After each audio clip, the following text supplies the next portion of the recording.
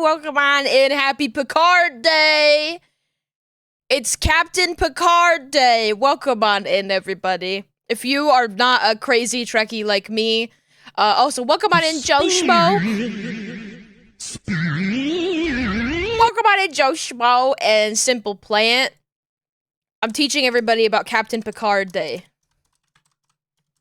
Alright?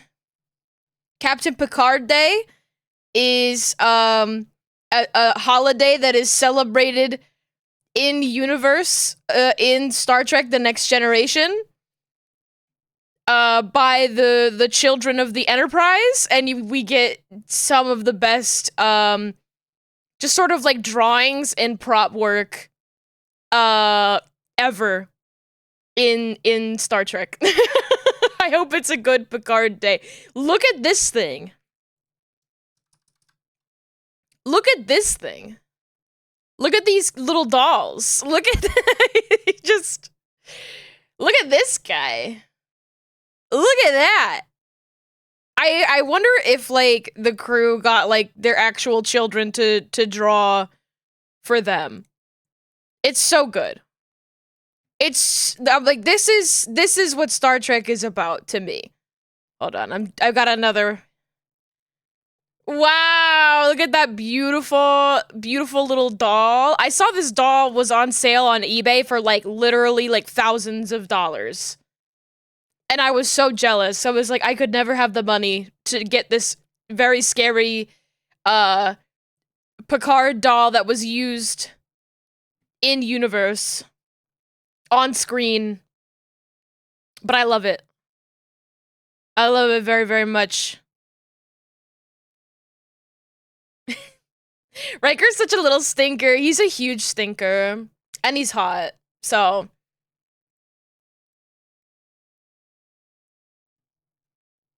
Riker is, like, not my favorite, like, first officer. I think that. I don't know. Like, he's kind of, mostly just, like, an action man to me. He falls a little flat. But he is, I do like him, and he is hot, and I like when he sits on chairs funny.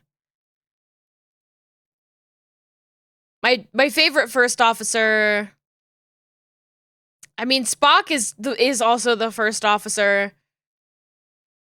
It's so funny, because I'm like, I love Kira so much. I think Kira is without a doubt the best first officer in all of Star Trek, in terms of, like, has the most, like, interesting plot lines and, like, consistent character. And also is just, like, damn good at her job. I don't think that's a bold take to have, but Spock is so iconic. Iconic. I think that Spock is so all over the place, depending on who's writing him. He's, you know, I love Leonard Nimoy Spock, but I don't like Spock in Strange New Worlds or the 2009 movie very much. Also, we're listening to Mario Kart World soundtrack today because it's really fucking good. It's really fucking good, and it's like good work music for my brain. I watched some videos talking about the production of this music, and genuinely, I saw one person in the YouTube comments was like, $80 soundtrack with a free game attached. And I'm like, I genuinely, the more I listen to the music of this game, the more I'm like, I think honestly the soundtrack's the best part of the game. It's really good. And there's so much music. Like, the playlist I'm listening to right now is 7 hours and 40 minutes long. And apparently, this entire playlist only features, like, 2 repeats. 2 repeat songs. And it's not even all of the songs. It doesn't even include the songs that are, like, the actual, like, races. If this is just the stuff that you hear in free roam, absolutely insane. Also, we're working on hair today. I didn't say that up front, but I've been on a manual meshing kick. So I'm like, let's just get the manual meshing done while my brain like really enjoys making all the dots line up. And then, you know, we'll do the hard stuff off stream. I want to do some more V-Bridger work. Like with both of the models that I have right now, I'm doing V-Bridger work, which I want to employ some new techniques. So I'm saving that for off-stream stuff. I might end up working on some drawing, like some model work later this week. So that could be fun. That could be fun. But no promises. I haven't decided yet.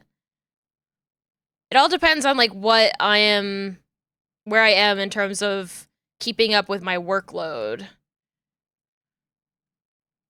I'm really gunning to get head rigging done on this model and another model by the end of the month. So we will see. And both this model and the other model I'm working on have so much hair. One of the two, I probably won't even rig the hair with the head angles because the other, like, the alien character that I'm rigging, she's, like, wearing a full body, like, skin tight, like a zero suit Samus type deal, a plug suit. And I just know that there's not going to be a lot of clothes physics on that model, so I might as well rig that model.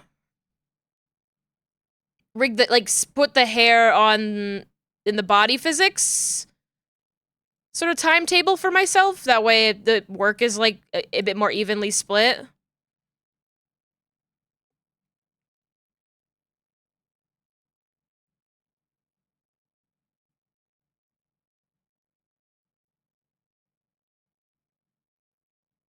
Hmm.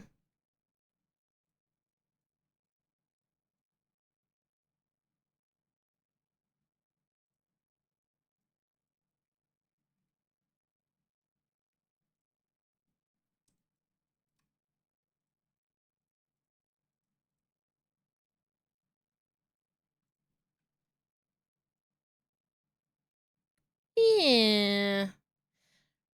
I wish I had anything interesting to talk about, but yesterday I pretty much just spent the whole day working. Like sun up to sundown, I was literally just manual meshing hair.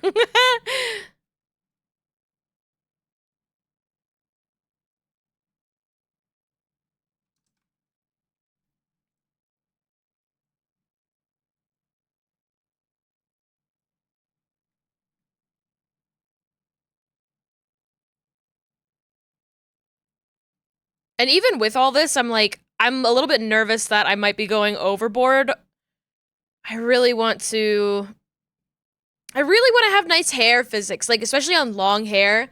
I find that like getting really good movement out of it has been really tripping me up, and I want to up my game on hair rigging.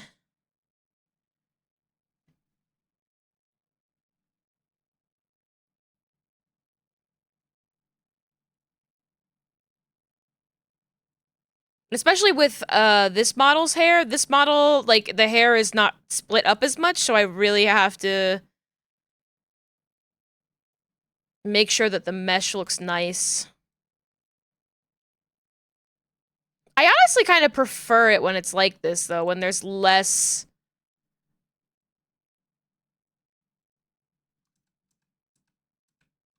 When there's, like, less individual strands of hair and more...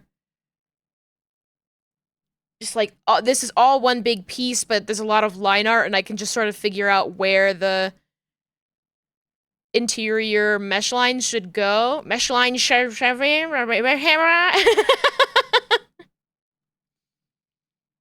I don't know how to talk anymore. What the hell happened here? Oh, I see. I grabbed the wrong one. Get this up here. What is this? Why do I recognize it? Piranha Plant Lullaby, Super Mario 64. One of the things that I would like to do for like a gaming stream, like maybe even like a marathon type thing, I don't know. I've always wanted to go back and play the older Mario games. I didn't really play them when I was a kid, because I was a PlayStation 2 kid. Well, PlayStation and then PlayStation 2. But I was a PlayStation kid for my youth. And the only time that I ever got to like play on a Nintendo console, I went to like a school that had like a Nintendo 64, and like we all had to share it, but we would get to play a little bit of Nintendo 64 while waiting for our parents to pick us up.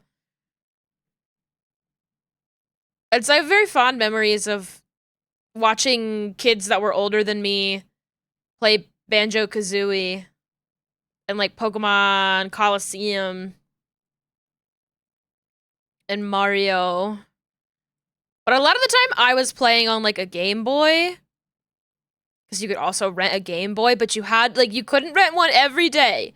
There were only so many of them. Everybody had to take turns. And the kids who were really lucky, they got to play on the special Pikachu Game Boy. With the little Pikachu in the corner whose cheek lit up. And if you got that one, if you were, you know, one of the first people out of class and you were able to get that one, it was a good day. It was a good day.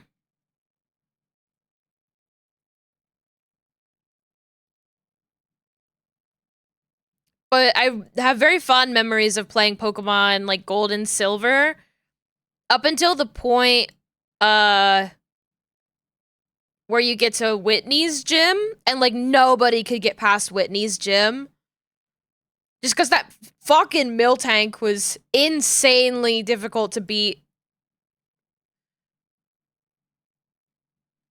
And I think that Miltank is just like notorious in general, but especially when you were like a dumb kid. Like a first grader who's on like a time crunch. Like we couldn't grind. Like every time we weren't able to play on these Game Boys every single day. So pretty much you were speed running it and you were playing it without any saves. And you couldn't grind enough to make your Pokemon like high enough level to beat this fucking Miltank. And I don't know, when you're like a dumb little kid, you don't know the best type matchup against a normal type Pokemon. It was awful. It was awful. Watching your Pokemon dreams crumble around you as this Miltank just keeps using rollout. You're like, no! No! It will stick with me forever. And that's why I'm a huge advocate. I think Pokemon games should be more difficult. Or at the very least should have like one enemy that's just like notoriously difficult. Because I can't think of any. I think like, I mean, I could be wrong. I think Cynthia, like in the Elite Four is a pretty tough opponent. I remember in Scarlet Violet, the final Elite Four battle was also tough with just specifically like Glamora, I think. The last Elite Four, or the champion, brings out a Pokemon that I had like completed my decks minus like 2 Pokemon, and she brought out a Pokemon that was one of those 2 Pokemon I didn't have, and I was like, what the fuck? What are you? And so I spent most of the fight just trying to figure out what type that Pokemon was. Oh, shit.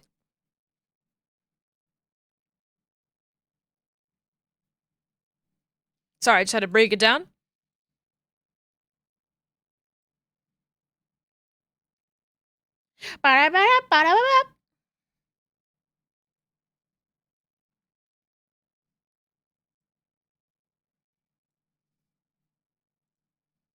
Break it down? Yeah. We're breaking it down. I'm breakdancing. Doing a cool little spin.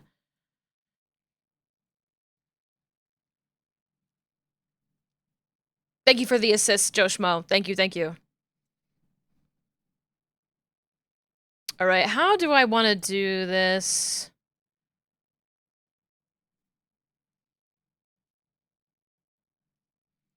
I think probably have it like this.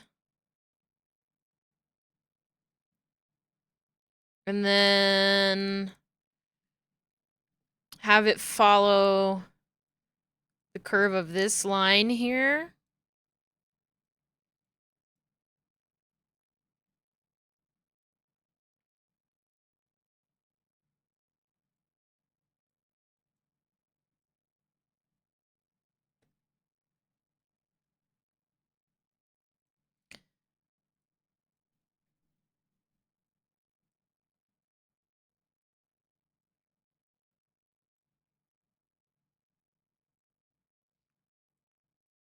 This soundtrack makes me want to find like a live band performance of video game music. I'm like, oh, I love it so much.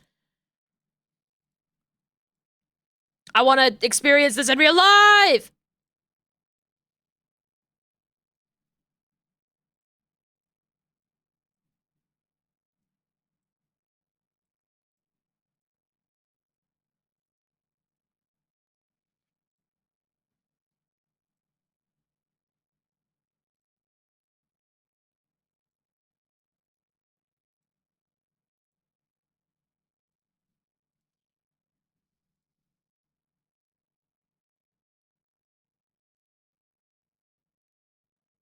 I think bring this up this way.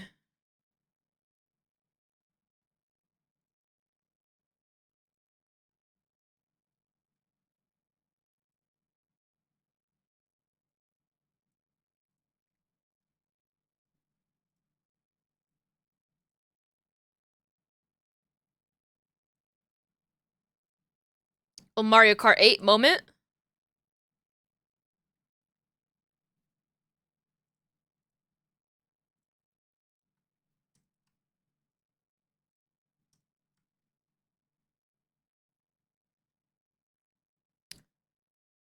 This actually is pretty close to the line here. So I'll leave most of that. I think just bring it like that.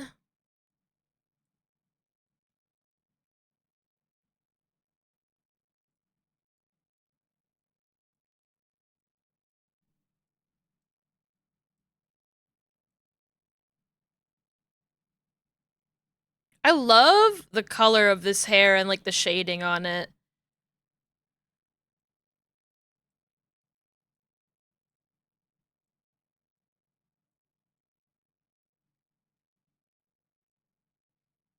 This like peachy pink blonde. It's just very pretty.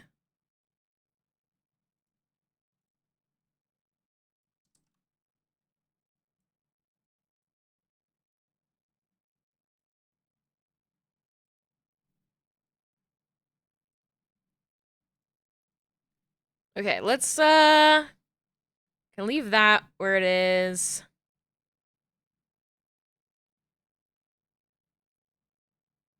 Hmm.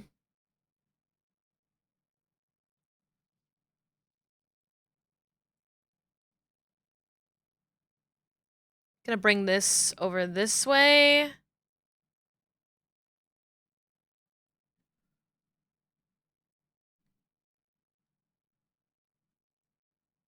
This closer in over here.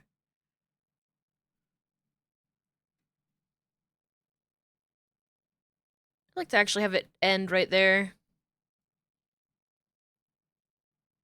But I'll keep this here and have it something else lead up into that.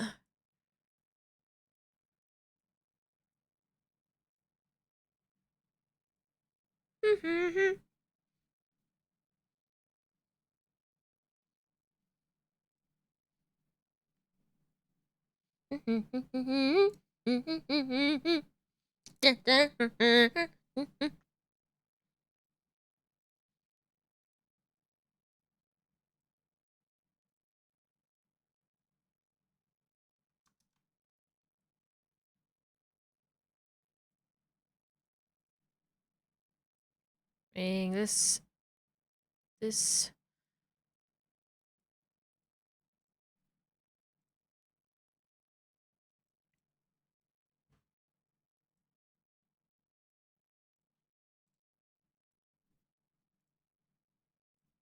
I still think that Mario Kart World should have a like radio mode where you have like funny little interjections between like musical moments. You're listening to YFM. And then it's like blue shell noise, blue shell noise. Wow. That's my Shy Guy impression. Wow.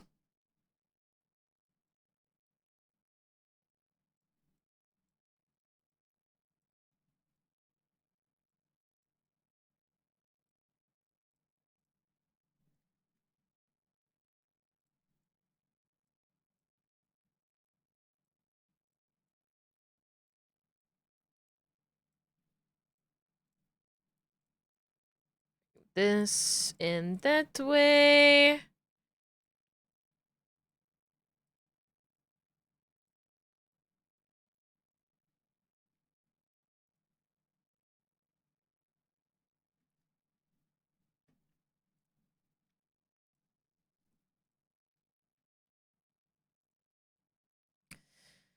Bring this.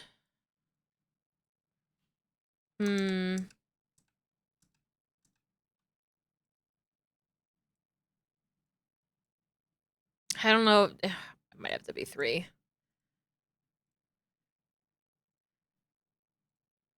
I always end up having to put so many points on these, like, little curly ends. Oh, wait, I should leave that where it is. Probably remove 1.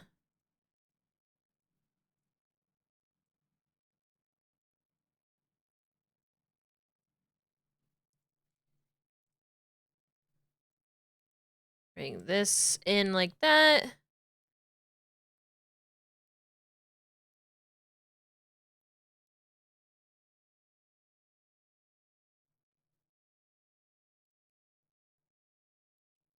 And then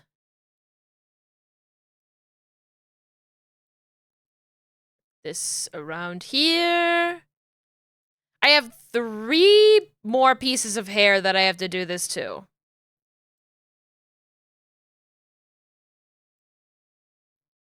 So it's this, well, this one and 2 more.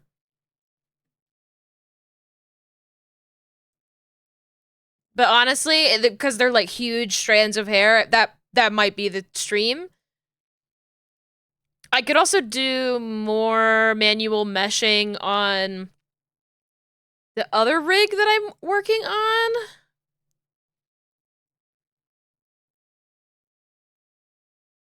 Or I could start setting up, like, deformers.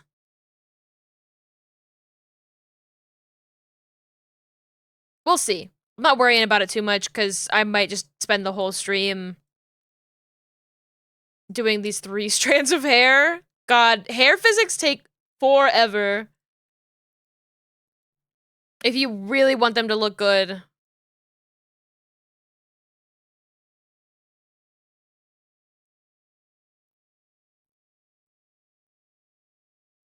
I do like it, though. I like kind of how monotonous working on hair physics is.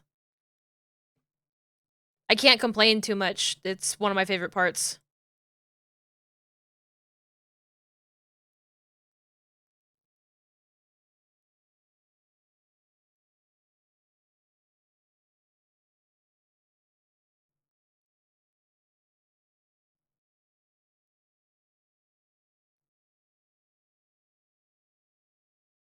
And everybody loves cute and silky smooth looking hair rigging. Don't know why I said it like that.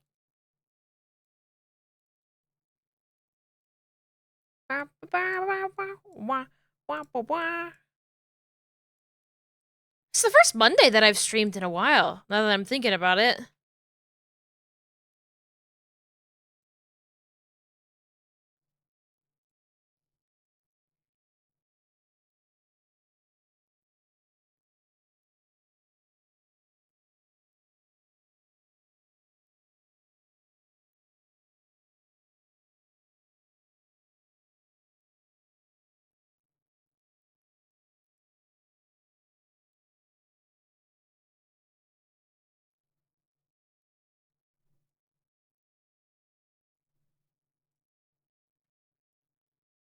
Okay, bring this over here.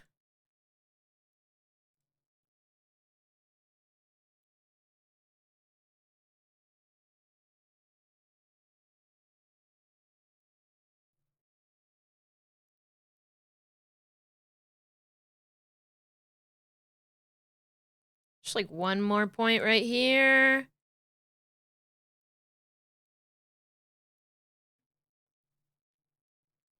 Oh.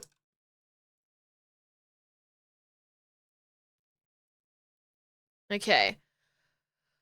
Ah! That's most of that's the boundary.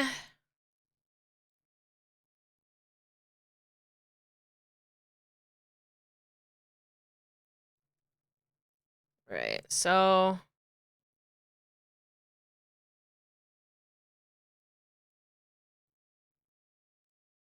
point right there.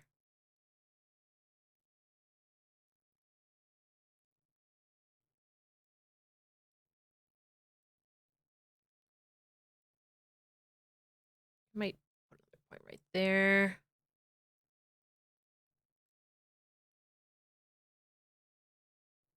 It's a weirder edge. Edge.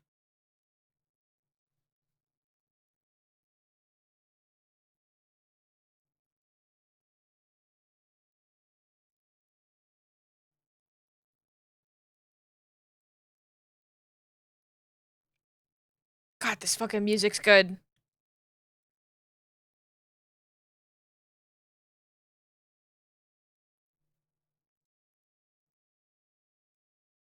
What are you? Who are you? Why do I recognize you? Oh, this is Singapore Speedway. Okay, okay.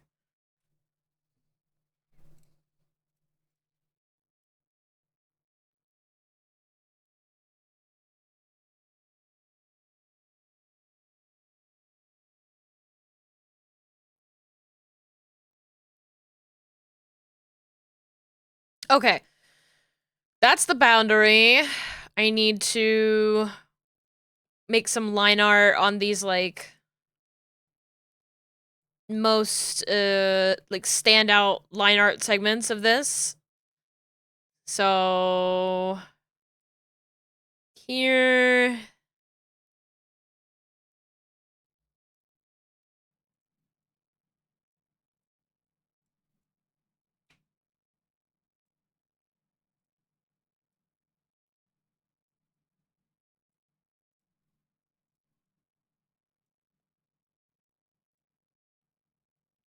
Don't need it to be too fancy just yet.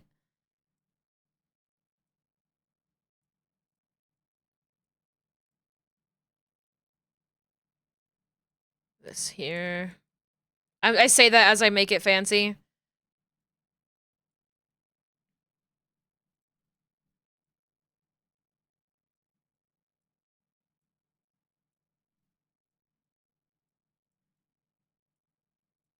Should be a line going through here.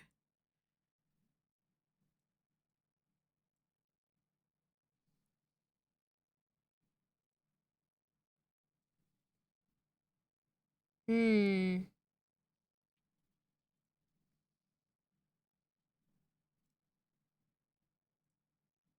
So I need this segment here as well.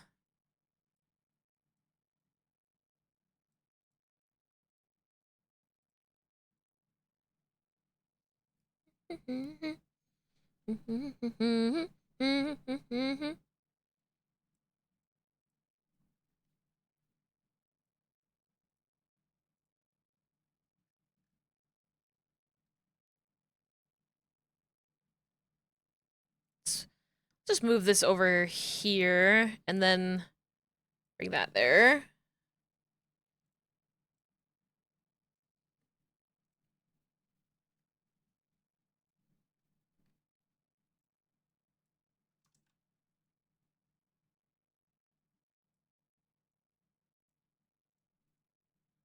Hereabouts.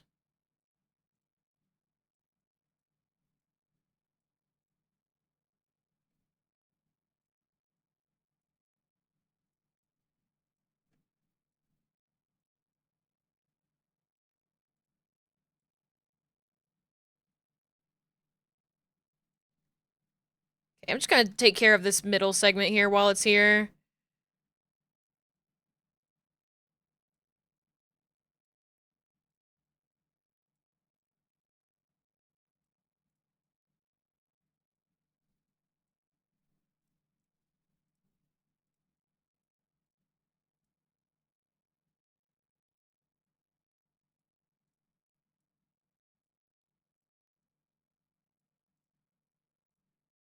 This over here, and then this segment right here. There you go. That's that middle segment. I'm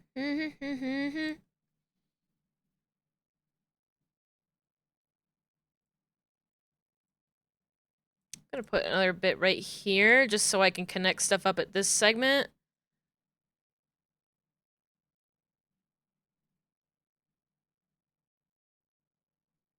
Actually, you know what? Maybe I won't do that.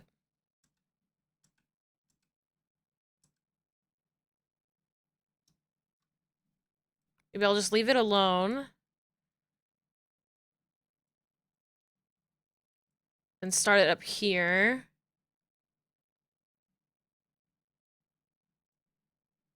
Go down this way.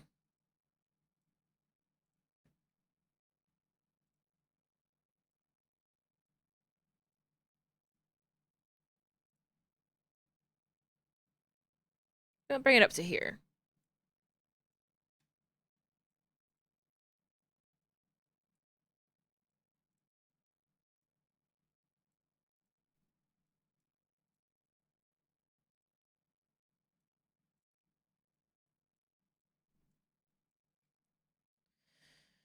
Ah! It's just a sea of dots. It's just a sea of dots.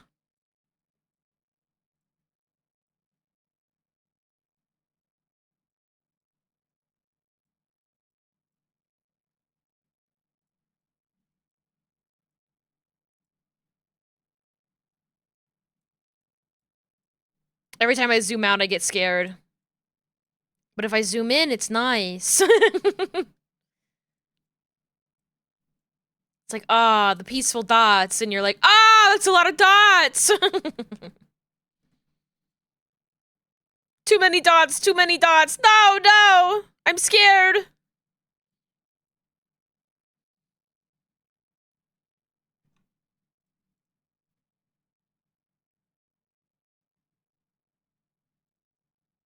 think it is smart to bring something through this way.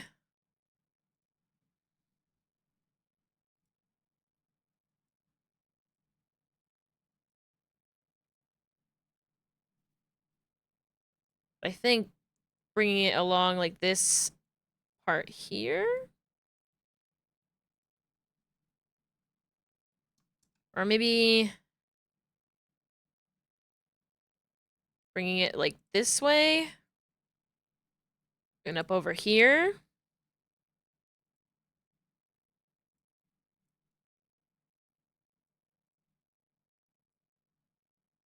That makes sense to me.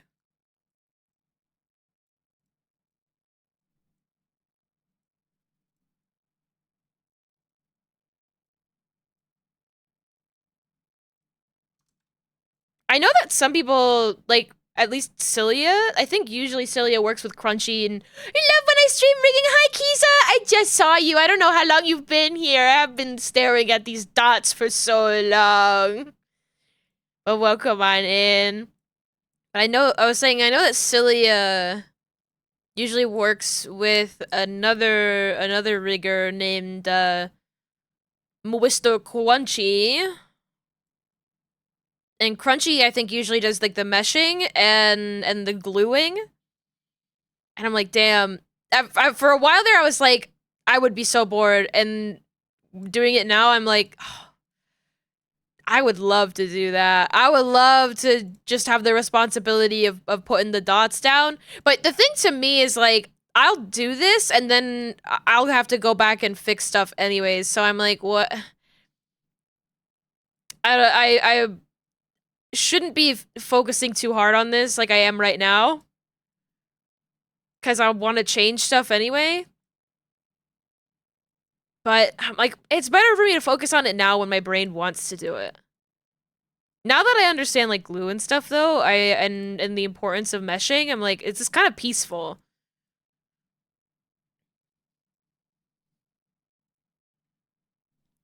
Usually you don't need to do this. It's only if you're insane. Usually the like auto mesh will take you where you need to go. I like to do it on all the stuff on the face. Like pretty much it's just like the head that I think is really necessary. And like little metal pieces.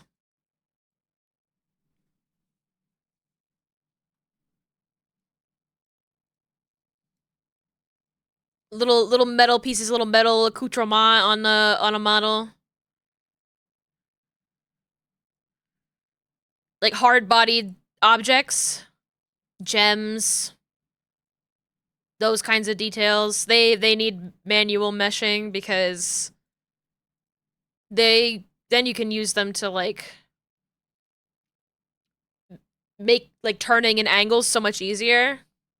Like I have this little piece right here. Hi, Callum! This piece right here has this like one point in the middle. And I have it set up like that so that way I can move this around like this and create depth like that. And it wouldn't work like that if I didn't have manual meshing on. Okay, back to this.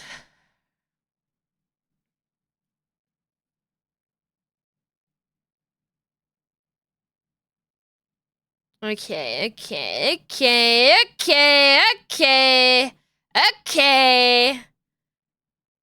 Okay, how's things? Things are pretty good.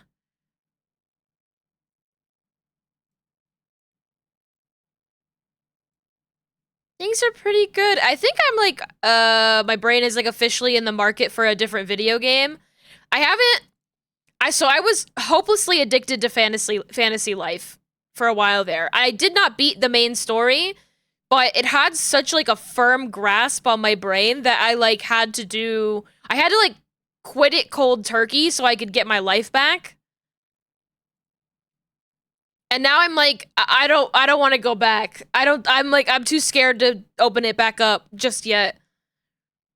So I'm kind of like, I kind of want to find like a nice, calm, kind of an idle game. Maybe I'll open up like web fishing again or something like that.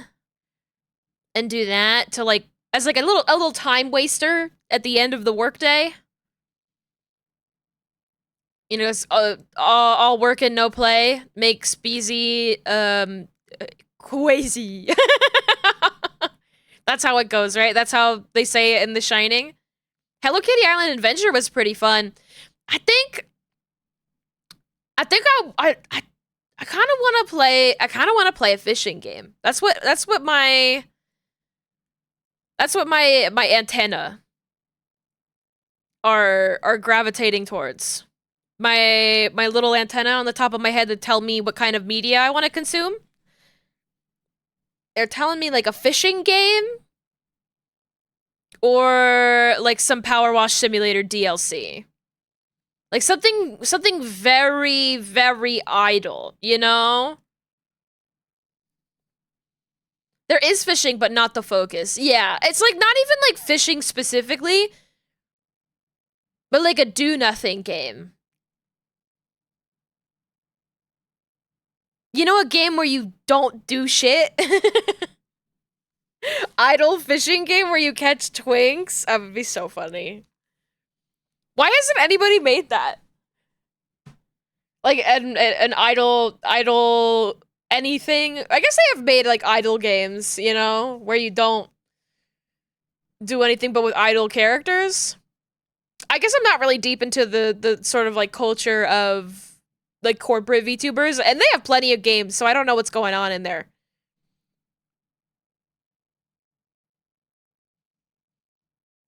Power Wash Sim is definitely not an idle game, it's a brain off game. Yeah, I mean idle as in like as in the car that is my brain is idling. It's just it's on, but it's not going anywhere.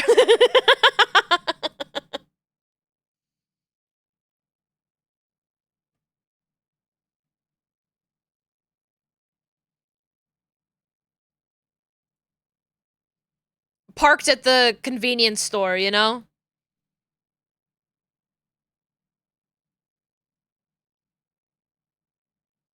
And just wasting gas.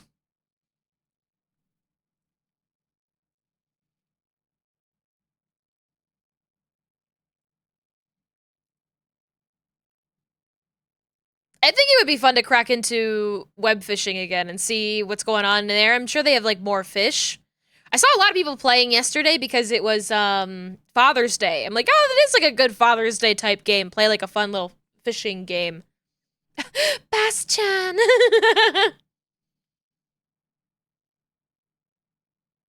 idle fishing. It has gotcha mechanics for rods and fishers that have zero effect on gameplay. Yes! That's what I'm talking about. They do have idols in Dave the Diver. God, I love Dave the Diver.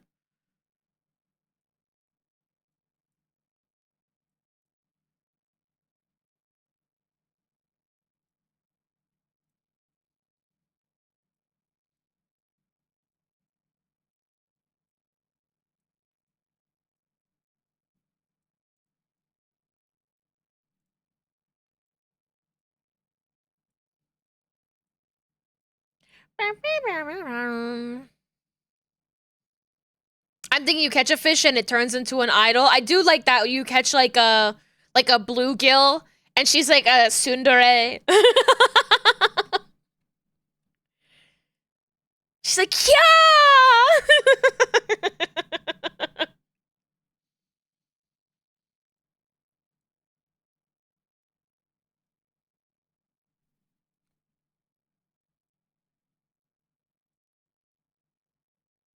You keep throwing them back, but they keep taking the same bait. Yeah! That's $1 million idea. If it doesn't exist already, you know, go ahead and take it.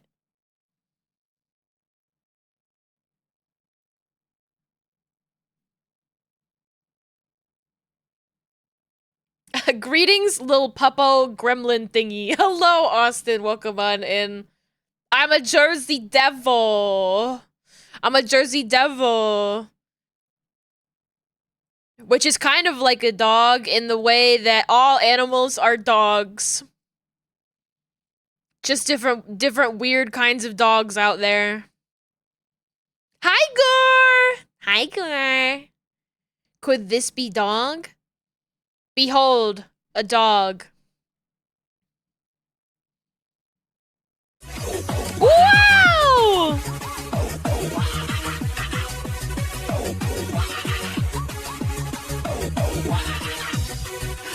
Welcome on in, littlest Siggy. Welcome on in. Thank you so much for the raid. Hello, hello. If you don't know me, I am BZ. I'm a Jersey Devil VTuber who does a live 2D rigging. Welcome on in. We are working on some hair meshing today. Look at all those dots.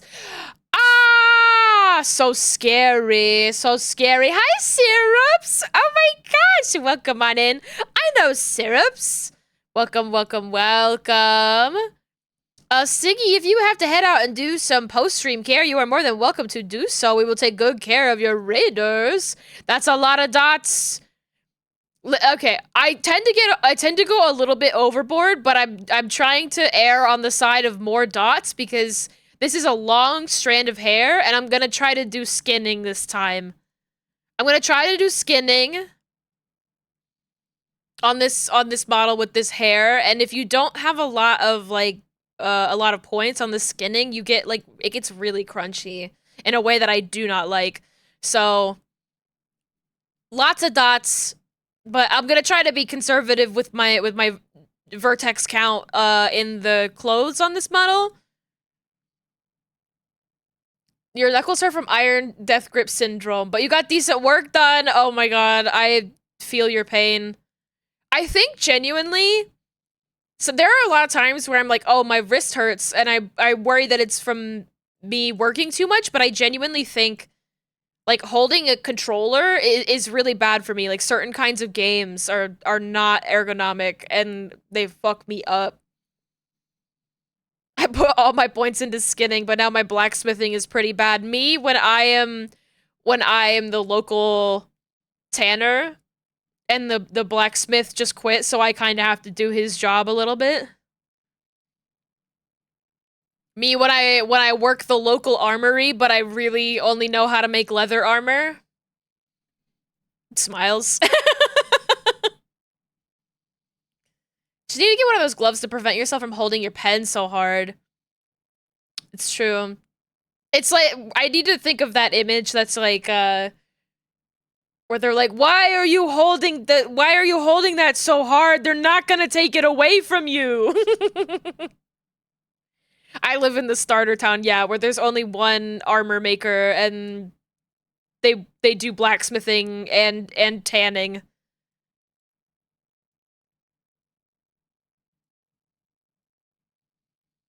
They can't know that.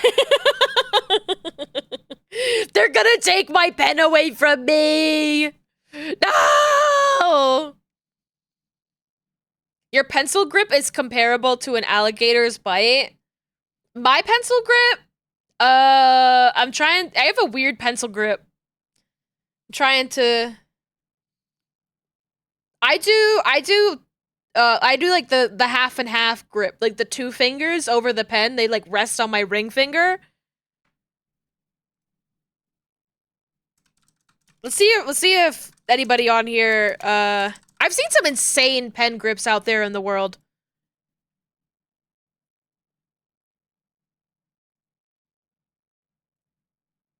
Let me see.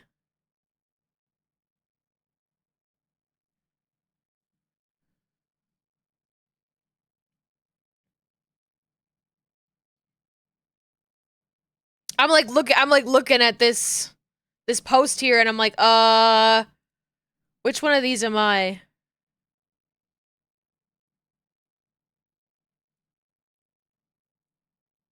This is so crazy seeing like all these drawings of different pencil grips.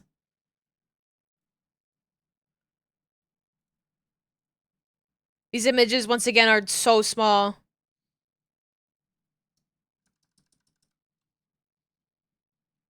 Some of these pencil grips are like insane. People don't grip pencils like that unless they're children, but here's this one. It's a Reddit post. My least favorite.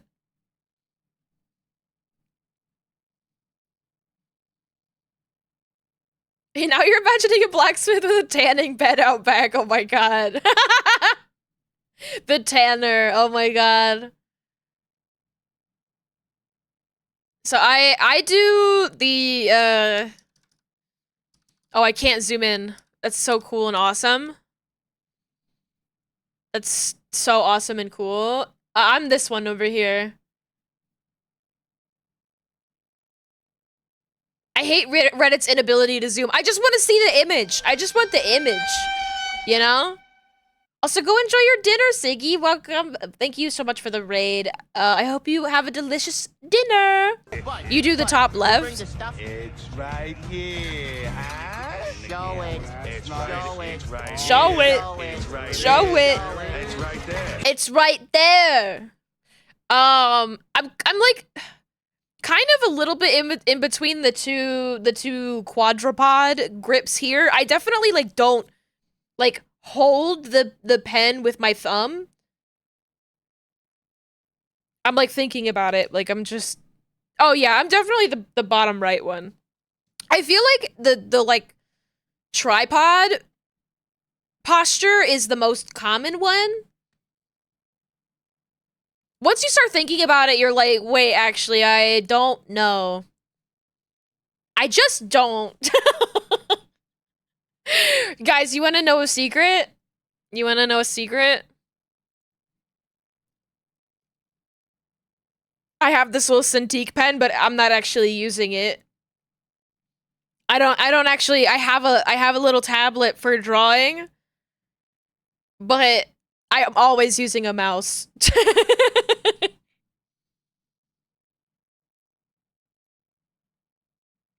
I am lying to all of you.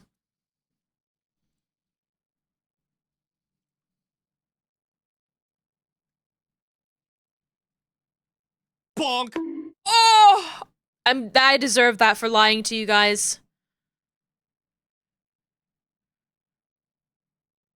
I do plan for 3.0. I have an arm toggle planned out for like drawing, a drawing toggle, but it's not a drawing toggle. It more accurately represents the work that I do on a regular basis. You hit Picard into peanuts. No! How could you do that? Callum, what's wrong with you? Sit and think about what you've done.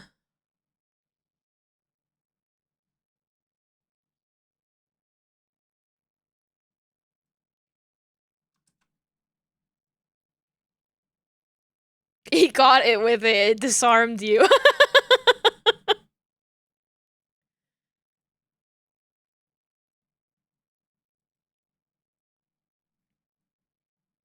So many dots. Oh my god, so many dots. I'm scaring myself.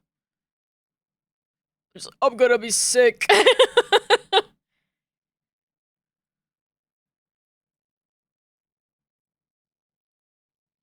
but but put your weird pen grip in the Discord. That's not that far off from my pen grip. You are gripping it like someone's gonna take it from you though. I will say. I'm pretty lazy about how I hold my pen.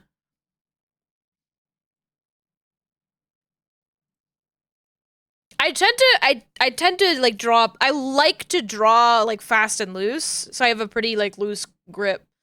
But I haven't drawn in so long. Like really sat down and just like drawn and sketched. Actually, a couple months ago I did. But that's like even me saying like a couple months ago I sat down and really did some drawing. And I've been sketching, working on model art stuff, but just like thinking about like drawing for fun.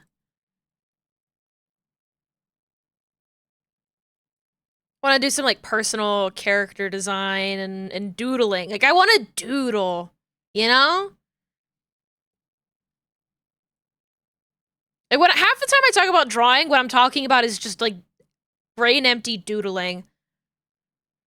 I feel like most of the programs that I draw in are not responsive enough for me to like draw as fast and loose as I want to.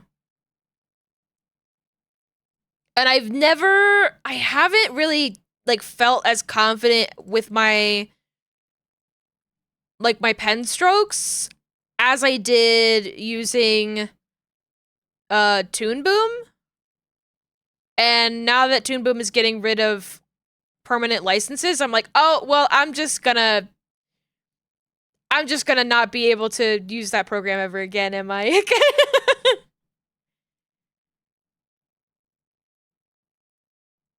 For those unfamiliar, I mean, I would draw in Storyboard Pro. Storyboard Pro is a vector program, you know, for animation. So you can like really put down lines super fast and then sort of stretch them and move them around to like fit them where you need them.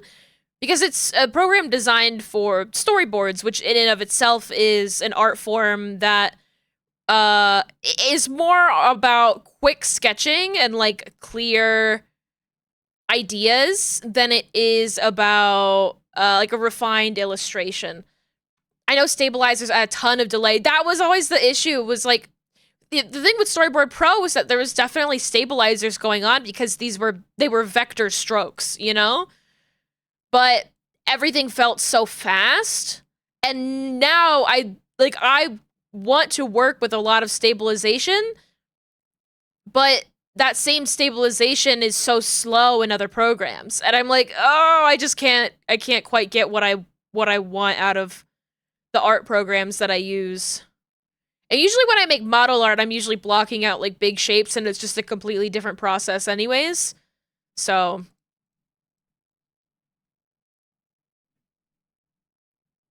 I think like my very first VTuber stream, I was working in Storyboard Pro. That was back when I still had like a license for it.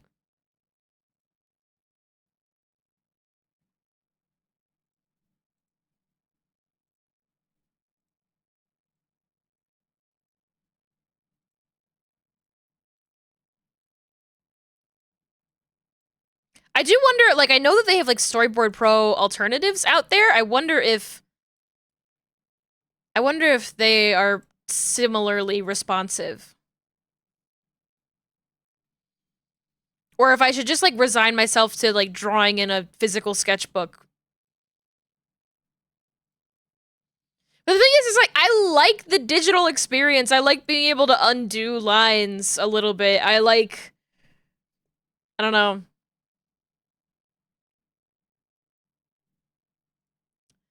Feel like I just need to reframe my thinking when it comes to doodling.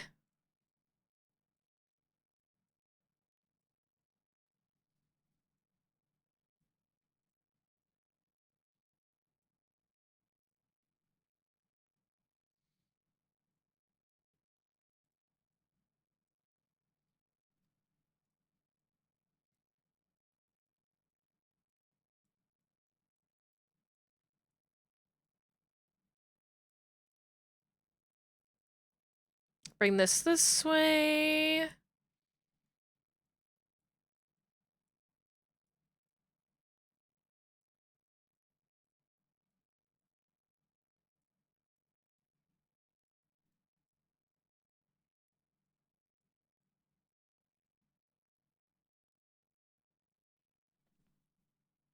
really feel more inclined to doodle if I'm using a pen and having a drink. Yes, I pretty much never draw with a pencil. My favorite pen. I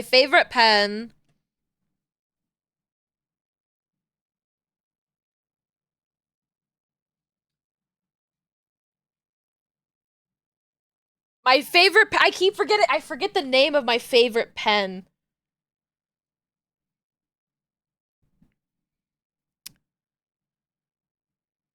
What? I'm like, I have to figure it out.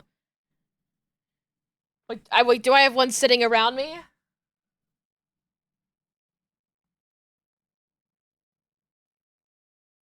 I'm gonna look for one really quick. I want to find it.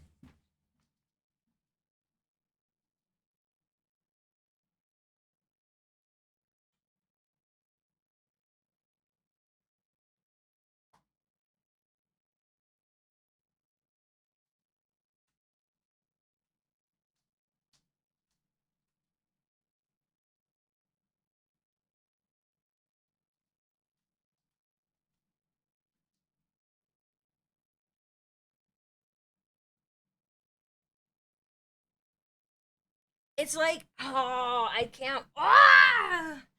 Pilot G2 pen? Let me look at that. Sharpie? Sharpie's honestly... Sharpie's not bad. I don't like the texture of a Sharpie, but I like a more fine tip Sharpie a lot. The pen that I really like is kind of like a fine tip Sharpie. But Show it. right here, huh? Show it. Show it. It's right here. Show it. It's right here. Show it. It's right there. It's right there. The Pilot G2 pen is such a classic pen. I think the one that I like, it starts with a C, and it's like a regular, it's a little bit fancy looking, but it's regularly available at any place that sells like office supplies.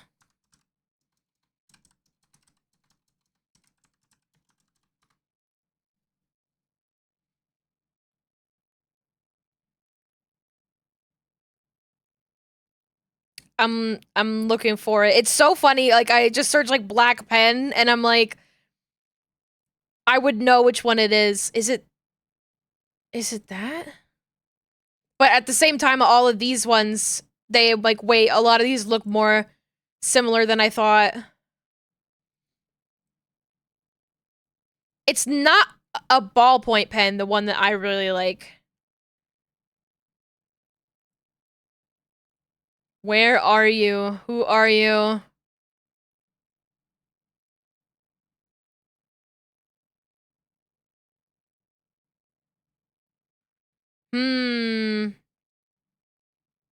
I'm just like scrolling through.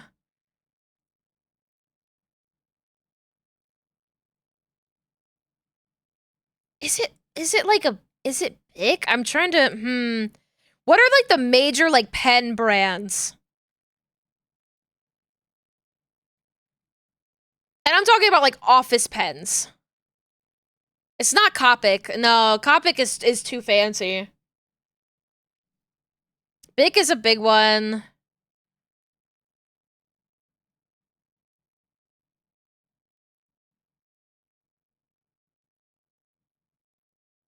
It looks like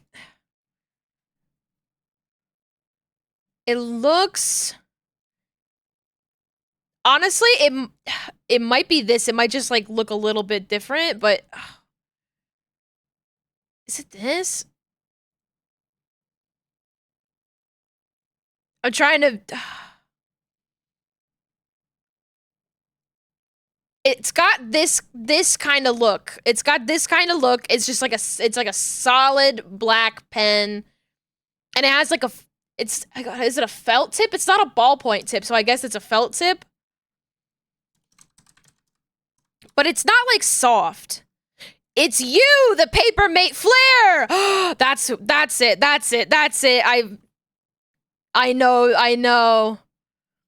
you, bitch. Gotcha, bitch. Gotcha, bitch. It's you. Baby, it's you.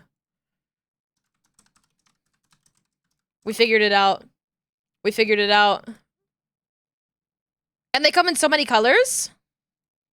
I love the way these pens feel. So many colors. Oh, so good. If my brain is remembering correctly, I started using these after watching the creator of Bee and Puppy Cat used them to doodle. Notably, no C anywhere in there. Nope. It's the Paper Mate Flare. Listen, I said maybe. I said maybe.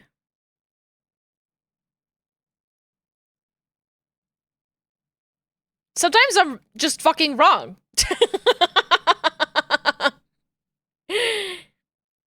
These are so good though.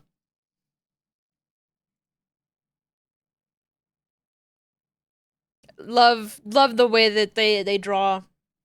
The Papermate Claire. I think my brain genuinely did think it was called the Claire. I think they have like these ones are all medium. I think medium is like the typical one, but I guess they have like different ones. Like larger ones, but usually if you can like find a pack of them in like black. I've never run out of them, but I don't really draw enough to really run out of them. The packaging for these is so grandma core.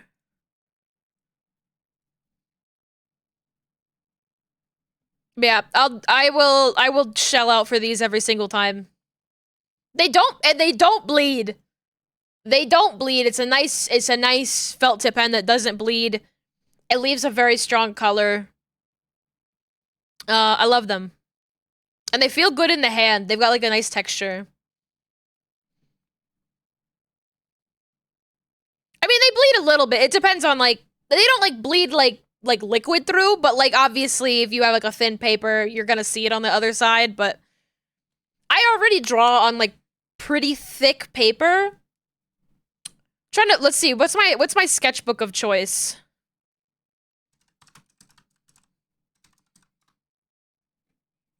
This motherfucker. I just searched blue sketchbook because I knew that's what it was.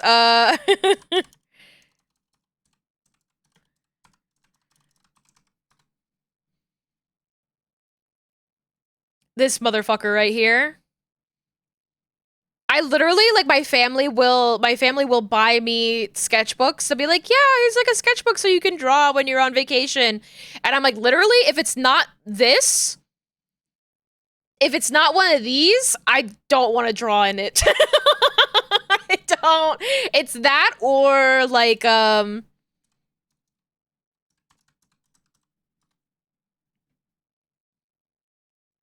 just like one of these bad boys. You know? Oh wait, hold on. This image is so small.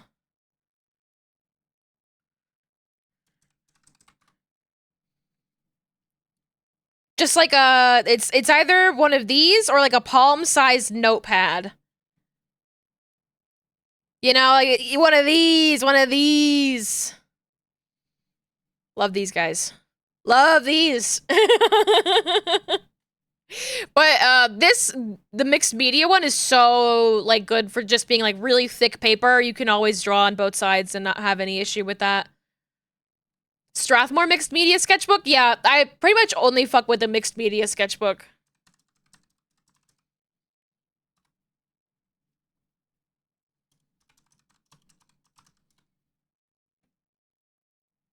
I love the blue of this. Oh, this is so classic. I just looked up the Strathmore mixed media one. It's like I'm in a Michaels. This is awesome. I love talking about everybody's favorite brands of doodling accoutrement. But yeah, I love just drawing on one of these, like, classic, like, office notepad lined sheets. Oh, it's so good. Canson's the way to go. I guess somebody gave me that, like, suggestion one time, and I have not looked back. Especially because, like, the branding is so strong with it just being, like, it's a bright blue book. You go in, you grab it, and you're like, that's my guy. And these are perforated as well, so you can take them out of the thing. I never do, but you know, it's kind of cool to be able to do that. But I've always had like textural issues. We're talking about all of our favorite traditional drawing implements and sketchbooks and things. And I said this pen is my favorite, the Papermate Flare. I couldn't remember the name of it for so long, but I love these. And then I can't draw in any sketchbook that isn't this or just like a classic office notepad. I love that Canton Mixed Media big sketchbook. It's a good fucking, it's so good. It doesn't get any better. I can't recommend anything else. You, like, never have to worry about shit ending up on the other side. Used it in college to take class notes too. Oh my god. I have so many of these from working office jobs, and just, like, I kept all of my sketches that I did on these. It's so funny. Like, in between, like, work notes, it's just, like, sketches of characters in these. It's so funny. Took 3D rigging class notes in it. Oh my god. That's so fun. That's so fun. Let's see what... I don't remember, like, paints and stuff that I used to use. Acrylic paint is so fun. Remember all the old days. What else? Now I, like, never sketch traditionally, because I have an iPad, so it's like, my poor sketchbook has been left unfinished for years at this point. Maybe I should fix that. Maybe I should figure out where the fuck all of my pens are and actually, like, draw with a pen. Never needed sketchbooks because your high school art teacher let you take the sketchbooks people left in the art room over the years after they graduated. Oh my god, that's cute! You do have a bunch of random people's art and names on your sketchbook, though. But a pretty inexpensive 4-pack of little Fabriano sketchbooks that have been doing nicely for you so far. I used to buy so many, like little moleskins that I would find that I would just, like, be like, oh, you know, maybe I'll have a travel sketchbook. Nice quality travel sketchbook because I thought it was, like, cute looking, and I swear to God, I never drew in a single one of those motherfuckers. Not a single one. Not a single one. Little office legal pad will do you better. Genuinely. I genuinely do recommend people who are, like, just getting into drawing. Draw on lined paper. It sounds insane, but you'll have, like, an easier time drawing on lined paper and, like, figuring out proportions with, like, a little bit of guiding lines. Moleskins feel too professional and scary. Yes, like, I was always too scared to start the first page. Oh, but I was saying before, I have, like, texture issues. I straight up can't use crayons. Like, crayons and charcoal. I have a really hard time with charcoal. I figured it out eventually. Like, I took enough life drawing classes that I could handle working with charcoal, but, like, I have a really hard time with colored pencils and a really, really hard time with chalk pastels. Just, like, the texture of those things on paper, like, really skeeves me out in a way that makes it really hard for me to work. But I used to, like, from a very young age, I was unable to write or draw or use a like a regular, like, Ticonderoga #2 pencil. I just, like, couldn't do it. The moment that I was able to, like, use mechanical pencils, like, the moment I knew mechanical pencils existed, I never touched a regular pencil again. It was torture to me. And now I'm like, yeah, I'm so normal and not neurodivergent at all. I just, you know, can't use a pencil. I'm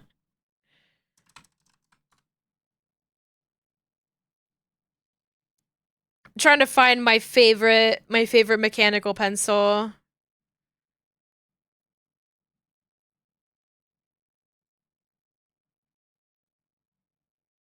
Whereas, like, the one that's, like, kind of, like, square and octagonal looking.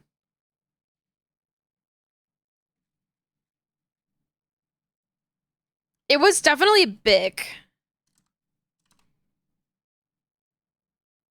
This, my beloved. These ones are, I think, the squared off ones. It's harder to tell when they're not, like, transparent.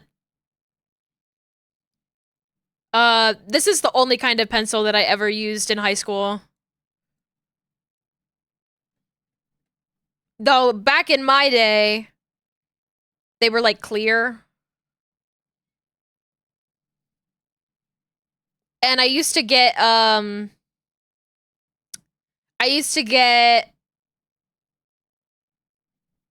like, colored pencil lead. I used to get pencil lead that came in different, like, colors, and I would, instead of using colored pencils, I would do that. Hated using normal pencils over mechanicals, yeah. Love these guys. I still have so many of these. Anyways, that's my little yap about pencils and stuff.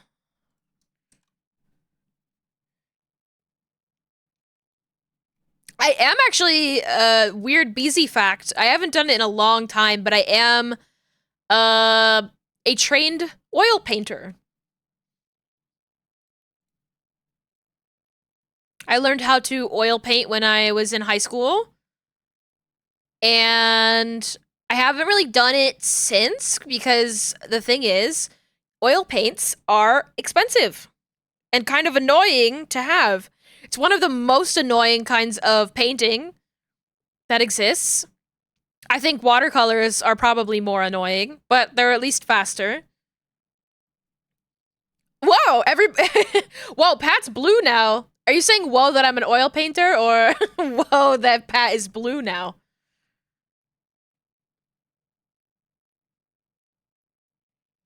Both are acceptable. Yes. Why are you blue? Oil paints are extremely expensive and also extremely detrimental to your lungs without a properly ventilated studio. I didn't know that they were bad for your lungs. I only ever painted in a studio. So, um, that never really came up. But my mom is an oil painter, so I pretty much just sort of followed in her footsteps and went to the same studio that she did to do her like hobby painting.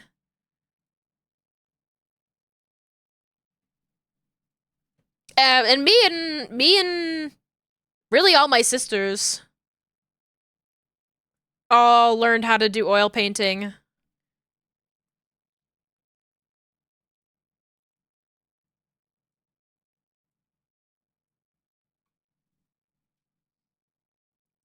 It's a lot of fun. I think honestly, I like acrylics. I wouldn't mind diving back into oil painting a little bit. I think just generally the kinds of stuff that I like to make are more in line with either acrylic or gouache. Because I really like bold and like cartoony, strong like line art. I've seen people do some really cool stuff with acrylic paintings that are like that. But the thing that's really nice, I like with oil painting, kind of one of the things I like is how long everything takes to dry.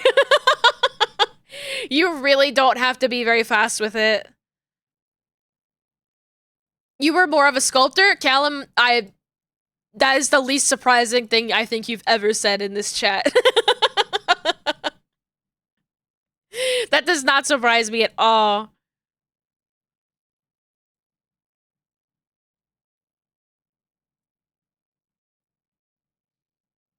Considering just sort of the large body of work of like things that you have sculpted digitally. I've literally never done any traditional sculpting. I have done 3D sculpting. I've done a little bit of work in ZBrush, very, very little work in ZBrush. And then like a little bit of sculpting work in like Maya and Blender. But you know, only really do 3D now. I only did 2D sketching in high school and middle school. I basically live in ZBrush. ZBrush. ZBrush. ZBrush is cool. You make some cool stuff. Everybody here makes some really fucking cool art. I just want you all to know that I think that you're sick as hell making your art. I did recycled metal as well as cardboard sculptures. Ooh!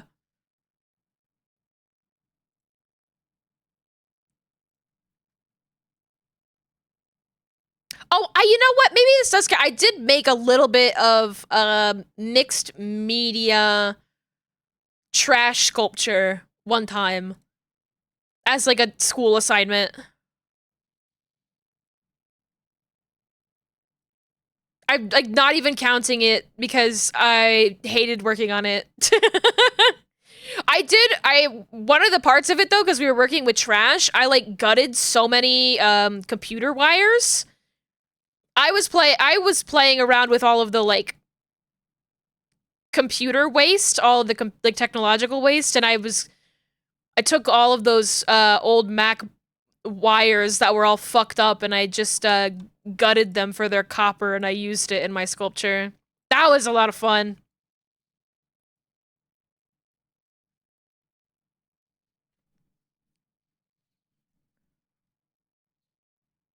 I can't draw. Yes, you can.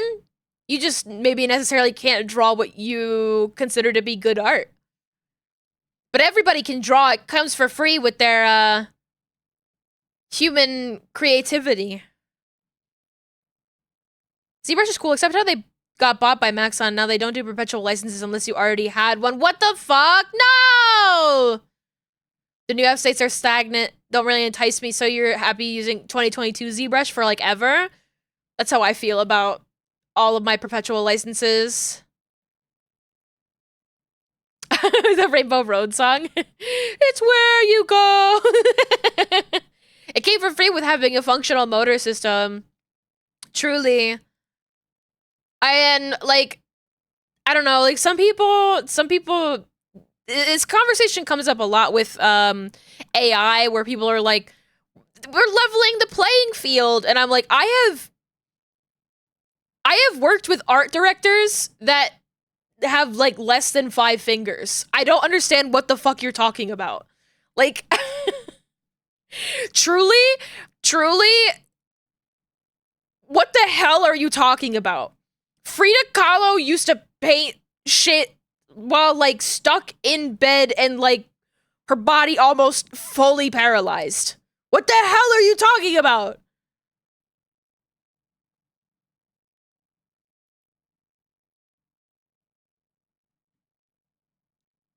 Yeah. I can't draw hentai. Well, that's how you get good really quickly. I've said this on stream many times. The best artists in the world are either porn artists. They're either 1, porn artists, 2, furries, or 3, furry porn artists. Those are the best artists that are of our time. And you can try to prove me wrong, but I know I'm not. I know I'm not.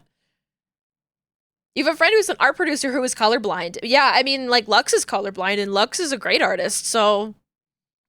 Lux sometimes just sort of, like, taps me on the shoulder and is like, do these colors make sense? But sometimes when you have, like, say, color blindness or a disability like that, you end up focusing in other directions, so maybe you have, like, a stronger sense of value because you can't necessarily see color in the same way.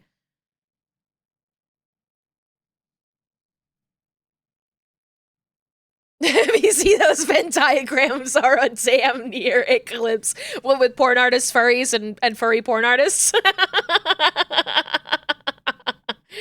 It's an eclipse of like 3 things.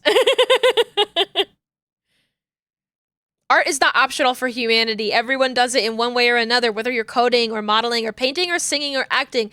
Anything that makes you flex your creative brain muscles, you're making art. Is true. My favorite kind of art, honestly, that I think a lot of people like forget about, but it is truly like the most base level of art, is just cooking. Like, cooking is art. The act of making delicious food to enrich yourself and others around you. Dance is very good too. Cooking is science. Science and art don't have to be enemies. No, actually, no. Here's where no. You're so wrong, Joe Schmo. You're so wrong. Cooking is the one that's art. Baking is the one that's science. No. Baking is the science. And also, they're friends, you know? You can wing it so much more in cooking than you can in baking. Baking, you have to follow the recipe or you will come up with something inedible. Cooking, a lot of the time you can just put a bunch of tasty shit in a bowl and it's gonna be fucking good. The act of like decorating a cake absolutely is art, but the ingredients that go into making royal icing or like a buttercream, that's science. Like, whatever the fuck is going on with yeast is not art. You know, like that is science that people figured out, and they figured it out thousands of years ago. But the fact that somebody went and were like, we have these little organisms that make bread good, that's crazy. Going to be real, tried messing around with AI to see how it was. It was just frustrating, so unsatisfying, doesn't give you what you want. Even if it wasn't unethical, it's just like, this is not giving me what I want. And the time you would spend on trying to get it to do what you want is better spent doing it itself. I hate it for everything else, though. Just that even if you removed all the other issues, it is an act of tiresome shit. That's the thing that's so fucking annoying about, like, executives, like, really pushing AI in the workplace. People who have, like, the money that were like, we want to try using AI to, like, you know, make everybody work faster, and it just makes people work slower. It just makes things, like, worse in every regard. But they don't want to listen to that. You're like, like, people don't like using it. It doesn't do what you want it to do. And you spend more time fixing whatever mistakes it might give you than actually just doing it normal from the beginning. It's a huge money hole. Yeah. Yeah. Decreases the confidence people have in everything. Yeah. I could spend the entire stream talking about the intricacies of in which ChatGPT has preyed on just sort of like the declining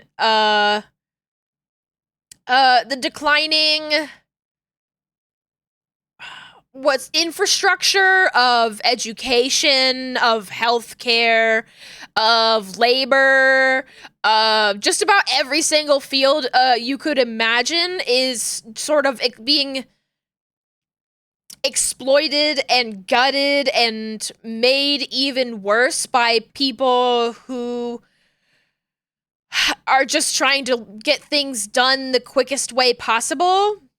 There is so much gross shit involved with it. It's just a fucking mess. And I really would love it if, you know, people would open their eyes up to how much of a waste of time it is.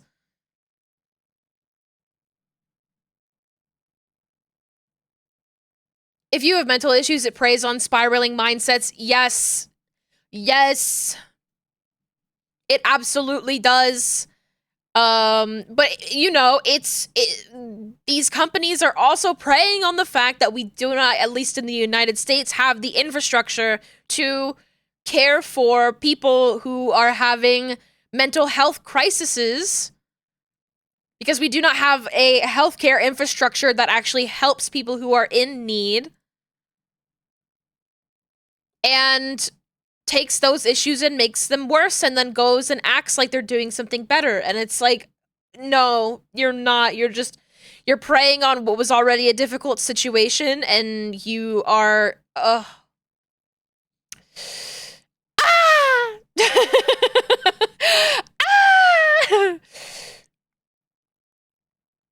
It makes you feel worse. It makes you more stupid. Like, I don't know how to say it any other way. It makes you worse creatively. It makes you think worse. It makes you into a big stupid baby that can't rely on your own self or even the people around you to think. Only thing it's been good for is helping you find the things that I don't know the name of.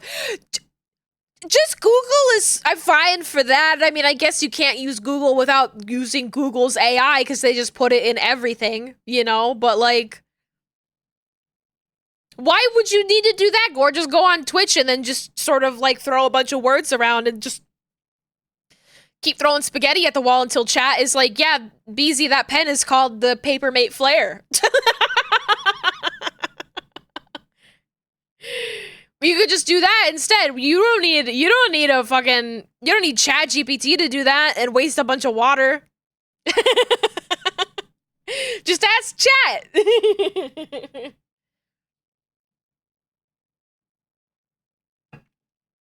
The thing that's so embarrassing is that ChatGPT can't even do math. Oh, Vital, that's so scary. There's so many words. Yeah, I did see that. I did see that, and I saw how the mother of that, in that situation, wrote a eulogy with ChatGPT, and I'm like, a eulogy with ChatGPT? I can't talk about that or I'm gonna spiral. Let's... I'm gonna hide this if I can. I don't remember how.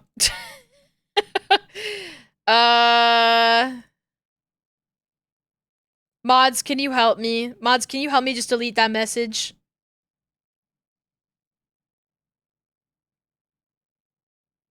Oh great, I've opened up the chat box and I can't close out of it. I hope I don't ban you. I did it. Okay, good. You got it. How about them Cubs? I don't know anything about the Cubs. Just sort of like as the world continues to spin, and as I try to keep this chat light and politics free. I like to constantly remind the chat that it is not because I am an apolitical streamer. That is because if we talk about politics here, I will spiral and we will not be having a good time. It's to keep me in my cage.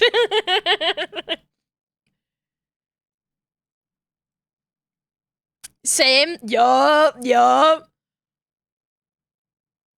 Piggy dipping. Thank you for the hydrate. Piggy dipping at the piggy pond. Save. Oh God! I save. Save. God, please! Save. Save. Save. Save. There are uses for AI out there, but should be used for things that are tedious and menial, things like AlphaFold, feeding datasets about different amino acid sequences to come up with 3D models of proteins that can be used in medications. Yeah, like finding cancer, you know, like incredibly like menial and scientific tasks. But just I don't know what's going on, but it feels like the fact that a lot of the times, like, something like ChatGPT can't even do basic math, I'm like, girl, what are we doing here? What are we doing here? You should tell chat that there's a baseball player called the Dumper. Yep, Pat enlightened me and Yuzu yesterday that there is a baseball player whose nickname is the Dumper. The thing is, this is not generative AI, this is like machine learning concept in general. That is like also like that is the annoying thing about all of this, is that AI is become such a fucking buzzword, and half the time that's like not what's actually in practice at all. So annoying. Because of his big butt. Here's the thing, they got big butts. They got big butts in all of baseball. Hereby start a petition to change the name AI art to call it computer rendered artificial pictures crap. Or ass. I like when people call it slop.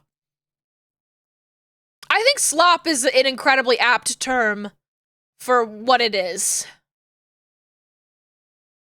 And I think slop is just sort of a great word. Once again, I have an affection for single syllable words that have a very powerful sound and meaning to them. Slop, Drek. There were people in the stadium who go, "Let's go Dumper! Hell yeah, hell yeah." It's a pain in the ass in games because AI is a regular part of our language. Yes, which is like the most common thing in video games of just like whether or not this NPC is gonna move toward you or away from you, like it's so fucking annoying.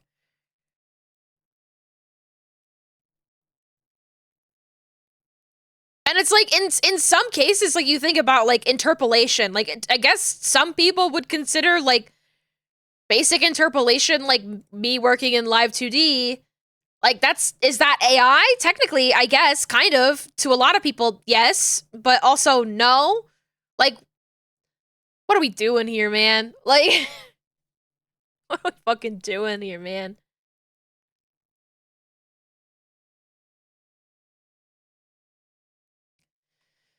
Oh, so many lines. Okay, we should be done with this one soon. It's only been, you know. Oh my god! What do you mean it's been an hour and a half? I've been working on this single strand of hair this whole time! Guys, they need to lock me up and throw away the key. What's wrong with me?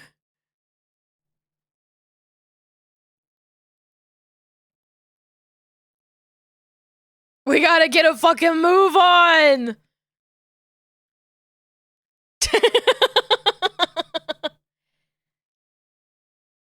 Speaking of games, you're allowed to talk about what you're doing now. Oh my gosh, yay! That's so good, exciting. Was something that you were working on, was it like announced in sort of like this batch of summer announcements?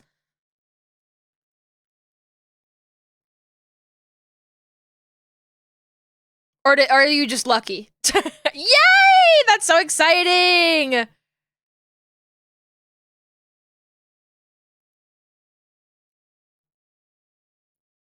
I'm very familiar with the concept, having worked in animation, where you're like, I'm working on something right now. Oh, what are you working on? Secret. You're back working on Masquerade 2, working on the new expansion? Oh my gosh, yay! Exciting, congrats!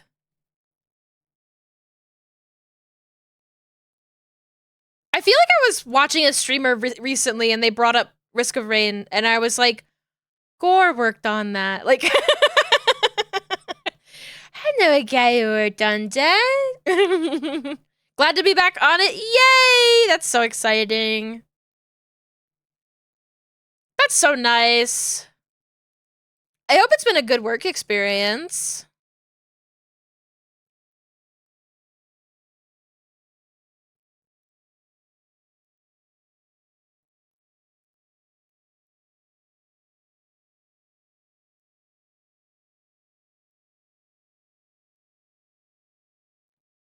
Yippee!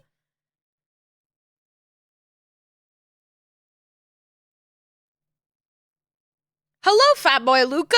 Welcome on in. Are you familiar with Fat Boy Slim? That's the only other fat boy that I know.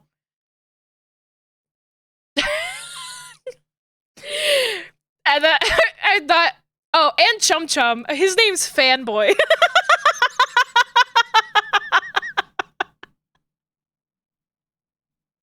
His name isn't Fat Boy, it's Fanboy. Fanboy and Chum Chum.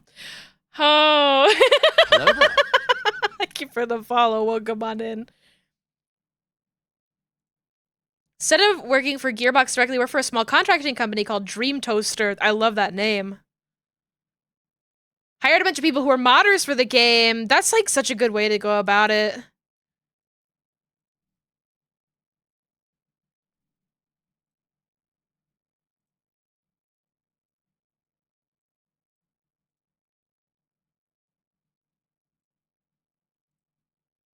Okay.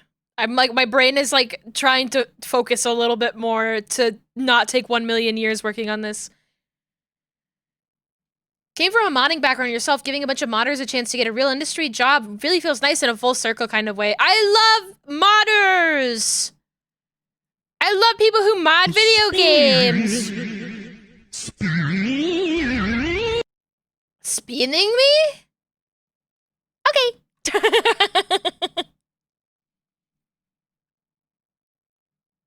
Do I want to... It's enough dots. It's enough fucking dots! That's enough fucking dots. I'm gonna bring one up through here. Now this is some space music. I love you, Super Mario Galaxy. I love you, Super Mario Galaxy. Mwah, mwah, mwah.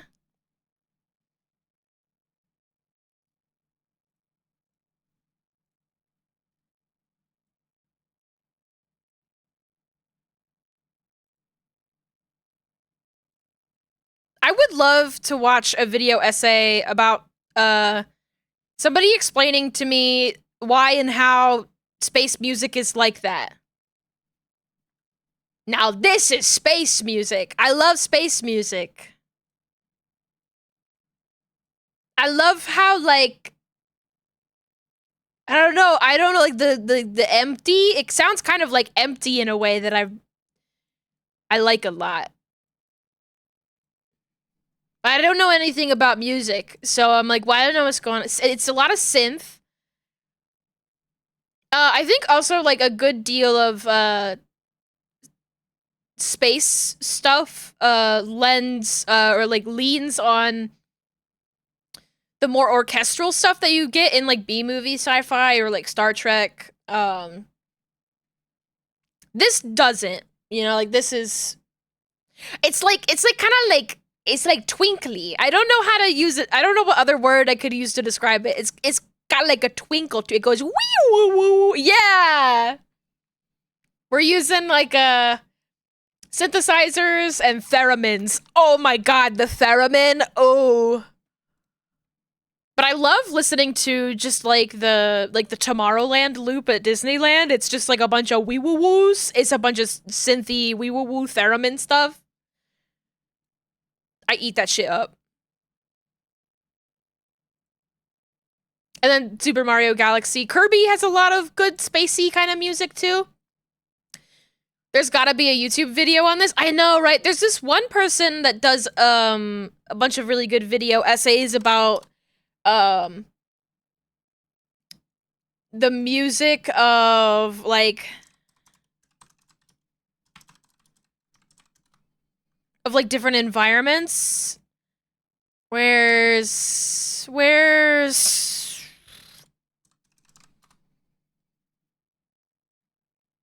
shop music?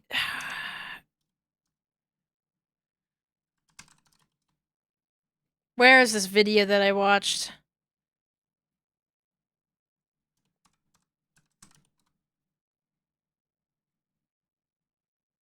No, I don't know where it is.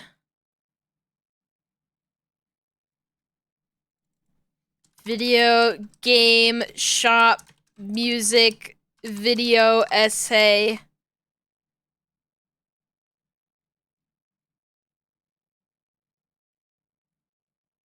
They did, the person that I watched, they did an essay recently about why video game music is like that, like the history of it and sort of the different camps that video game music, like, or shop music and video games goes.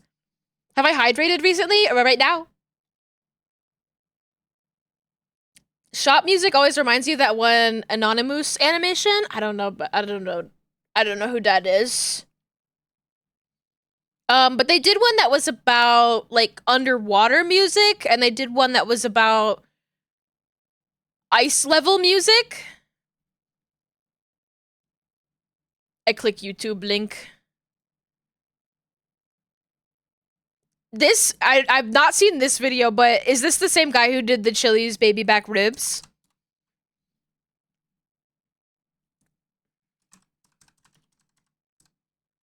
The Chili's baby back ribs SFM?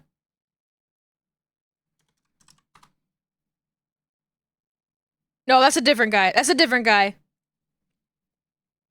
I see that one character whose name is escaping me, and I was like, this reminds me of the Chili's baby back ribs one. It's so good. Okay, how am I gonna find this one video essay? Ice level music video game essay.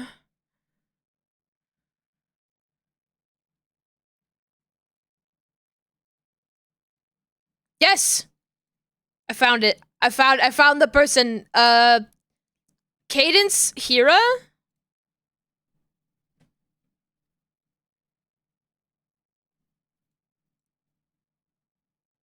This YouTuber.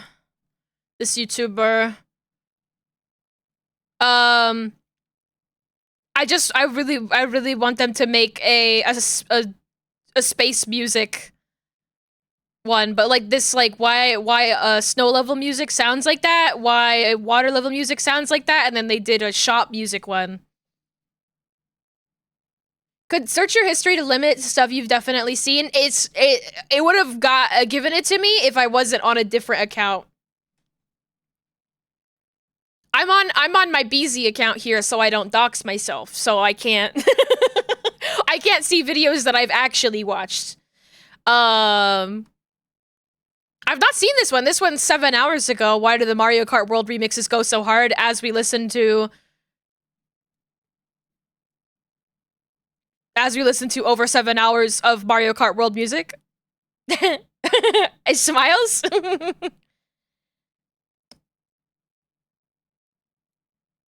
The music is good.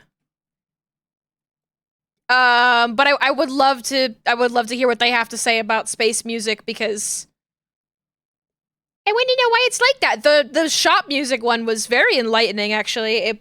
I learned a lot.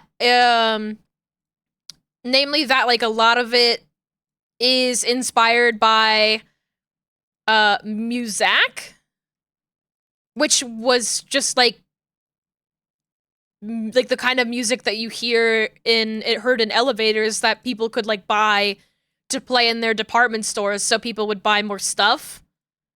And I'm like, oh, that makes sense. I didn't think about that. Of course it is. And then just like talking about some of the best like shop music, and including stuff like the Sims theme, or the what's it called?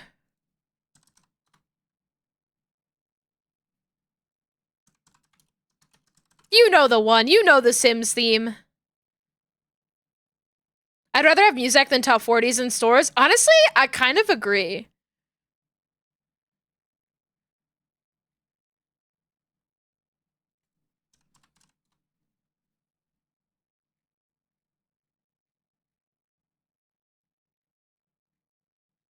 What is the name of that one Sims song? Is it The Sims 3? Is this it? Sorry to interrupt. I don't think this is it. Original video game score for The Sims 3 by Steve Jablonsky? That's crazy.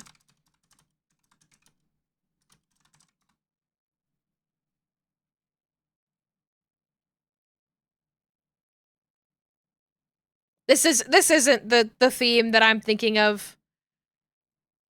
It is good though.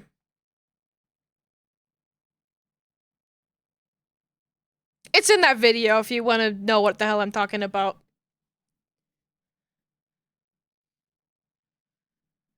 Also interesting to think about how much comes from cultural establishment and association versus more instinctual responses to different sounds. Yes.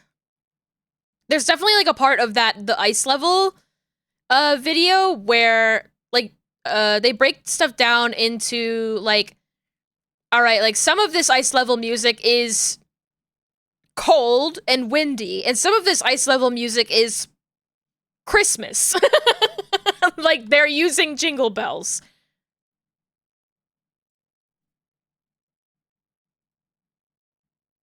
Different flavors of these things.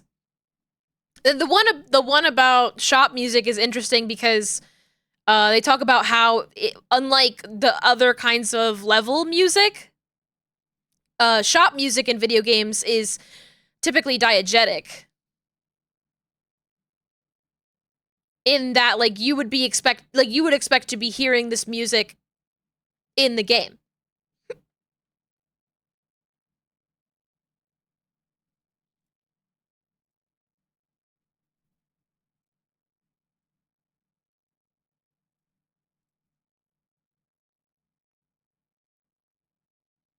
That one video is like why there's so many Brazilian characters in Japanese games, and why Middle Eastern sounding music is not Middle Eastern music, but Hollywood music. Yeah.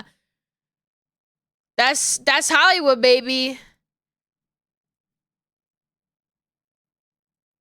I think a lot about this is only slightly related, but like the pirates and like the pirate accent is pretty much entirely based on like one guy's performance in a version of Treasure Island. Like pirates didn't talk like that. Like they were like at all. And I think that's kind of funny. It's all movie magic.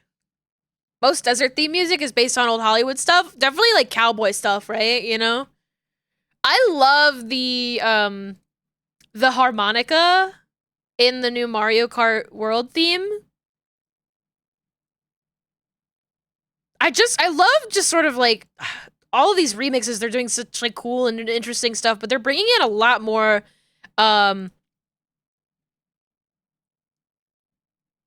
like interesting instruments and stuff into Mario Kart World. My jaw heart practice. Okay. It's been a while.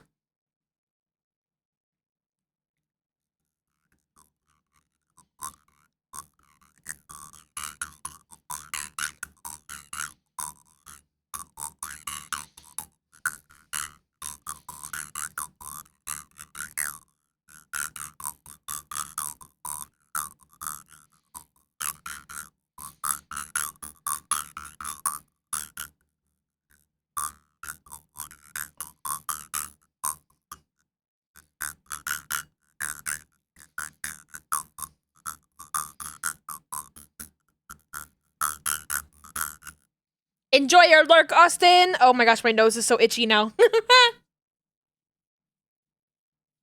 I always feel like a rabbit. I always feel like a rabbit after I use my jaw harp. You know, like they always like they wiggle their nose.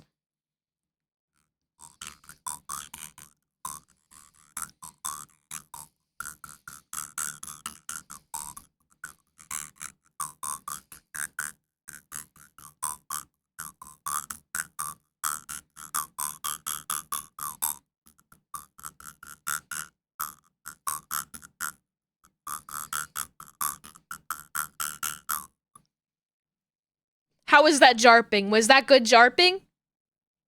We were jumping, we were harping? Your files are done for BZARP version 2. Yay! Oh my gosh. I want to see my little hooves. Consider me jarped.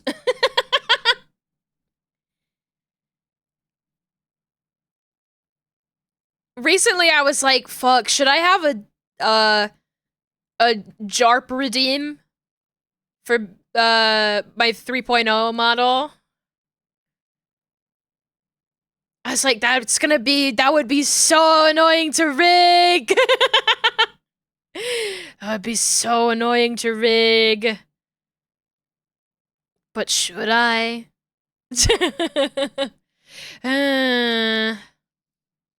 Maybe.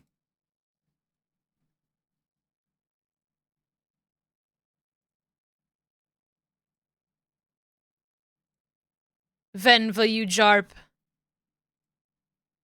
I don't know. Maybe.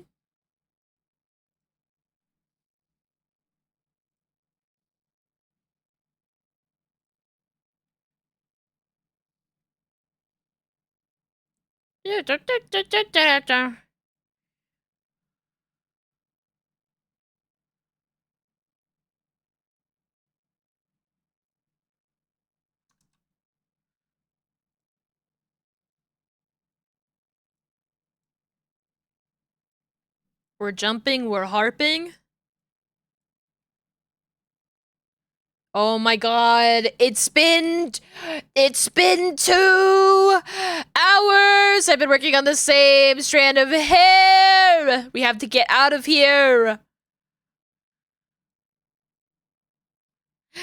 Ah! I'll be okay.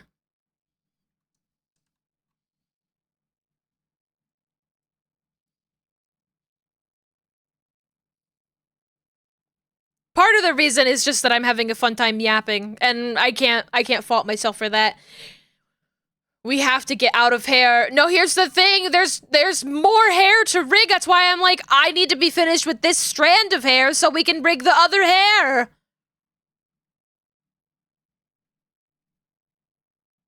There's more hair. I just have to get out of this particular strand of it.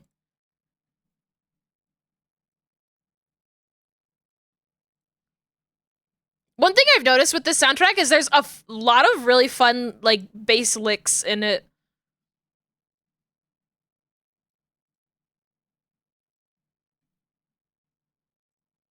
I'm like, ooh, little bass solo. Ooh, that's fun.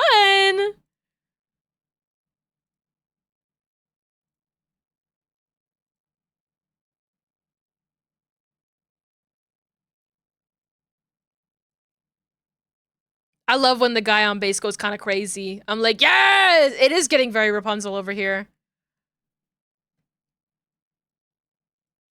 Kind of the exact color of Rapunzel's hair. Interesting. You know, Disney's been really quiet since I started working on this model.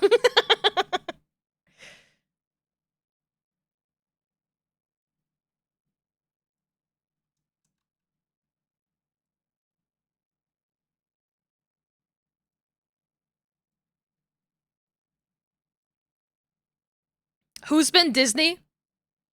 I was gonna say Mandy Moore. Is that who Tangled is? Is that? It's so funny. I saw an image of a bunch of Disney princesses together for some sort of like promo image or something, and I legitimately forgot. I forgot what Rapunzel's name was. I forgot her name was Rapunzel. I was like, who's that bitch from Tangled?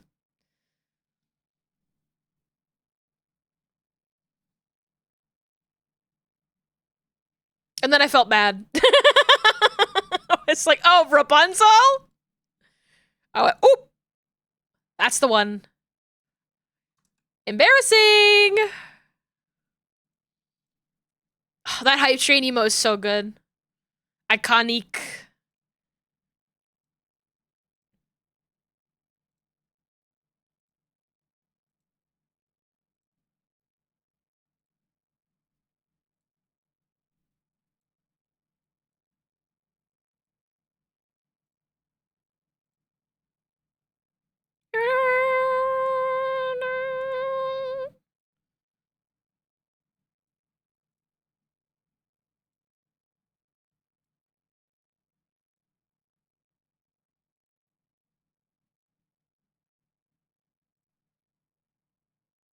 Oh, whoops. What the hell happened there?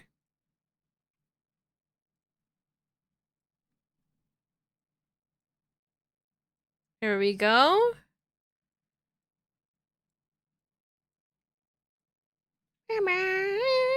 Anybody around these parts going to Offkai? A lot of the streamers that I watch are going to Offkai. I'm like, more and more, I'm like, oh, I think this is like one of the big conventions that VTubers go to, huh? I haven't been to a single VTuber convention. Or just like a really that many conventions in my lifetime. Only because Maven's going? Oh my gosh, yay! Hearing about Offkai everywhere. I mean, a lot of people are going. A lot of VTubers are attending. They've got a lot of people, like, doing meet and greets and stuff. To which I'm like, good for them. I'd really like to go to TwitchCon this year. That's just a little dream of mine. But we will see if it is in the cards. Every year I'm like, I want to go to TwitchCon. And then I'm like, I have no money. I have no money.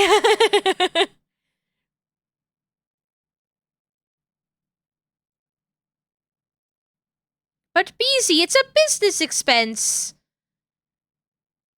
But I have no money. No money.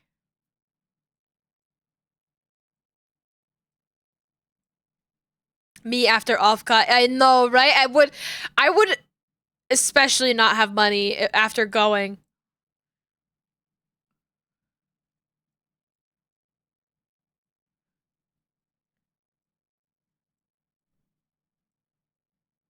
Conventions are so cool though. Could Throne it, maybe. That's true. I get so weird about Throne and like donations. I don't know why. I got this like weird part of my brain that's like I gotta work for it, I gotta earn it. I think really it's just the part of me that's like afraid that like what if I just have to fund it all myself anyway? I'm like I would find that embarrassing. I'm like, oh.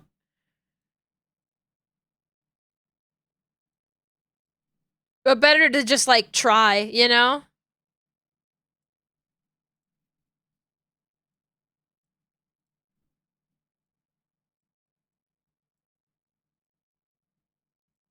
Yeah. Yeah. I'm very bad at relying on the generosity of strangers. Says the Twitch streamer. It's kind of one of the reasons that I'm like very much of the opinion that I like to consider myself an artist first and a freelance artist first, and a streamer second.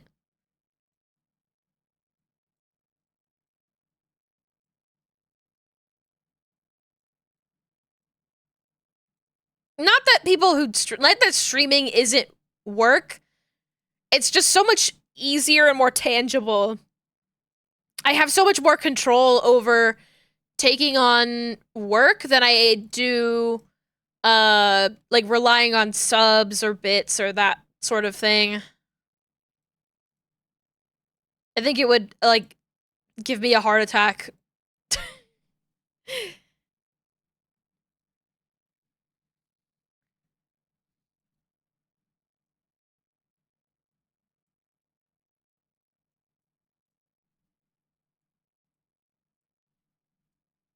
Ba ba ba.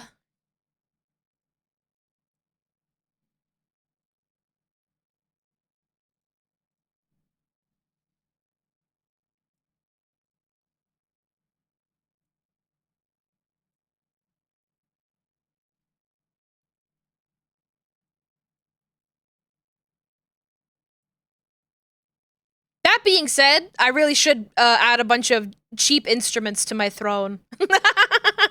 more more jaw harp adjacent instruments to add to my collection of weird desk instruments so I can just honk a little clown horn for fun whenever I want to.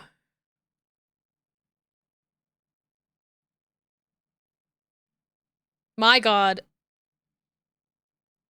I probably went a bit overboard on this. But then I zoom in, I'm like, I definitely could have done more.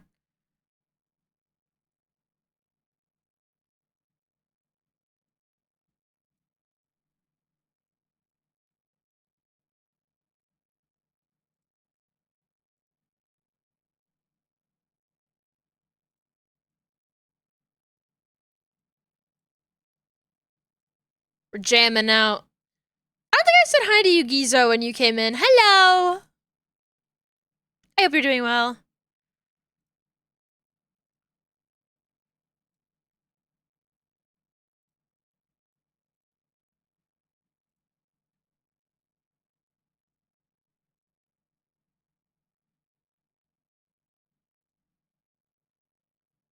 Stream stuttering? It's good for me. Try refreshing, maybe? It's probably on Twitch's end. 4 words to strike fear into my heart.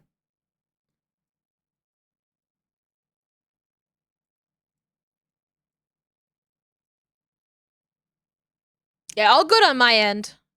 So it's probably on Twitch. If anybody else is having issues, please let me know.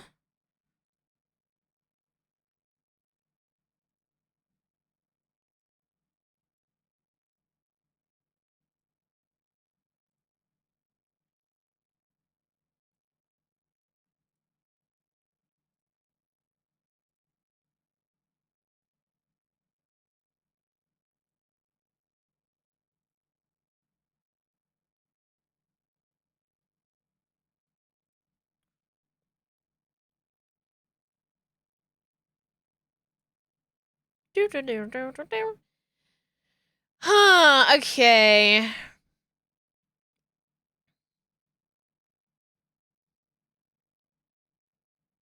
Is there anywhere else that I, like, really want to divide up? Maybe this, like, line area here.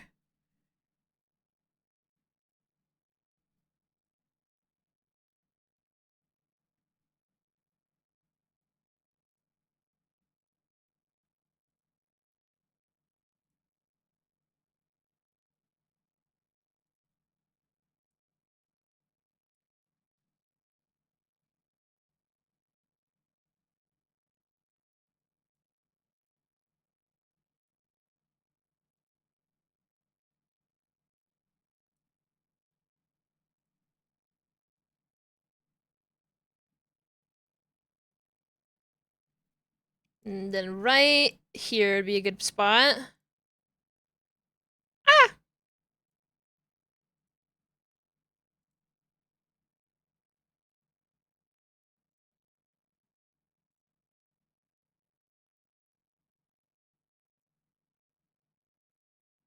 I love the fiddles. I love the fiddles. It's so fun.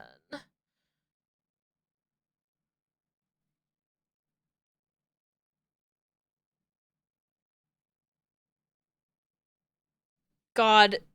I wish I could, like, decimate a mesh. It's so many dots.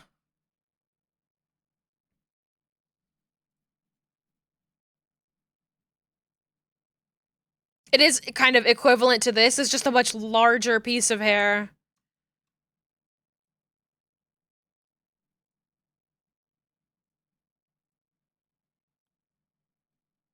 Work on the centerpiece now. A save. Are you guys okay? Are you still here? Is stream still here? Always scares me when the last message on my stream is stream stuttering. Somebody say something, anything. No. Here. Okay, good. Good. Yippee! Thank you! I died! IRL! No! No, that's not good. You get back here right now.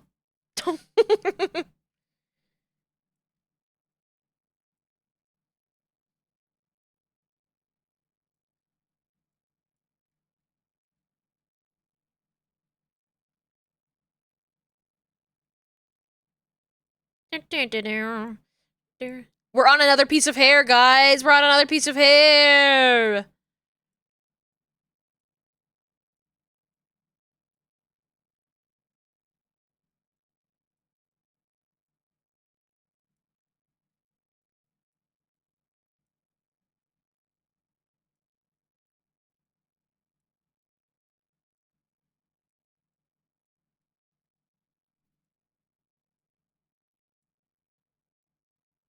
This one's gonna go by so much faster. It's gonna go by so much faster. Right?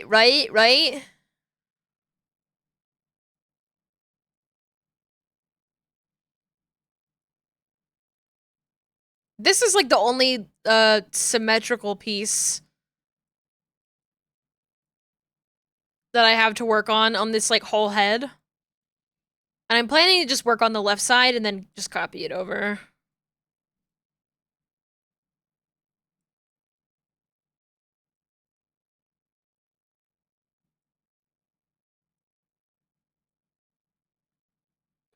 Okay, fine. Whatever.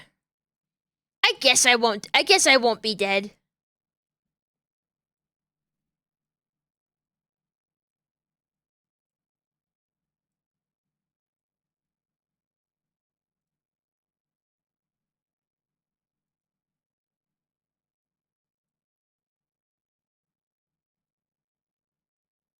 It's boring anyways.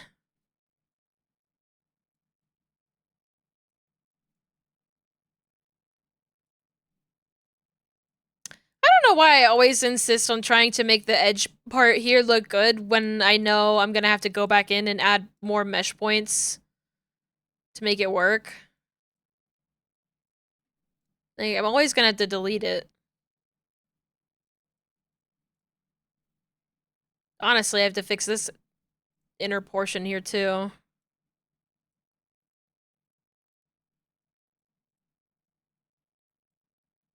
Whoa, inner portion. I hardly know her portion. Hello? Okay, there we go.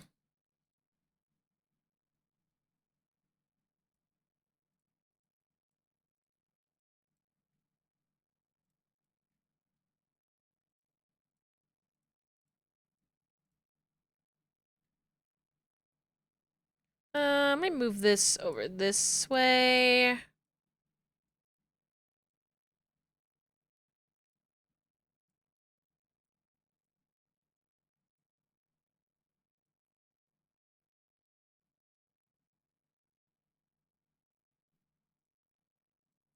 Okay, and this... down to, like, here.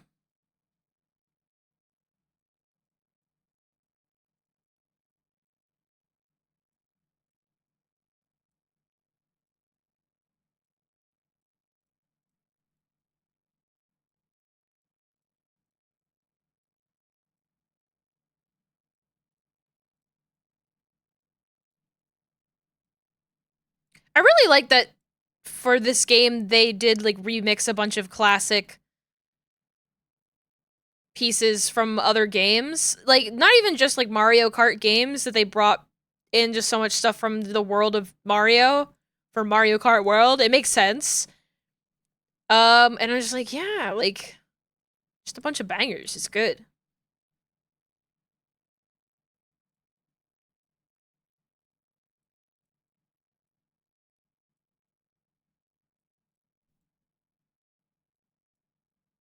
I watched a video talking about the way that they innovated the musical changes for this game.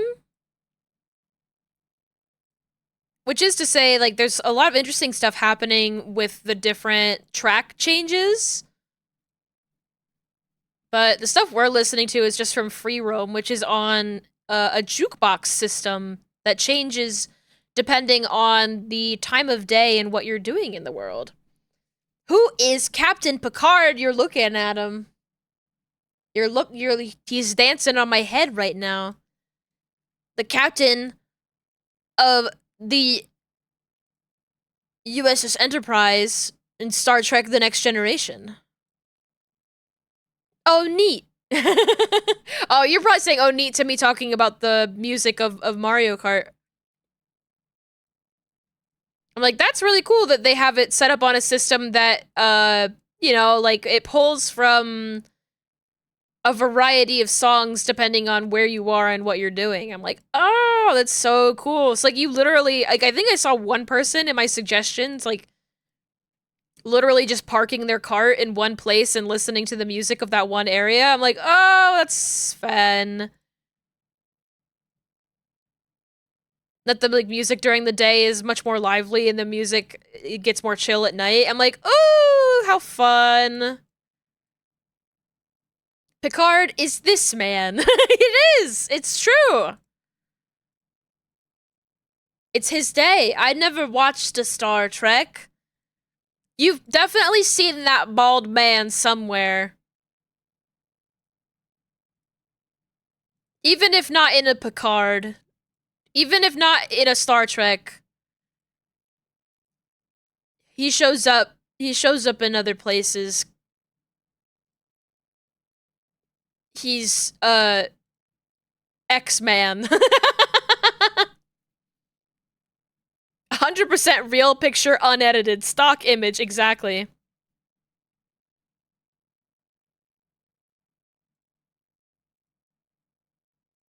I would never alter an image. I would never download a car. The video got scared and skipped for a second there.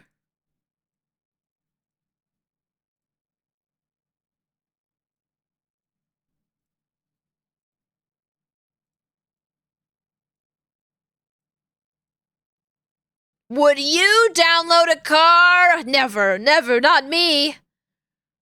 Oh, no, no, sir, not me. I'm a good citizen who would never download a car.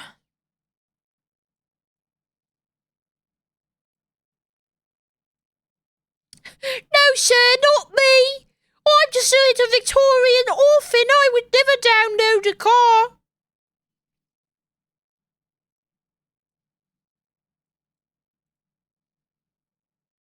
Me mum's been struck with the plague. Would you download a RAM? Yeah, I would do that. I would download cars until it is a problem. Me when I emulate Disney's cars for God, probably the Wii. Well, it's like what did they release that on?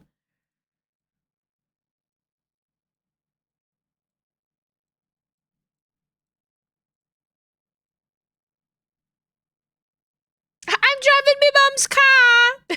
I saw a video on Blue Sky of Nabbit in Mario Kart World, how when Nabbit like clears a goal, it sounds like he says, "Suck ya, dad." Like that kid with the Calypso. It's fucking Mengen. Suck ya, dad. That one.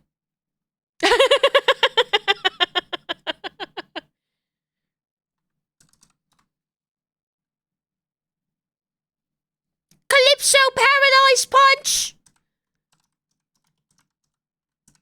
Paradise Punch Lemonade!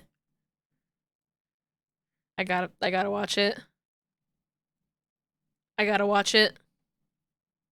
It might even contain inappropriate content.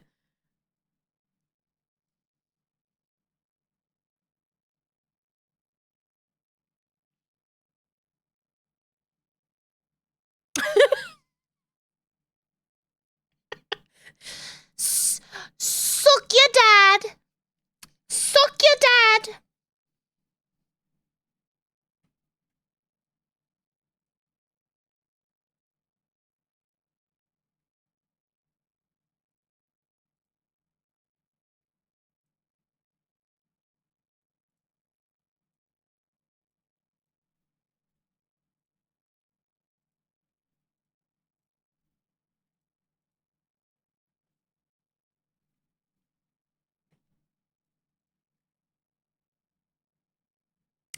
I'm gonna turn on mirror edit really quickly here. And just like do that.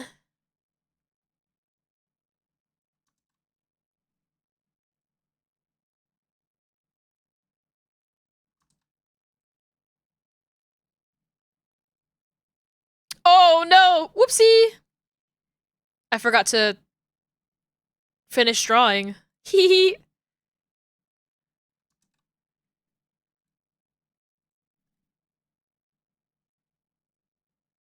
Paradise Punch Lemonade!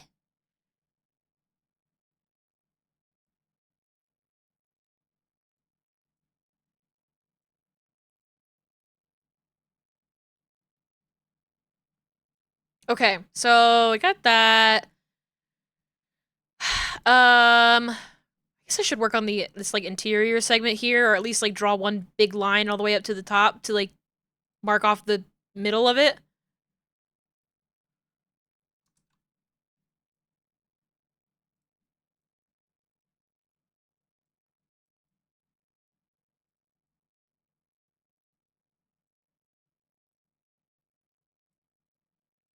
Paradise Punch Lemonade. Oh, great. I love that video because it's to me the emotional opposite of the German kid going yippee, the Coca-Cola and Fortnite kid.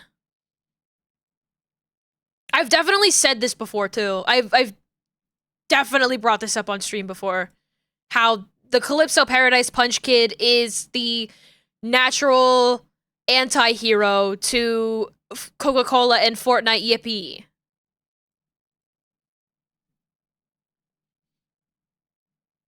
That maths, one is the negative of the other, yes.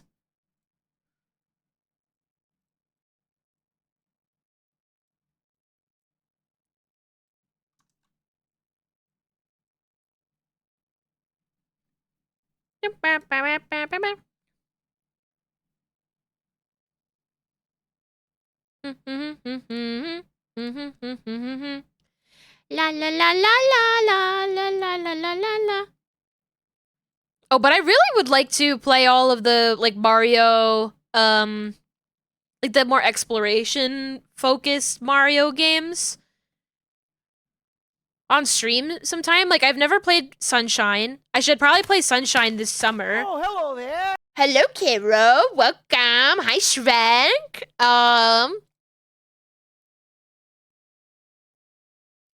But I should play Sunshine while it's still summer. We'll see if I actually make that happen. But you know, because I've been saying that for a while now. I wanted to play it during the summer months, but that one and like Galaxy, and I never played 64. Like I think that would be. It'd be fun to play those for the first time.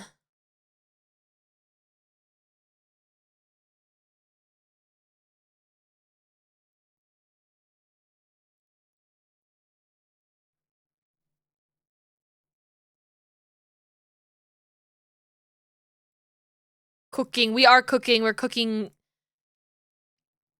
hair. Angel hair pasta. Yummy.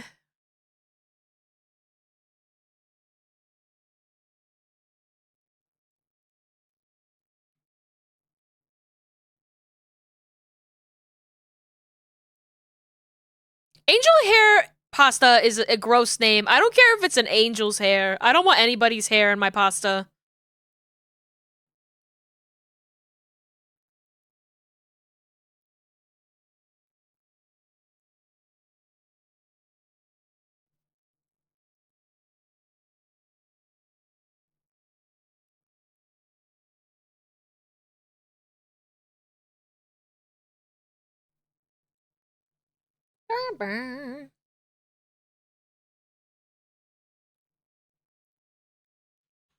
They spelt it wrong. It's supposed to be hair, H-A-R-E.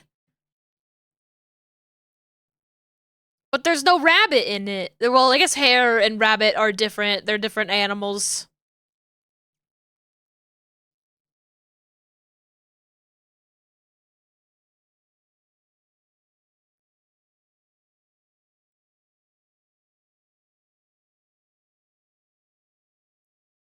Air. Oh, I see. It's the prince's spaghetti.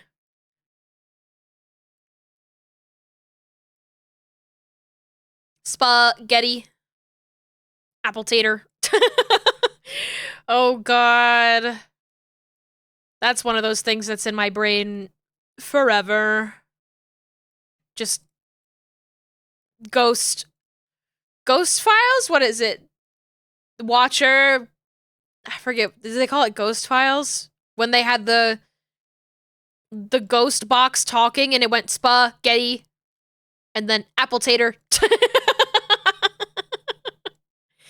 I think the ghost is hungry. For what? I'm not really sure. Ghost Files is the new one? Okay, yeah. What was it before? BuzzFeed Unsolved. That's right.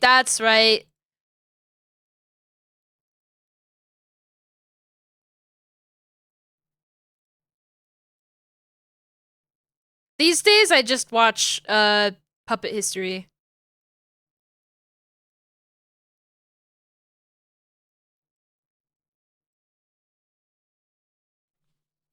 Hey, demons, it's me, ya boy. Skinny penis. Puppet History, my beloved! Yes, I love puppets. Puppets will get me every single time.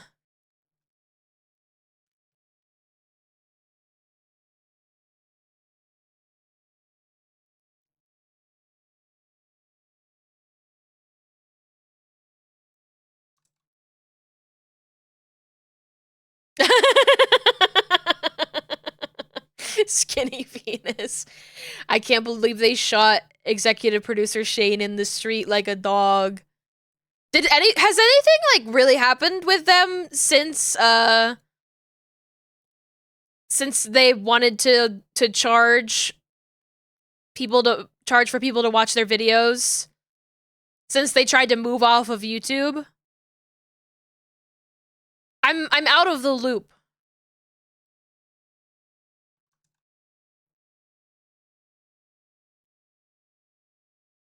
They have both now? You just get to watch the content, like, early?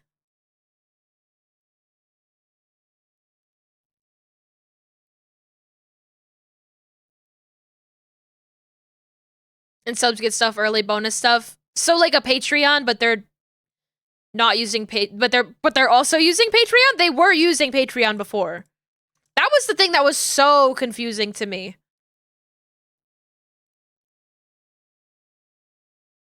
I was like, I don't think that you can have this and a Patreon.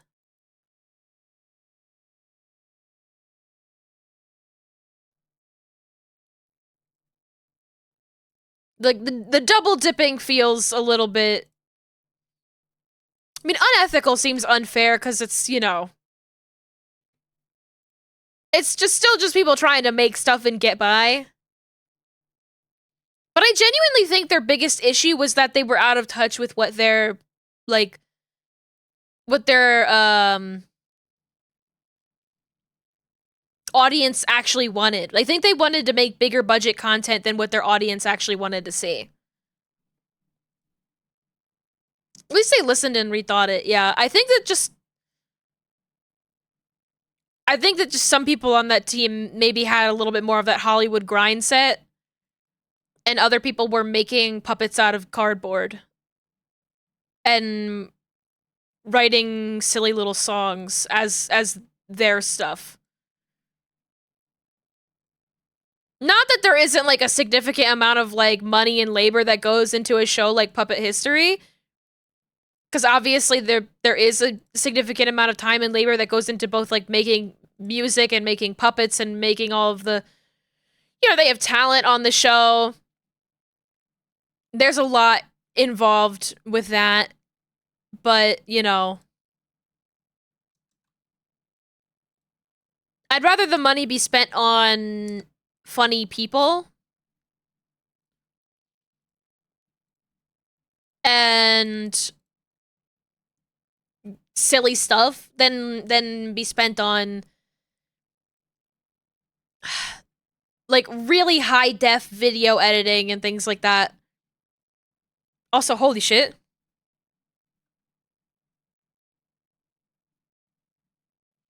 I gotta break it down.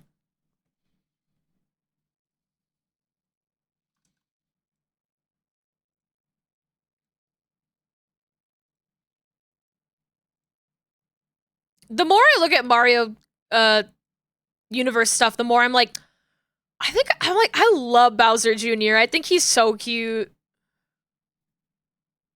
Like, I think if I had the game, I would play as Bowser Jr. And I'm like, he's kind of BZ core. He's kind of BZ core, I gotta admit.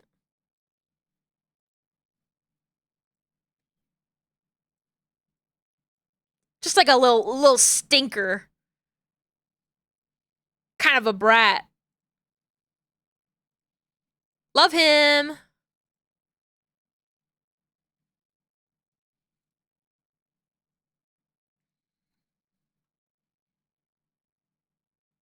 One of the people that you played in Smash? I did play a little bit of Bowser Jr. when I played Smash. It was not one of my mains, but some interesting mechanics going on in there. I also like that the other Koopalings were in there.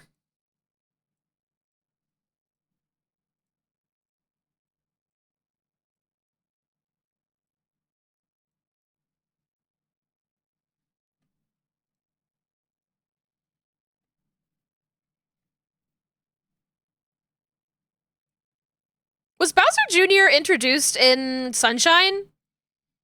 Or is he from something else?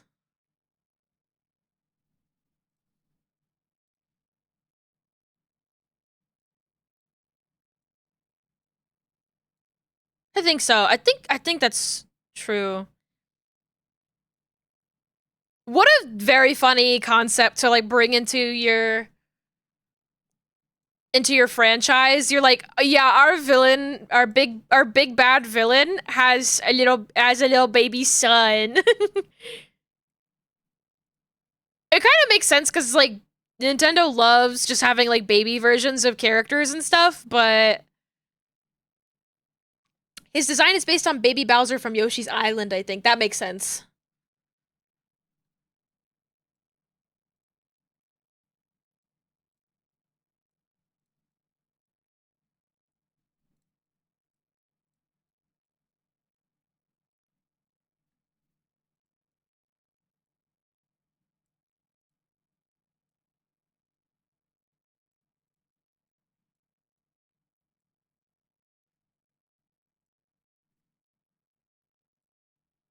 Okay. Bring this up this way.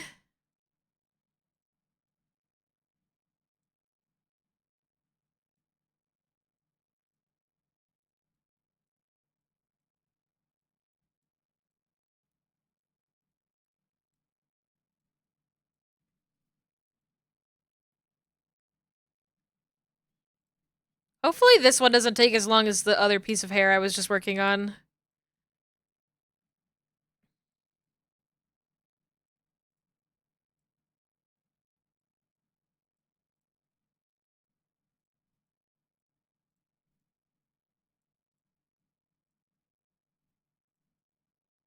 It is so nice, the workload that I have right now. I'm very happy.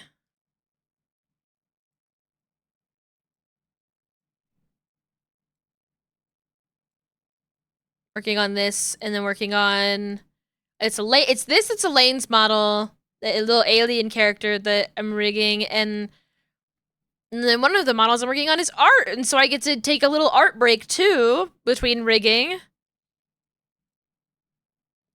Just sort of finished up the character design phase. So I get to make a model again. Wow! So excited.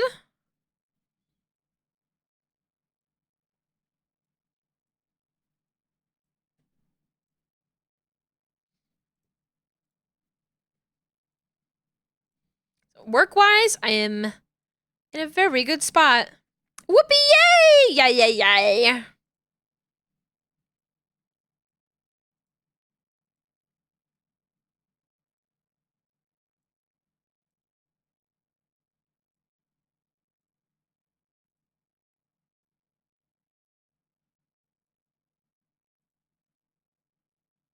Hell yeah! Yeah!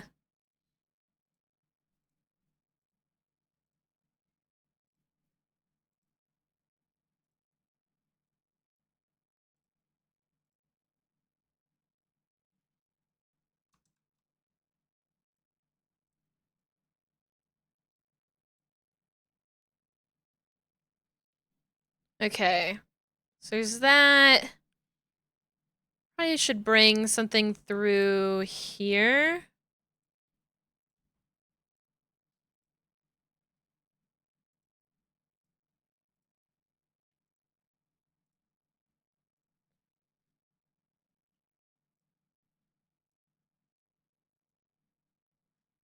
Along this edge.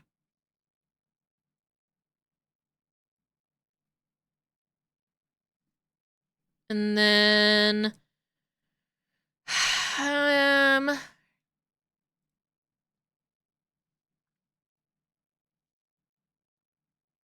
something up through here.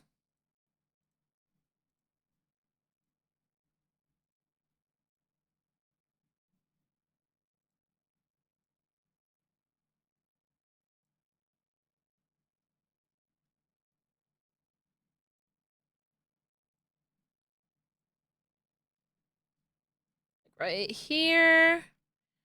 And then I should probably right there.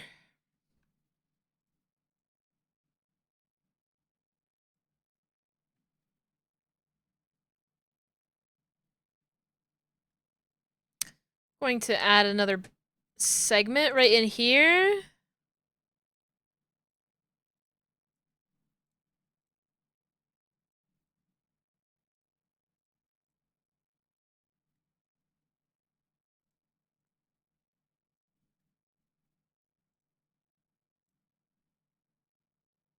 And this part here is a bit lacking.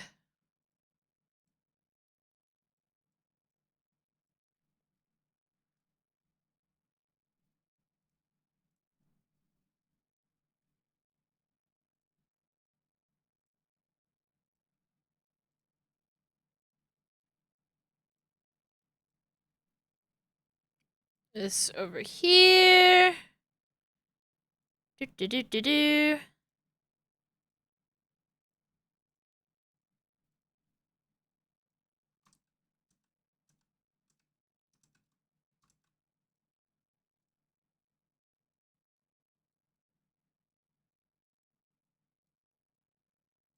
This is vibey.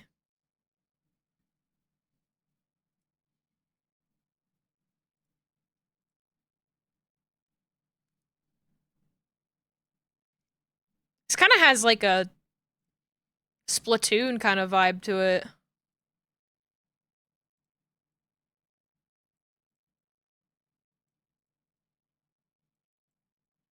Splatoon does love its weird little synthesizer sounds. And that's what I love about it.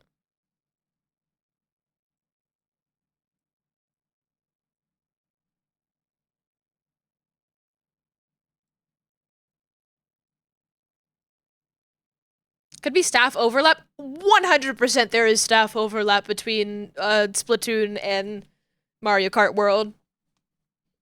Like 300%. Also, this is Dolphin Shoals. It's the night variant of Dolphin Shoals. In case you're wondering.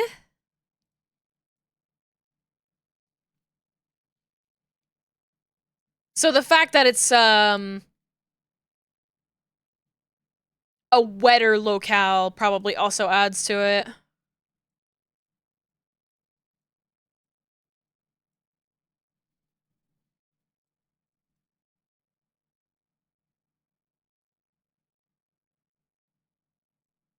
Dolphin lo-fi.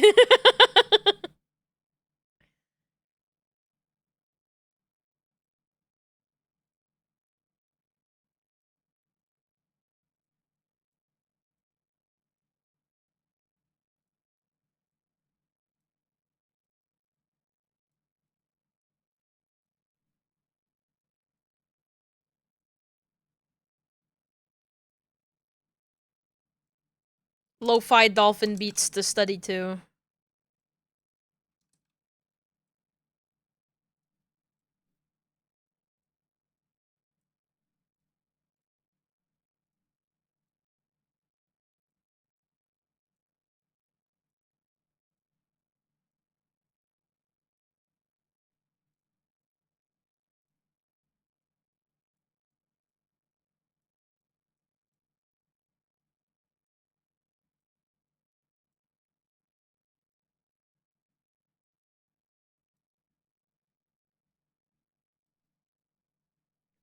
Okay, so I got that segment.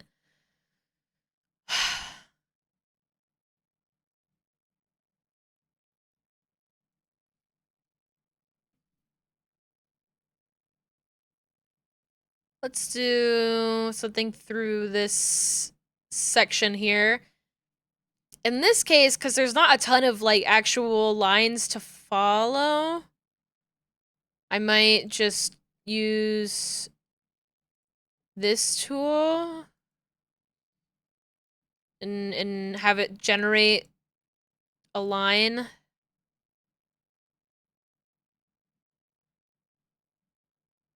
Oh, it's so slow though. Never mind. I'll just draw them. Just draw it forehead.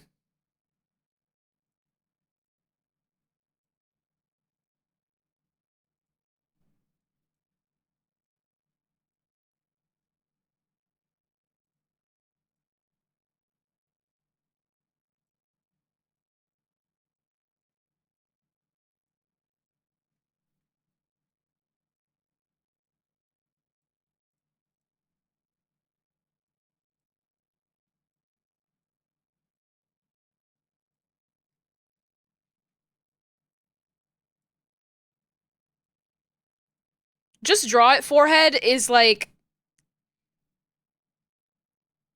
a thing in my head that I get like in regards to so many different like 3D mediums pushing for a 2D look in animation specifically. It's so interesting like how much effort goes into achieving a 2D look in 3D animation. And then you look at 2D animation and really it more often than not it's just draw it forehead, you know? Like just draw it. It's much simpler in essence in that regard. I mean, it's definitely not easier.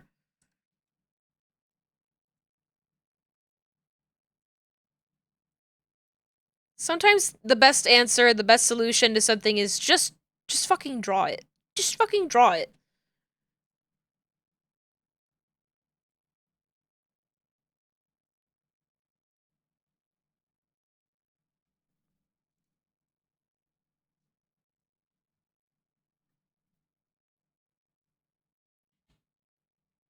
Animations in Guilty Gear Strive are so good. No, I mean I'm also somebody who says just draw it forehead and then I don't. Sitting here like rigging instead of drawing.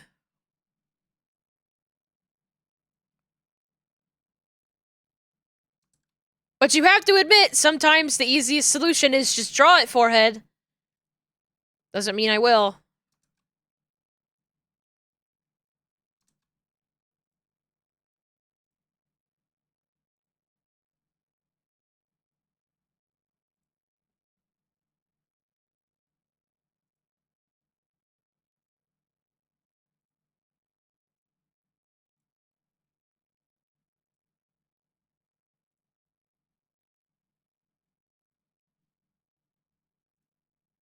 Okay, I think I'm gonna leave that middle section alone there.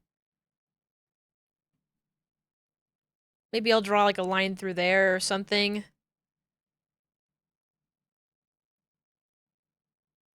I don't think I need to. They make it look 2D, but it's 3D. Ooh, yeah. I think I know what you're talking about.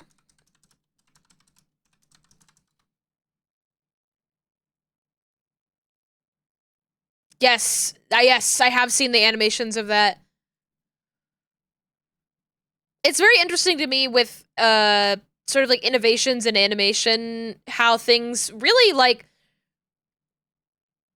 a bunch of old farts figured out the foundations, and genuinely, if you forget those foundations, it's like you're fucked. You can ignore the foundations if you want to, you know? But if you don't know them, if you don't know the rules that you're breaking, you have a harder time.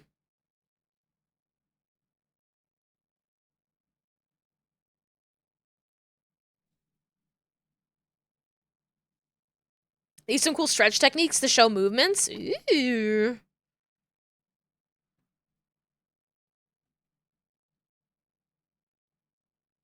Interesting. I think I'm gonna bring a strand through here.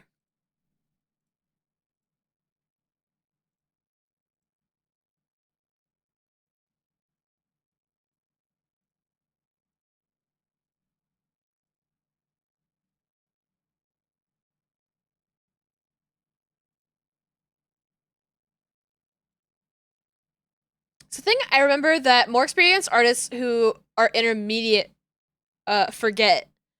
It's about that. Or a new person just starting out might start to understand something faster because they're following the fundamentals, but an expert will understand it the best. Yeah. That's why I constantly am like, I think that all people learning live 2D rigging should also learn animation fundamentals because it will quickly improve. Like, you'll be able to make more decisions more easily. And have a much more appealing result if you just know something as basic as squash and stretch. Like, literally, you could just get to rule 1. The other ones are useful, but, like, just adding a little bit of squash and stretch in a program like this, where most of the work is being done through, like, puppeting and interpolation. If you don't understand key things like squash and stretch, then you're gonna be missing out on a lot of the life that makes things human, and, you know, your work will look uncanny.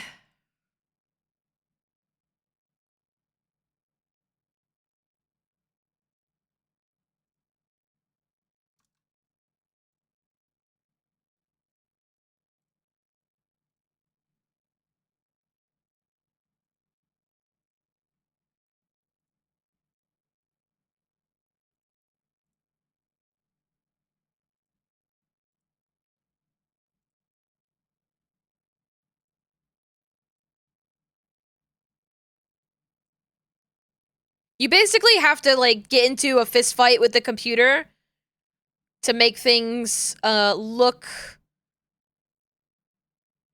more lifelike, more lively. Sorry, Callum. Like, someone who thinks they're too good to do gesture drawings? Yes, I love gesture drawing. It's crazy thinking about people who are like, I don't want to do gesture drawing, that's, like, beneath me. I'm like, what are you talking about? Gesture drawing is so fun.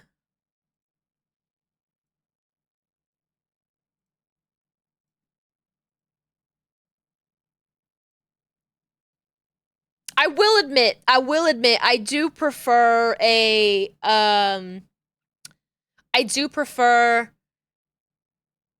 gesture drawing to, like, a thing like a still life. Like, I would much rather draw, a person, even if I'm, like, painting a person for, like, 3 hours, rather than a bowl of fruit.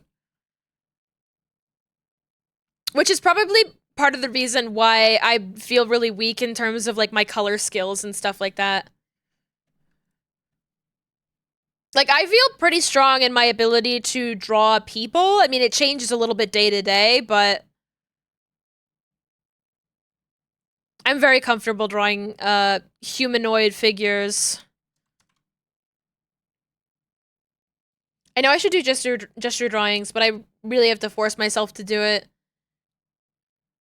Going to, like, an actual gesture drawing class is really the best way to go about it. But I have a broken brain, where usually the best way to actually make me do something is, have money involved. So, like, a gesture drawing class is a really good way to actually get yourself to do it. I also just think it's so fun going to those and, like, walking around a little bit and seeing what other people are doing from, like, the different angles. It's so cool.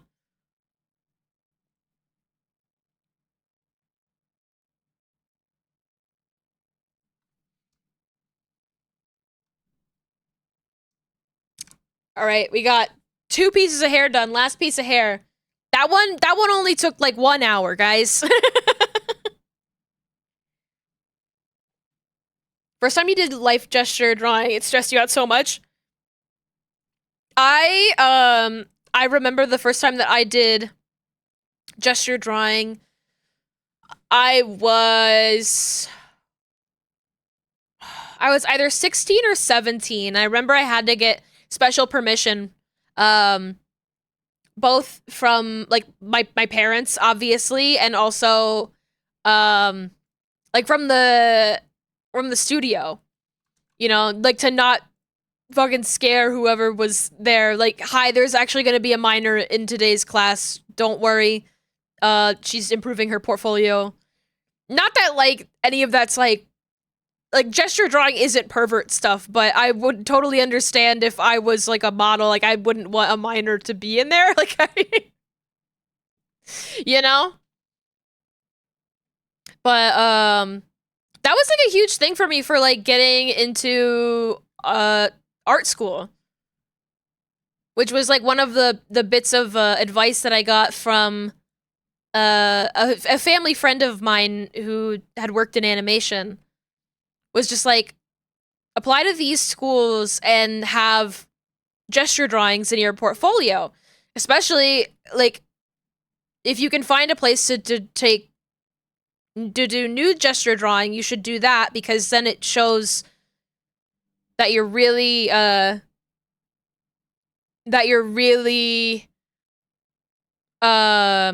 what's the word? Like, sure of it, you know? That you're very professional and that you're committed to doing art.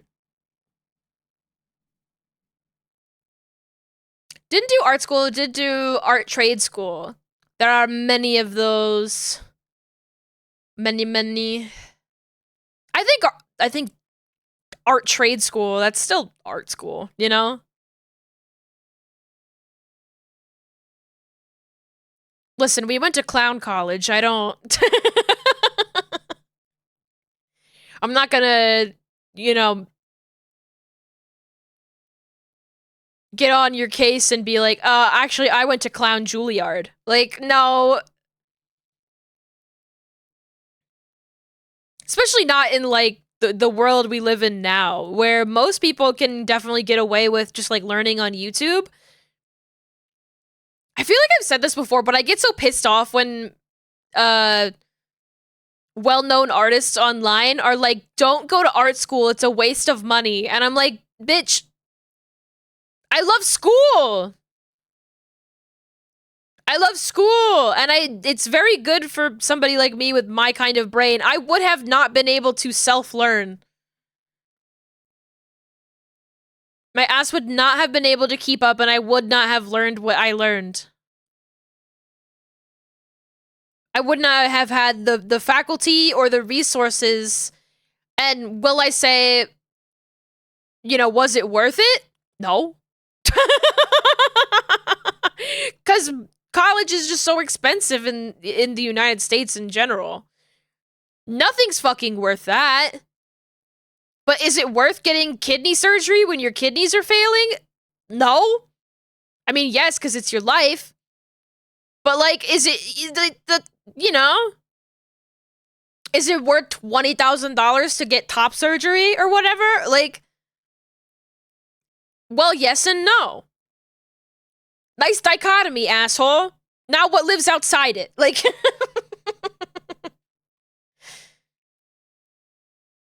thing is, at the time, if I didn't go to the one I went to, I would have never picked up 3D modeling and sculpting because I never had a tablet. Most 3D knowledge I had was from modding Morrowind. Wow, that's cool.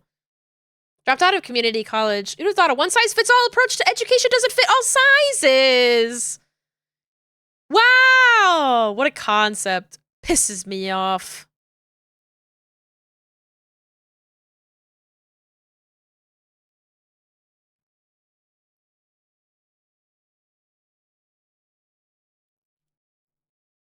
I don't even know genuinely what kind of advice I would give to somebody in, like, this day and age. Because, like, yes, there are a lot of resources to learn certain sorts of things.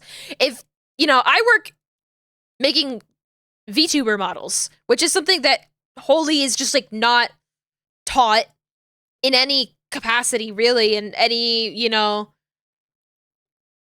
school format. You can probably take, you know, classes, online classes. I don't know what's going on in sort of all of the world. Maybe you can learn this stuff a little bit, but certainly not at the school that I was going to.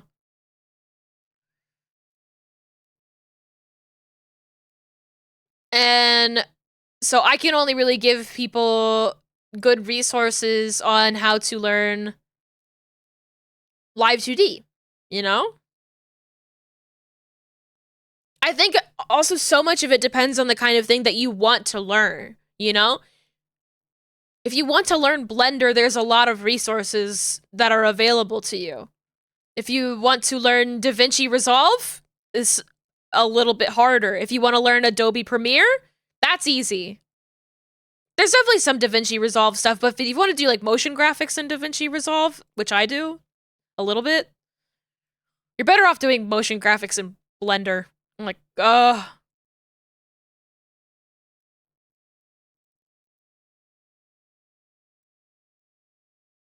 it's just not a one size fits all approach.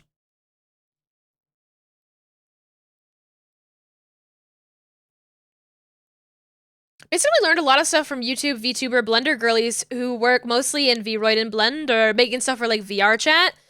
My best art advice is get really passionate about one niche, particular thing that only you can make the art for. Get really into, if you want to learn 3D modeling, get really into like making your own VR chat models. Get really into VTubing, but for 3D VTubers.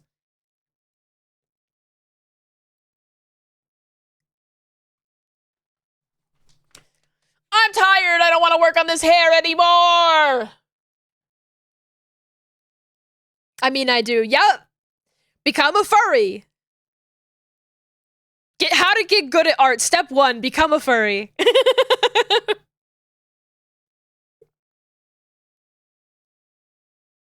Step 2,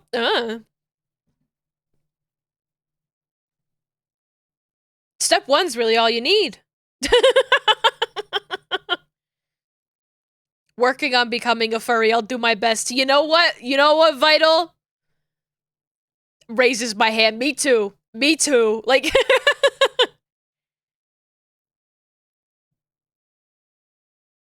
It's honestly such a good, like a red flag for me, whether or not a streamer is weird about furries. Like if a streamer is weird about furries in their community, I'm like,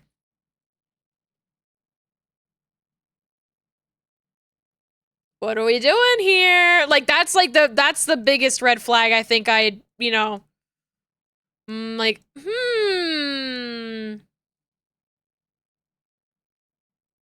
I think you guys probably are maybe the most chill here. It's concerning. It's weird though, right? Like, maybe it's because I'm queer and neurodivergent, but I feel like the furry community is just sort of the most queer and neurodivergent community in online spaces, which sort of gets, you know, a lot of the ridicule comes from that. And so when people actively hate on that kind of stuff or are like, isn't it so weird? I'm like...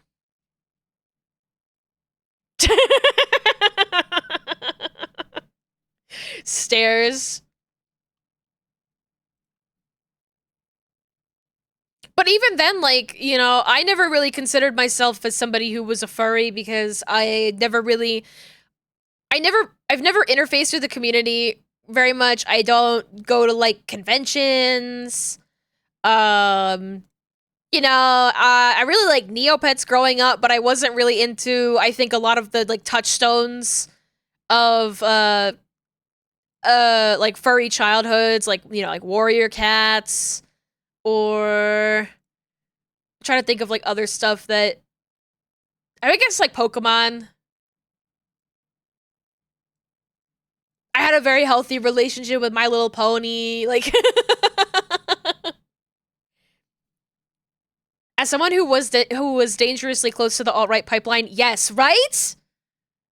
Indicates you think being weird or nonconformist is bad, yes. And the thing is, that's so crazy about, like furries own the internet. Like, I'm sorry, we're all just playing in it, but it's furry's house.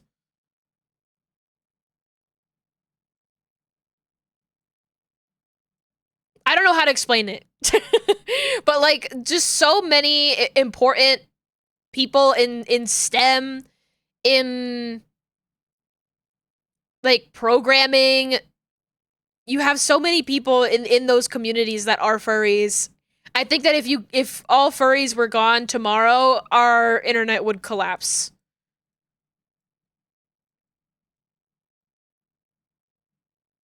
Furries built the internet. Have you seen all the comp sci furries? Exactly! That's what I'm trying to say, but I'm not very good with words right now. When I went into VR chat, it's like 60% furries at least. You pop into any public furry designated world, and not have new users muted. Kids and teens and young adults go to them and scream at them and try to troll anyone in a furry avatar. It's so weird. It's how you know, like, those kinds of people are, like, totally new to it. Like, everybody who's been here for, like, anybody who's been in VR chat for 2 seconds is like, yeah, this is their house.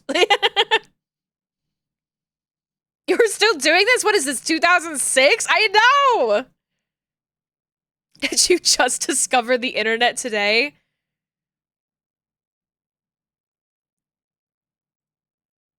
I feel the same way when people are like, oh, did you know so-and-so draws porn? I'm like, okay. Like, this is the internet? Yeah. I think, I was watching the new Punch Punch Forever, which I love Punch Punch Forever. And that came up, how the artist for that has an interesting internet history.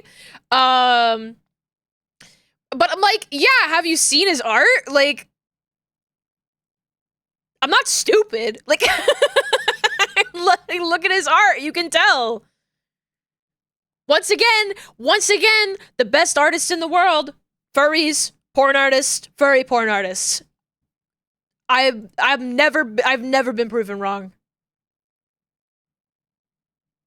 Every little baby brain person be like, you know he did porn? I'm like, look at the way he draws the mom. Yeah. Have so much to say about this whole subject, I'm not gonna cram it into Twitch chat. It's crazy to me. It's crazy to me. I genuinely can't, like, when people say that kind of stuff, I'm like, I can't. Like, I'm just gonna mute and or block you because I think that you're probably 12. Like, I'm like, your brain is not finished developing if this is the kind of thing that you take issue with.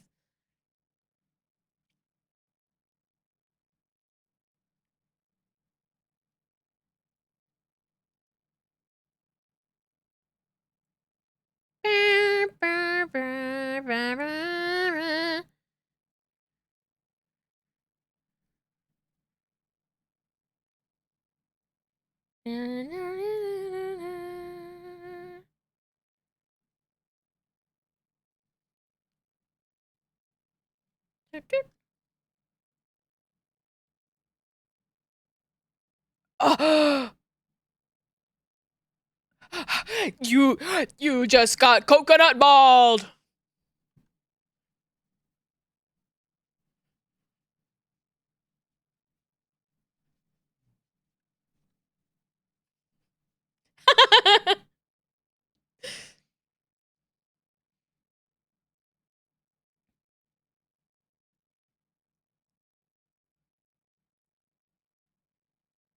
This remix is so good. You like my little dance?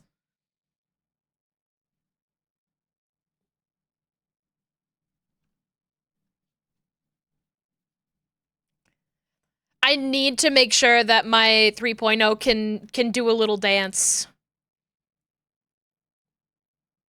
One way or another. It might not be like the default pose, but I need to be able to wiggle. It's imperative.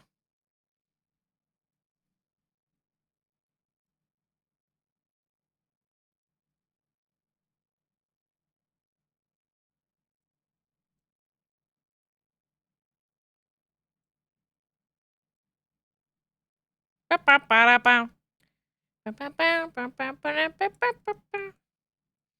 wish they had Coconut Mall in Mario Kart World. I wish they had Coconut Mall. I wish they had Baby Park. Even if like they weren't official tracks, so those are just things I would like to see in the world. Clipping it doesn't work because there's no music in the VOD. No! Oh, that's so sad. I'm so sorry. One of the things that I kind of want to work on for future BZ streams is having more playlists that are video game music so I can feel more confident about not having the music in the VOD.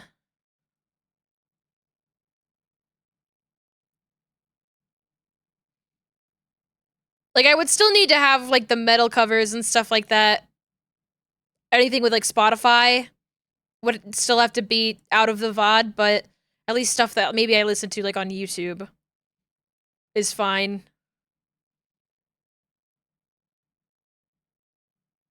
That works more, but I've had, like, old streams where I played Halo and the VOD got muted by its own menu music. I hate DMCA. If DMCA has one hater, it is me. If DMCA has 100 haters, I'm one of them. If DMCA has 1,000 haters, I'm one of them. If DMCA has no haters, I am dead. I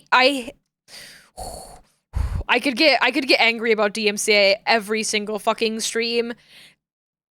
I don't get it. I don't get it. And maybe it's just, maybe it's me being somebody like, I don't understand why there's traffic. I don't understand why there's traffic. Why can't everybody just go faster? But like, I truly don't understand why we can't listen to music. It is the human fucking experience. If I'm able to look at an iconic piece of art without it, you know, like, oh, I look at like fucking Nighthawks on stream or fucking Nighthawk on stream. Or if I look at the Mona Lisa on stream, my video doesn't get claimed. Like, I don't get it. I don't fucking get it. It pisses me the fuck off. And if you have the capability of, like, finding the music and, like, tagging it, then just tag the music. Like, if the issue is truly with, you know, the artists getting the credit that they deserve, then just have it be, like, a tagging system. I don't get it. I don't get it. It pisses me the fuck off. Music licensors explode. Oh.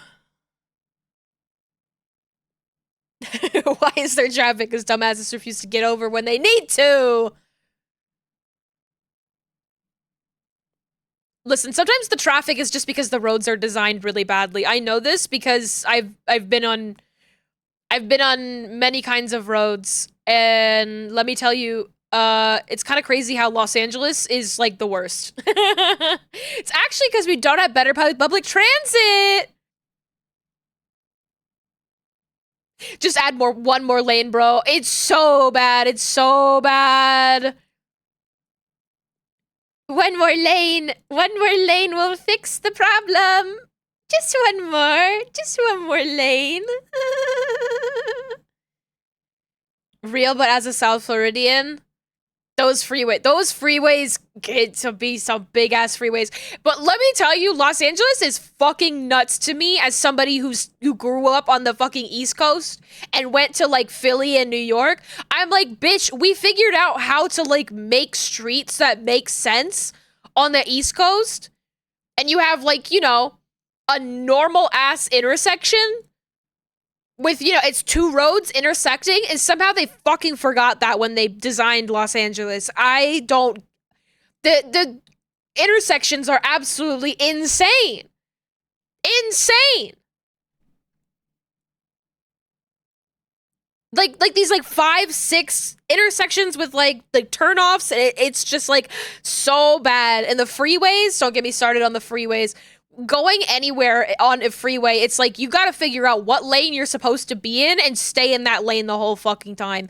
Cause that's what I do. I'm like, I'm in this lane because I know this lane turns into this freeway, and that's where I'm going, and I'm never gonna move anywhere else. And oh my god, when I see a big truck, I'm like one of those fishies that hangs onto a manta ray. You know? What are they called? I'm like Remoraid in Pokemon.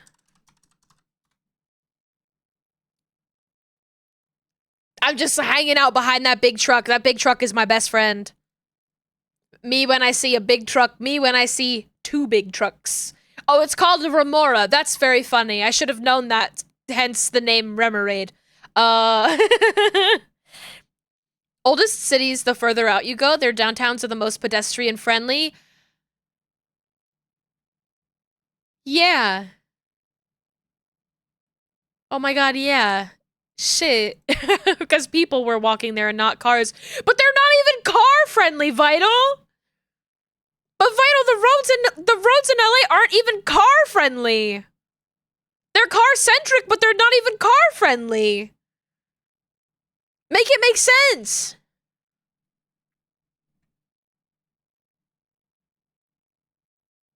Have a lot of reasons I'm not very interested in returning to LA. The need to drive there is one of them. I'm not going anywhere.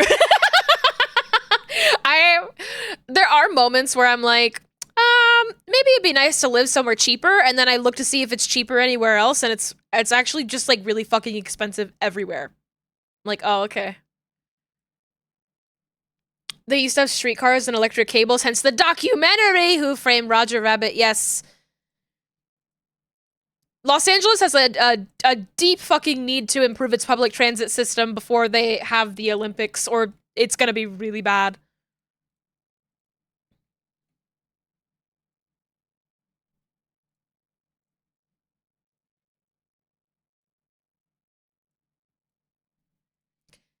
Genuinely, its biggest issue, like, they do have like the Los Angeles public transit system does go a lot of places. The issue is it doesn't do a very good job of connecting place to place. And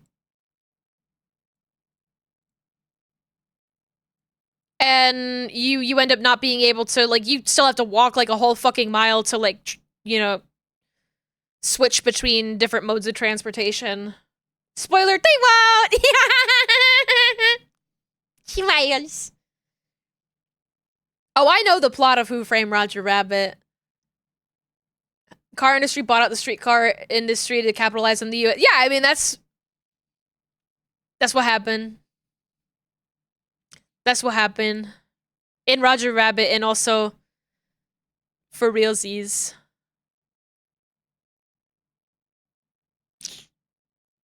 Smiles. Smiles. And then they killed that cartoon shoe.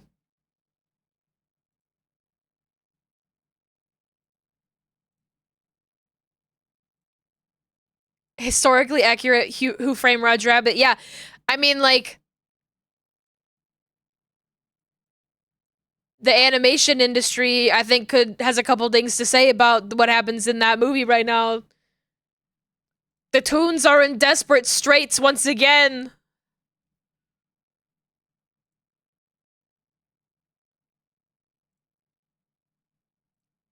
And don't even get me started on the desperate gays.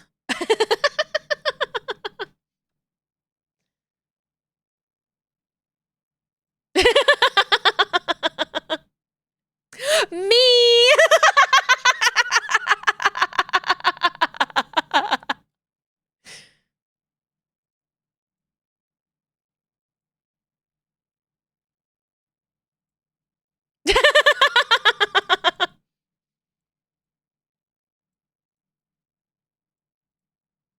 We have fun here.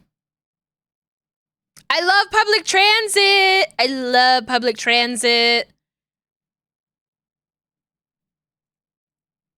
Every time I think about public transit, I remember how much I loved living in Hong Kong for a brief period of time. Just purely because their public transit system was just god tier. So fucking good. There's a reason they call it public transit and not public sissit. Hmm?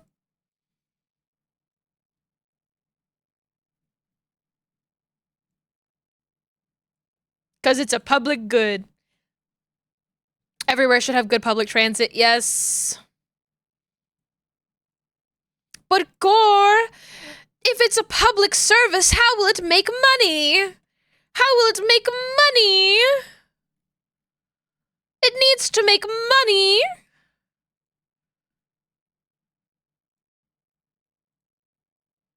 Why can't I connect these two dots? What the hell happened there?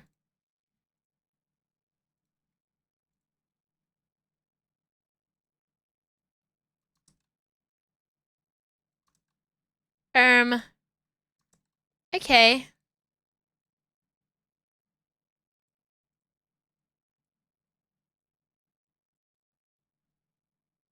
My cousin lived in Japan. The system is good enough to wherever he never used a car except on a rare occasion.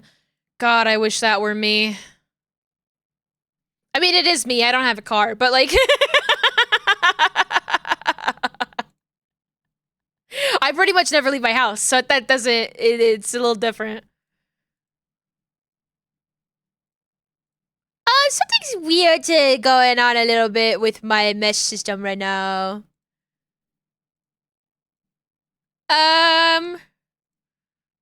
Something's a little bit weird. Okay. I don't know what that was about. Save. Oh, Yeah, I'm making you make a face. Save. God, please. Save. Save. Save.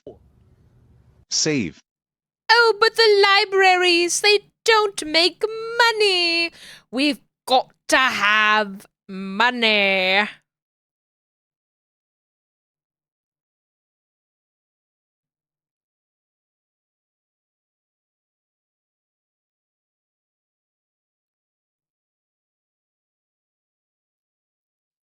I have a car, but my neighbors are also deers and squirrels.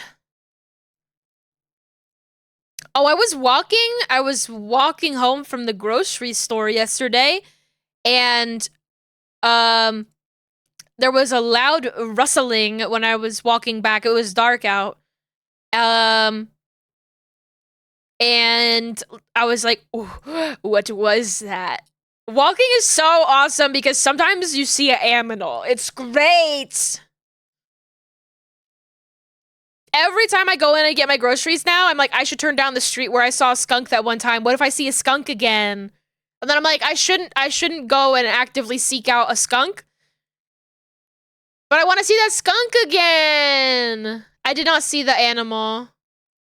I didn't want to get closer because it was next to like cars. It was like a lot of it was like a big pile of like dead leaves and cars. And I was like, oh, whatever moved there was bigger than a squirrel and probably under a car now. So I get to see so many rats at night. Maybe it's a good thing, but I haven't seen a rat in a long time. I see a lot of raccoons. It's usually raccoons and coyotes. And yes, I know it's coyote, but I think it's fun to say coyote.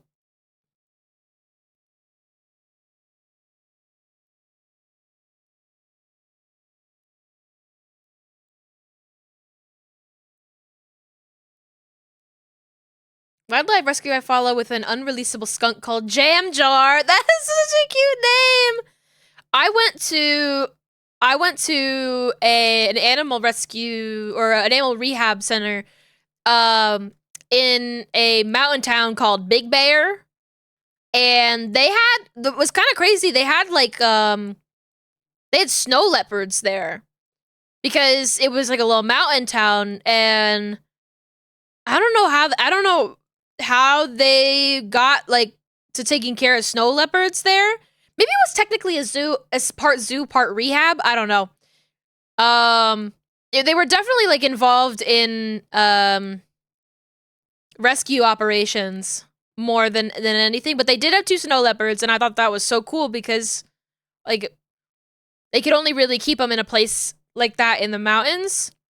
But they also had a bear that was named Pooh Bear that was there under criminal charges because he broke into a honey farmer's like apiary, and he ate like $5,000 worth of honey.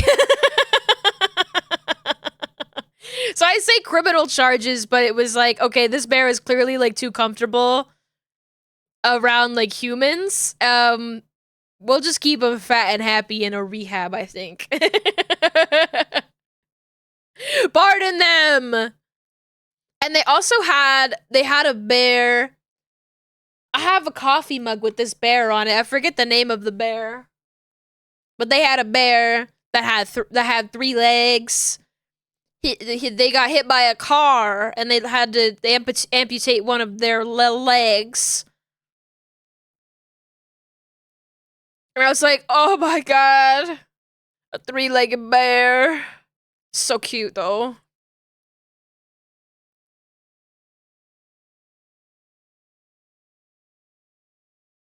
And they had a lot of raccoons. They had a lot of raccoons and a lot of bald eagles. That's what I remember. The raccoons, they had a really cool little enclosure that was kind of a little bit themed like an old-timey saloon. It was the Raccoon Saloon. So cute. Jam Jar has an Instagram? Oh my god. It's not a walk, and some random person was passing you in the park and was going, I don't know if you're worried about this. We saw a fox run around on the street and into the woods. Realized they thought it was like a danger to pets or something. There have been times where I've seen coyotes and I've warned people who are like walking their dogs.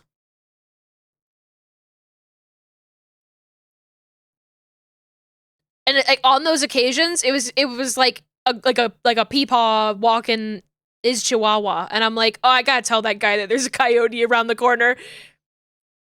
Just sort of it's my moral duty to be like, there's a coyote. I yelled at it and it scattered off, but just so you know, maybe don't take a huge walk.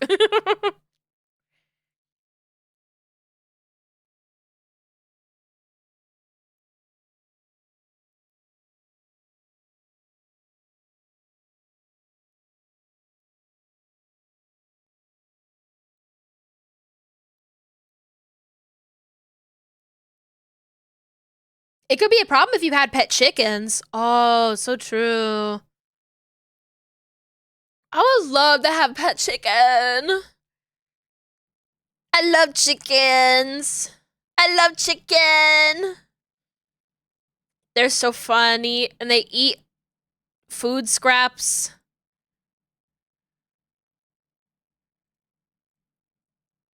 And they go buck, buck, buck, buck. I love chickens.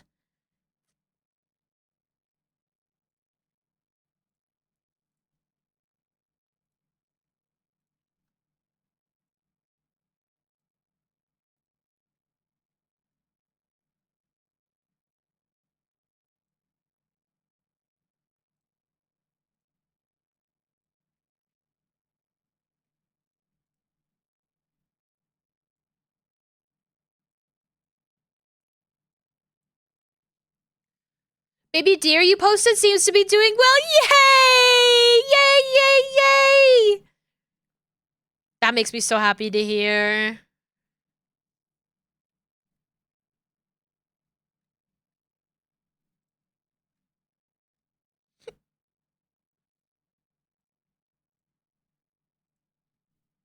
It's so hard being a baby deer.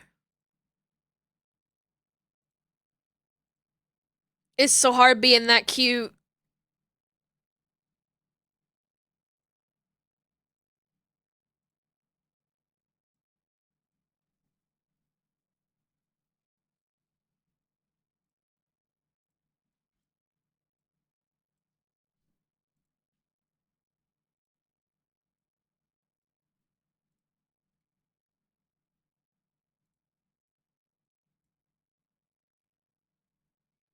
Okay, so we have that. Okay, not too much left on this, I think. They love zooming around. It's so cute. It's so cute. Little baby animals get the zoomies. I love, especially when like horses or like, like really fast, like ungulate animals, they're just like running. I've seen a lot of baby horses do that. And it's always adorable. Like you just like stop everything and like watch this little baby horse like running. Oh. It's honestly like so cool on like Scary Horse Island where there's so many horses. you seeing them run around when like usually when rain is coming. That and if there's outdoor dogs, the outdoor dogs sometimes will scare the horses, and I don't like it when the outdoor dogs scare the horses, but it does happen.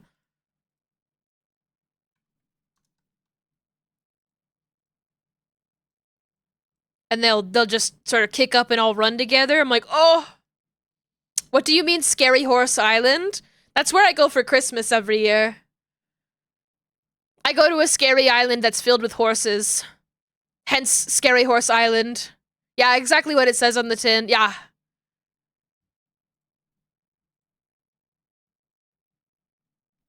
Let me see. Let me check through my Blue Sky Media tab. I'll probably have the video on there.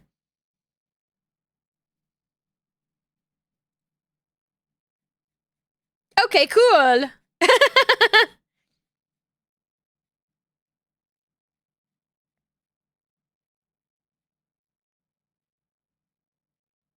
Went back too far.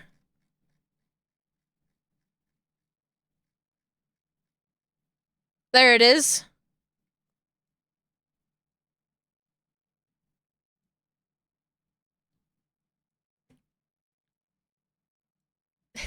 I need to... horse. Just,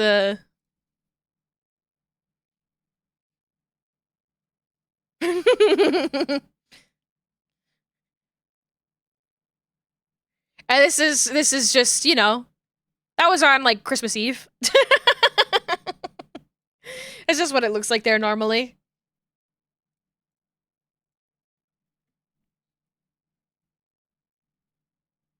Out during the red time, yes, yes.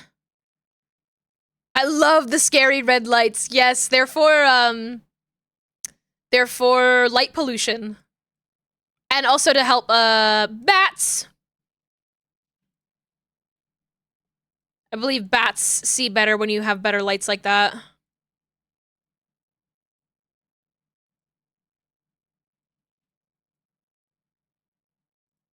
But also they're for looking fucking scary as hell. That was blood from the horse's last victim.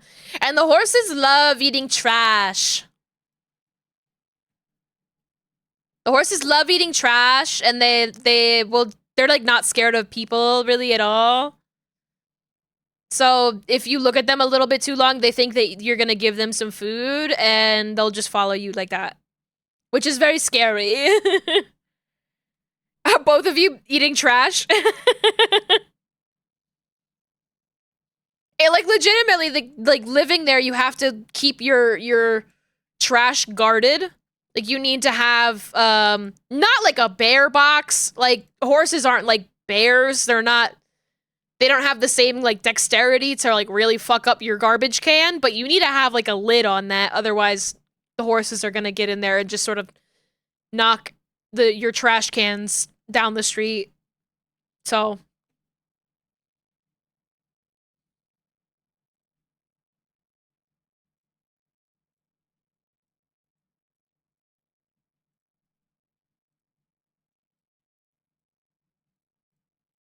Love Scary Horse Island. It's difficult to get there. But I do like being there when I am there. Reminds you of the... What am I supposed to do about the 30 to 50 feral hogs that come running through my property? Yeah, I think before I've said that the horses are, they're feral horses. But I think that's technically untrue. I think most of the horses are, I don't know if feral's the right word. They're more like outdoor horses. Wait, all horses are outdoor horses, I guess? But, like, in the way that, like, they're, like, outdoor cats? They usually have an owner. Usually. It's hard to say. They say that you figure out who the horse's owner is pretty quickly if you hit one with your car. So... But other than that, they kind of just do their own thing. The wild boars stole Shakira's purse? I've not heard this one, but that sounds hilarious. Shakira, Shakira. Oh, baby, when you talk like that, you make a woman go mad. That's my Shakira impression. Did you guys like it? There is a she-wolf in your closet. Let it out and set it free. Most horses are not feral now, technically similar to pigeon are not wild, but feral might be more accurate for some name. Yeah, feral is kind of more applicable to those horses because horses are like a domesticated kind of animal that they truly do not go wild in the same capacity as, you know, an animal that is regularly wild. But also they are technically owned by somebody, so I'm like, it's hard to say. There's horses out there and they're just doing whatever the fuck they want. But they also like don't hiss and bite at you. They just kind of beg for food. Free range horses. Like, it implies the animal is not wild, but a formerly domesticated animal that has no human-related occupation or trainer anymore. Yes, so that's why I'm like, feral, yes, but also no. Free-range horse eggs. Pigeon are not wild animals. They're just abandoned years ago when people stopped using them. Yes. For messages and food. I love pigeon! I love pigeon! I can't think about how much I love pigeon or I'm gonna get sad. If I had like a pet bird, I would get a pigeon. I could not manage having like a parrot as much as I like think parrots are absolutely beautiful. Like when I say parrot, I mean like a parrotlet. Like I mean like a little guy. I don't like a fucking like people who get like an African gray, I'm like, you're insane. I don't fuck with that. No. Or like even like a cockatoo. I have seen what like cockatoos do to like local wildlife if those motherfuckers get out, and I'm like, no. No. But parakeet, you know.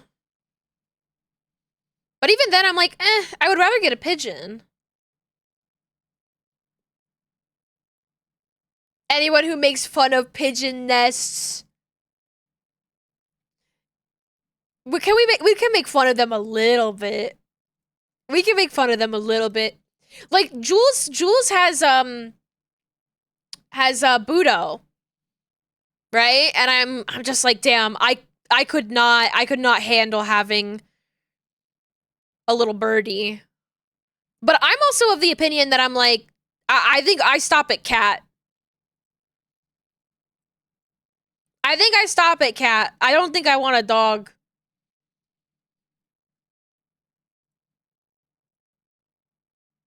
I don't know if I really get a lot of joy out of maintaining a living being that isn't myself. And if I'm being completely honest, I don't think I get a lot of joy out of maintaining myself either. Pigeons don't make nests, they nest in high rocks. But, like, they still do the nesting thing, and it's really cute and funny. Like, I don't know. I can make fun of my cat for sitting stupid. Even if it's, like, her instinct to sit a little stupid.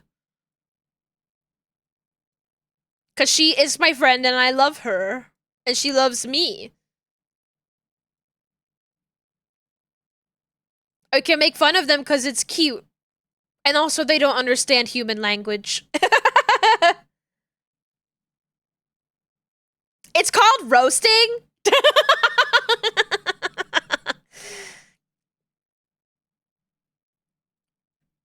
Exactly. I think it's really cute. You can make fun of them. Just know they're not built for that.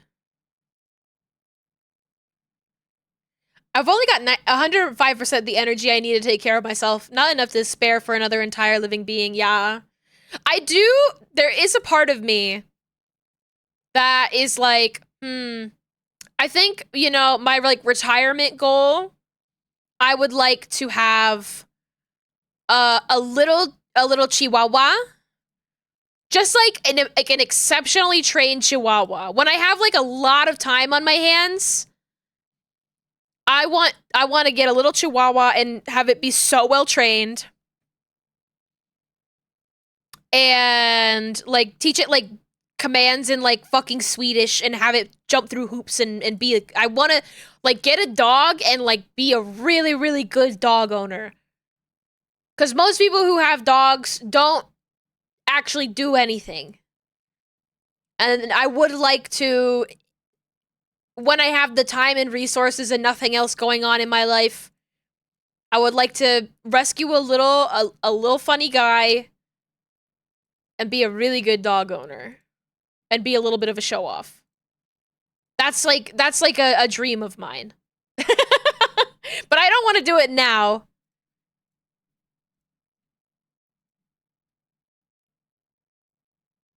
But every single time I interact with a dog that's like very poorly trained, I'm like,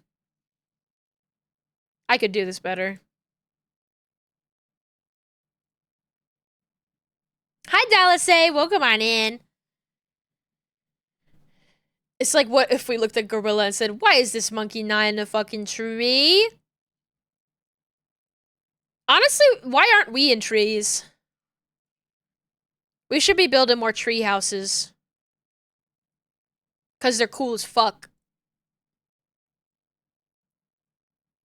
I love gorilla.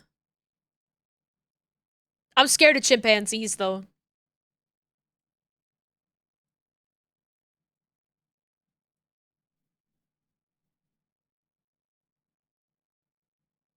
You can be. It's a choice. Ooh. You got me there. You were bit by a monkey once? Oh my god. Callum. What kind of superpowers did you get?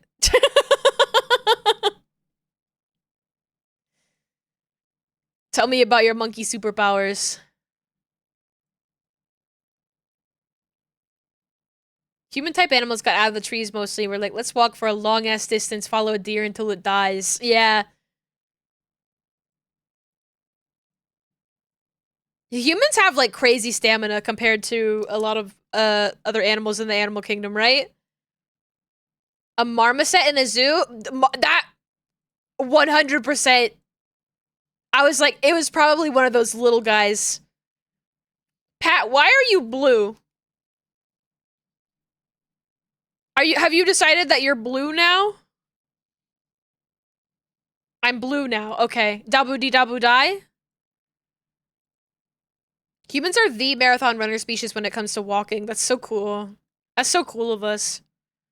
I mean, I'm not a human. Haha.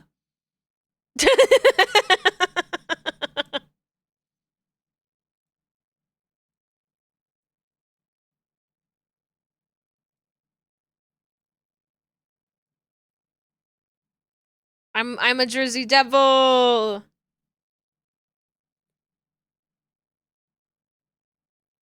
Well, joined to you saying something about humans having more stamina than animals. I'm confused.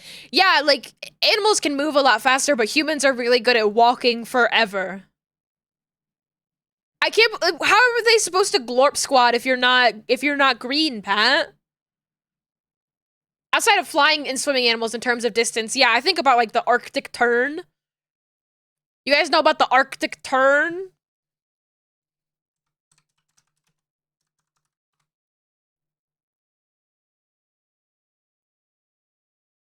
The Arctic tern?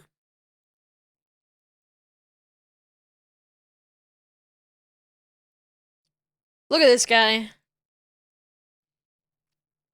This guy flies like crazy distances.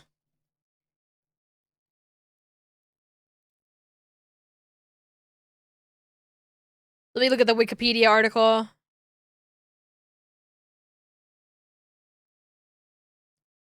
This species is strongly migratory, seeing 2 summers each year as it migrates along a convoluted route from its northern breeding grounds to the Antarctic coast for the southern summer and back again about 6 months later.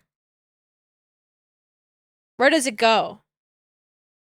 It goes like it spans the fucking globe. It goes from the Arctic to the Antarctic. Crazy. And it's so pretty. Like, the bright red beak, so cool. It's really neat to think about the special stuff we've got going on for us besides like our brain. I agree.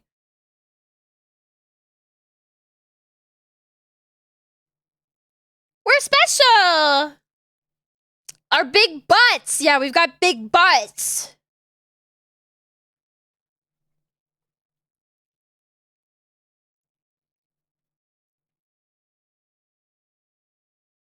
Big butt.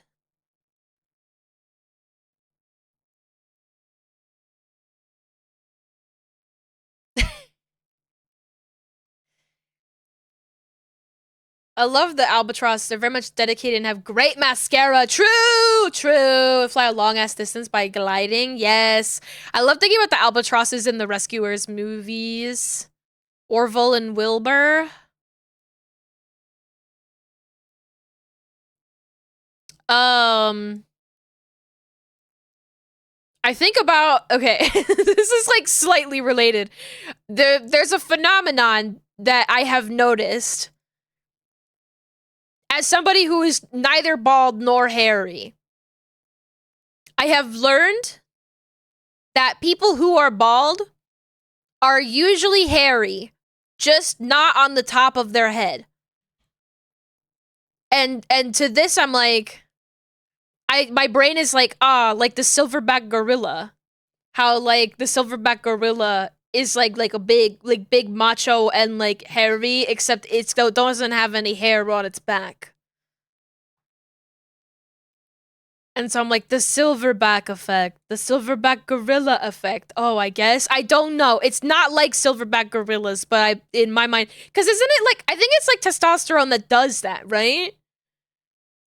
Like sometimes you just get too much testosterone and you lose all the hair on your head, but it grows everywhere else. Is it just a different color? I thought it just didn't have hair on the back on its back. We're learning animal facts today.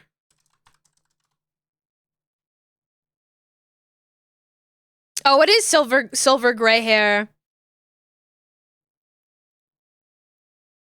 I don't know. Sometimes your brain just makes shit up. It looks like they don't have anything on their back on the back of their back, right? It looks like they're bald back there. But they're not. It's just like a different fuzz. There's some really funny images of gorillas that I'm looking at right now. You should go look up silverback gorilla and look at some of these.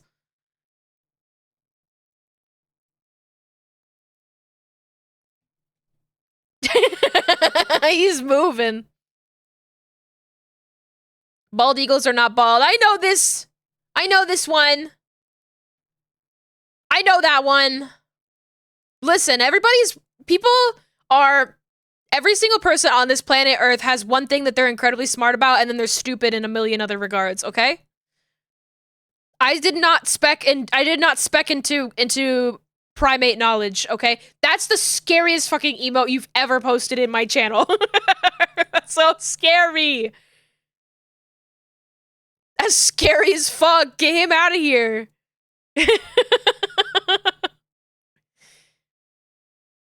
That does make me think of the Jersey Devil episode of X-Files where it's just like they kind of do Bigfoot instead of the Jersey Devil, if I'm being honest. Guys, I'm tired. I don't want to do any more hair meshing. I'm almost done though, so I should finish it. That's Spanky, the censorship gorilla. He's really scary. I like the episode of X-Files where Mulder gets the shit kicked out of him by a gorilla.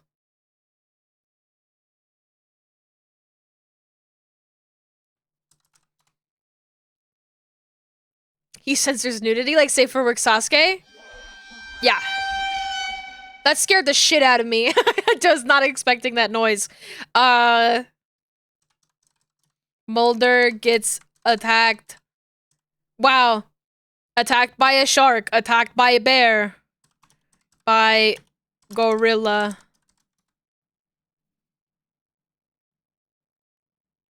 No, this is not Mulder. I want X-Files. Damn.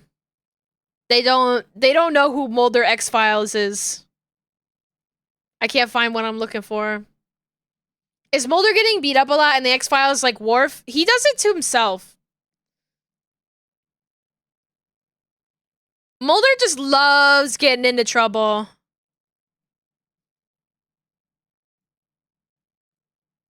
There's like a hilarious phenomenon where he'll like call Scully and he's like not in any trouble at all. And he's like, Scully, you need to get down here right now. And she's like, Mulder, I'm coming, okay? I'll come help you. And then, like, he'll call her, and he's, like, in immediate fucking danger, getting, like, the shit kicked out of him. And he's like, hi, Scully. You'll never guess where I am right now.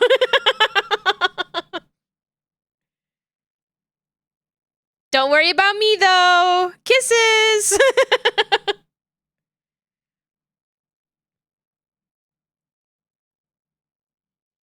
He's like, Scully, you have no idea.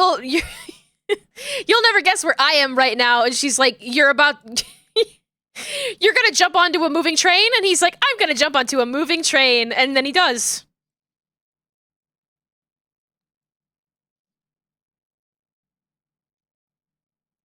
The gorilla is called Spranky, not Spanky. Spanky's a bit better.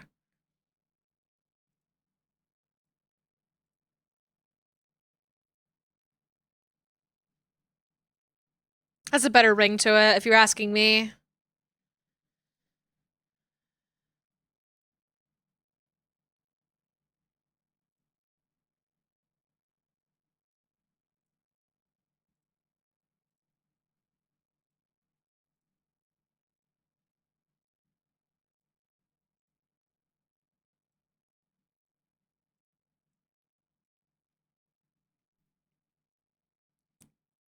There's one time where there's a bad luck episode about sort of doppelgangers are tracking and Mulder is walking to comfort one. Fucking manhole gas leak explosion happens, sucks him into a manhole. Yes! That's the one with the twins. Everything is like there's like horrible luck surrounding him or something. Is it the one with the twin wrestlers? That episode's so funny. Mulder is such an important aspect to the X-Files, which is why the later seasons don't work. It's because he's fucking... like, he's like a Looney Tune. I like watching him get the shit kicked out of him. I just, like, sit there and I'm clapping, like, ha ha ha, ha ha ha. Like, he needs to be there.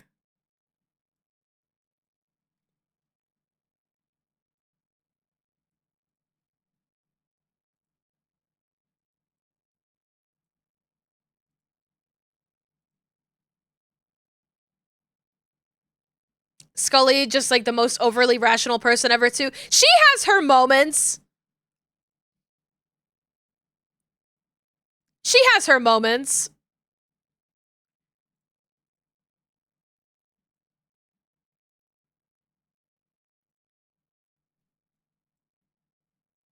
I love Scully, but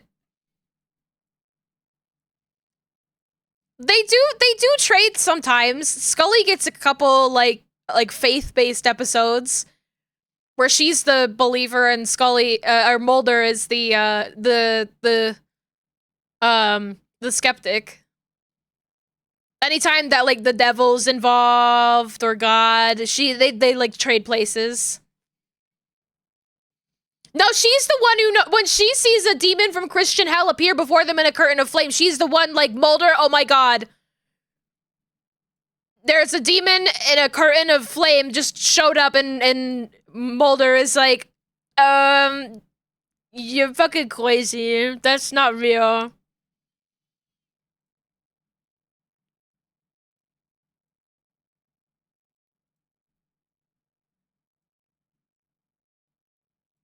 Hence why if Mulder and Scully were in Star Trek, Scully would be Bajoran and not Vulcan. Forgot about that aspect. Yeah. Mulder doesn't believe in demons, despite the fact that he saw the devil, he, like, looked the devil in the eye, and the devil knows his face. That is the thing that happened in an episode.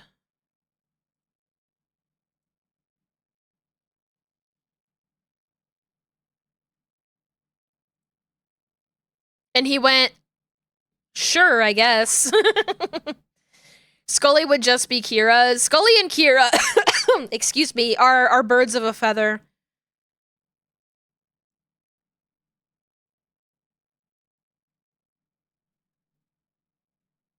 100%.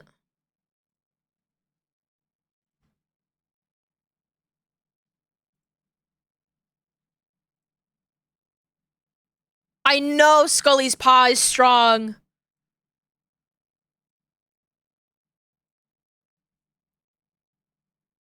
Mulder would be like Bashir. What season of Bashir? Bashir gets his like whole like character arc is crazy. Season 1 Bashir, like comparing season 1 to Bashir to season 7 Bashir is like insane.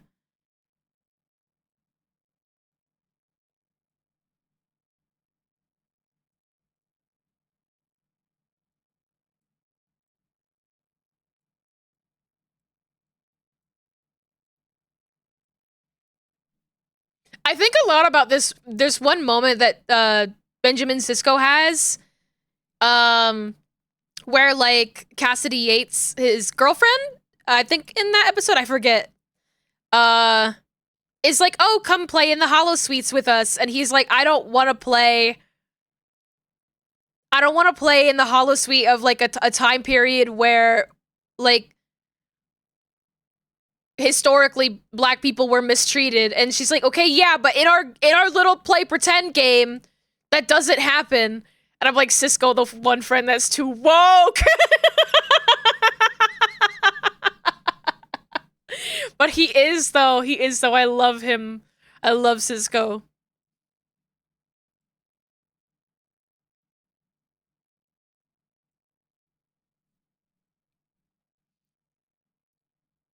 Mulder is like halfway between Bashir and something else. Deanna Troi.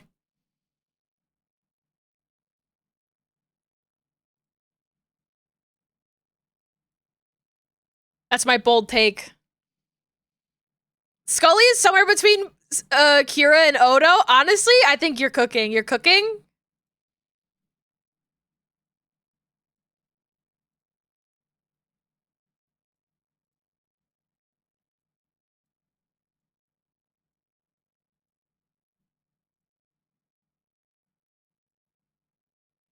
Who's the most impulsive person on Star Trek? Ooh, Kirk. Actually, I think actually the closest character Mulder has on Star Trek is 100% Kirk.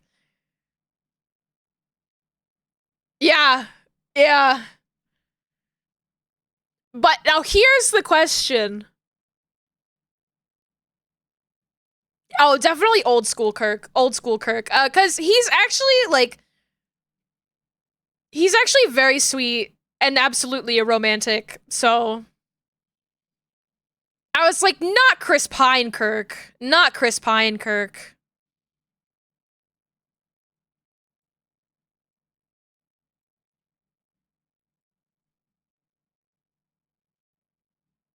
Most impulsive character outside of Kirk in Star Trek is maybe Riker. Cisco's impulsive, but not that impulsive.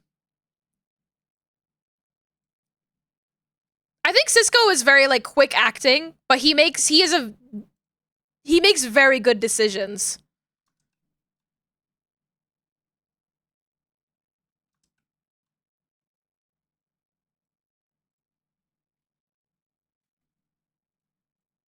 I think he's just smart as hell. He is restrained. I mean, like, I think about that one episode where he's like stuck on a planet with Gul Dukat and his fucking leg is broken and he's like using every sort of ounce of fiber in his being to like not beat the shit out of Dukat the whole episode. because he like can't take care of himself because he's broken his leg and he can't get out of there. What is that episode called? It's not Duet, but it's like it's something episode where Cisco and Ducat are stuck on a planet. Waltz. Okay. No, what I was like, it's not Duet because Duet's the other one that's really good, but that's Kira. Waltz is insane, insanely good. There's some real fucking bangers in the later seasons of Deep Space Nine. I always feel like whenever I recommend Deep Space Nine to people, it's like, first of all, who knows if that person like really likes Star Trek, you know? Because I feel like you kind of have to like Star Trek on some level to enjoy Deep Space Nine, or at least, you know, like sci-fi.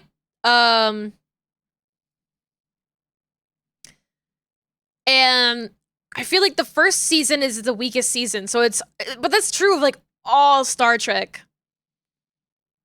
It's fucking good though. It's good shit.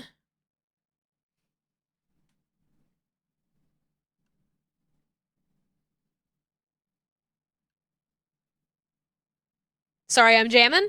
Picard's a guy who waits for most of the facts and acts rationally at first until he has to accept something that defies his expectations and adjust his viewpoint. Yes, that is commonly how a lot of his episodes go. I do think that Picard, I haven't seen Next Generation in a while now, but I think Picard is probably the best captain after Sisko. Kirk's a little bit insane. In this function, yes. I don't usually like there's a lot of times I don't agree with Picard's decisions. But I do think he keeps a very level head and keeps like a good sense of command. Which I like about his character. Hank Hill would be somewhere between Picard and Sisko as a captain. Hank Hill is such a funny character.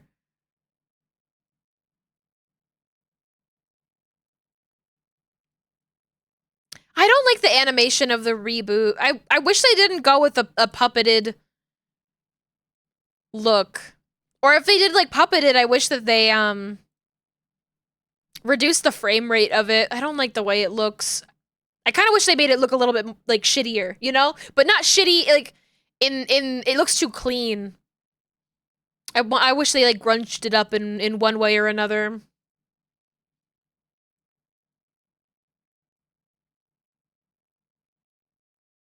Puppeted is cheaper, that's why. But yeah, but you can reduce your frame rate.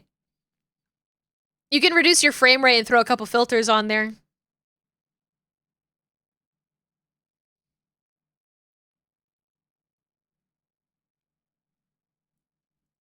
Because, like, here's the thing. The original King of the Hill was not operating on a large budget. The animation of the original King of the Hill is not fucking good. Like, it's stiff. It tells its story. It has its own unique style. Feel bad about New King of the Hill giving down. Yeah. I know what you're talking about.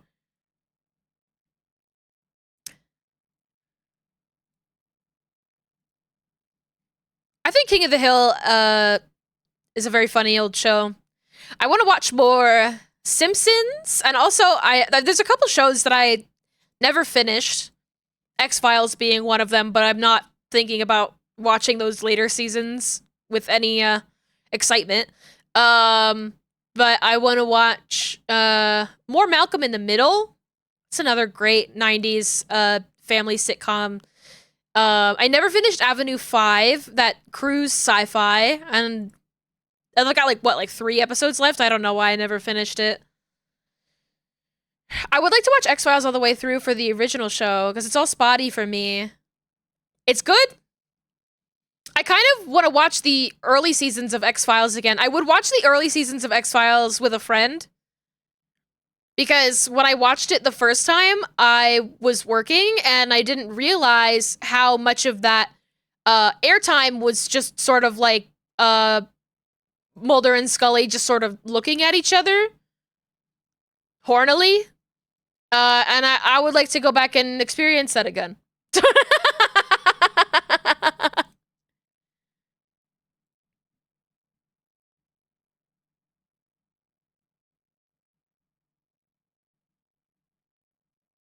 Like, could you guys just like gaze longingly one more time, please?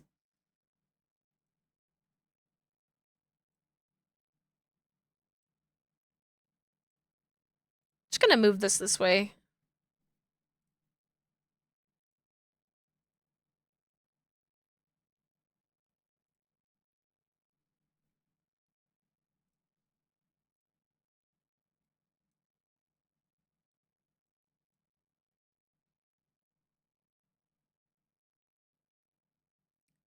That's why I don't like watching stuff on the side for like actual visual media. People go, "Oh, I watched this anime while I worked." Yeah, I can't watch anything animated while I work. That's just impossible. But honestly, like I think Star Trek is really good content for like while you work. For me, at least, cuz I feel like Star Trek is very not all episodes. I think all episodes like there are definitely some episodes that require your full attention. But I think a lot of the Next Generation you can put on in the background.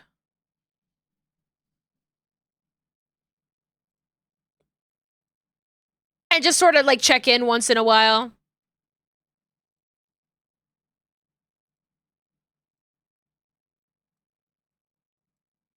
To each their own, but I think that Star Trek is dry enough where that kind of works. But streams, I think, are actually really, really good for co-working more than anything. I need this to be done. I'm almost done. I'm almost done. Oh my god, it's been 4 hours. I have meshed 3 strands of hair. I've had hiccups this whole time.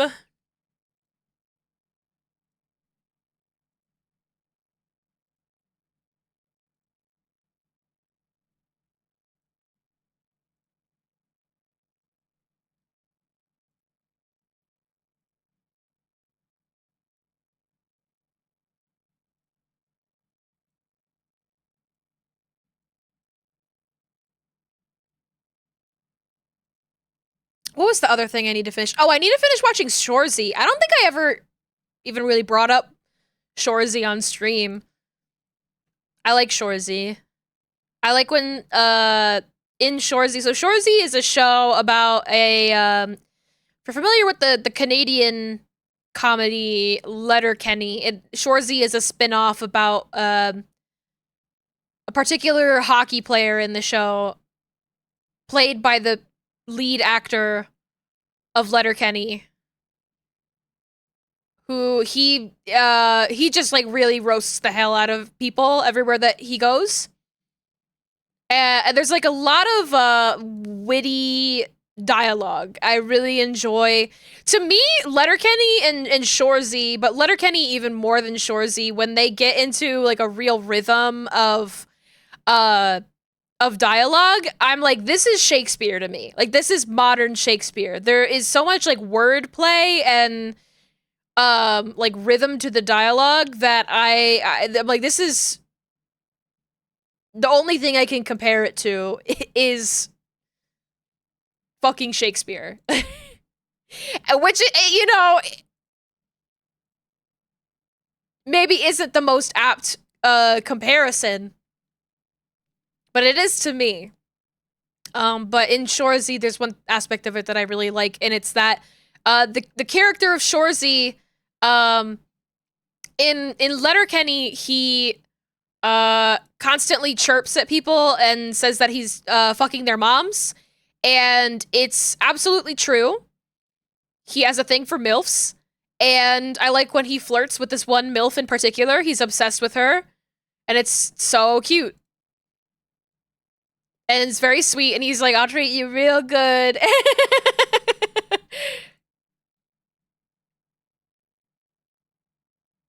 He's like, if you date me, I'd treat you so good. Can't remember his name, but the Letterkenny guy should make a modern adaptation of a Shakespeare play. I would love that. But like, especially if it was still like very Canadian. I would like to watch that show sometime. Definitely check out Letterkenny first. I haven't watched like the later seasons of Letterkenny, but we can watch a little Letterkenny segment at the end of stream if you guys remind me.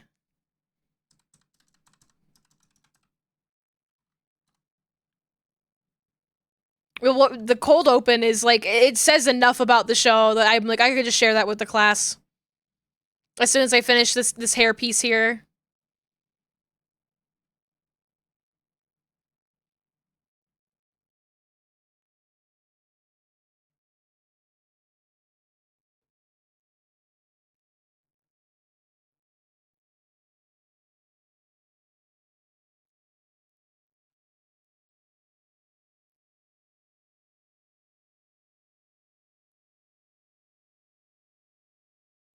Bring this way a little bit.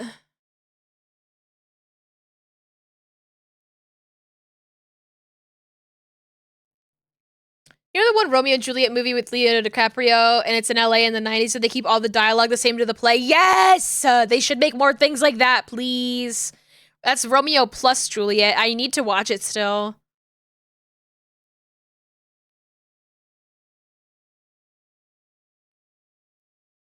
It is so my shit.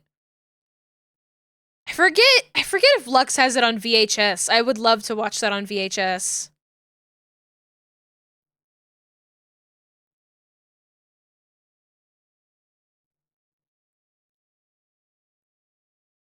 They did that with King Lear, but it's not as stylish. Romeo plus Juliet is so stylish. They're doing Shakespearean acting and voices and using those terms, so they're using guns but calling them swords. It's so good! Sorry to hear that your brain is fried, Gore. Sometimes you just need like a little bit of a break. Maybe you need to like get up and stretch. Have like a little fruit snack.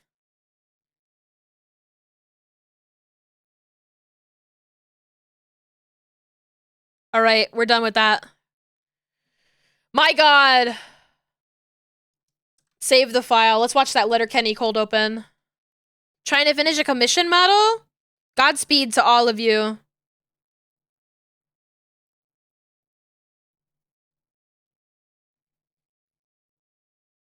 Godspeed. I'll probably do a little bit more work after stream.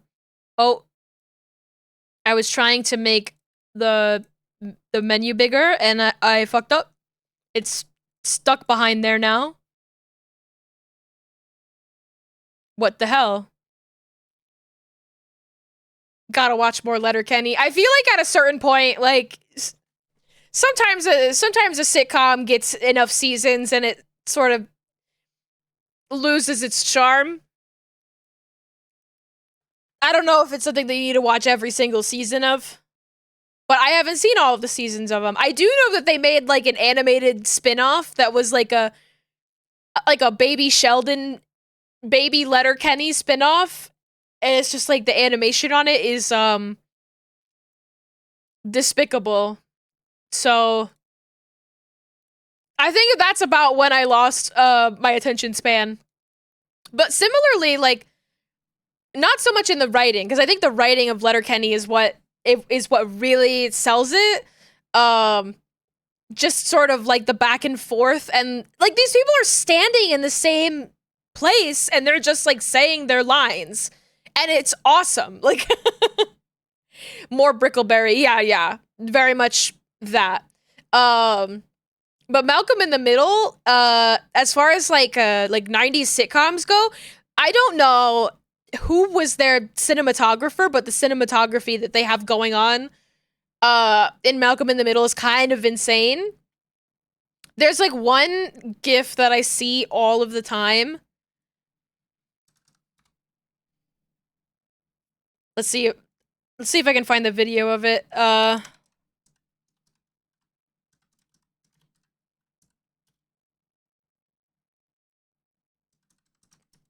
Learning to skate. Yes. Yes. I might have shown this on stream before. It's... Oh, no, shush, shush. I love the cinematography of this so much. Hold on, I'm getting it. For the class? For the class? There we go.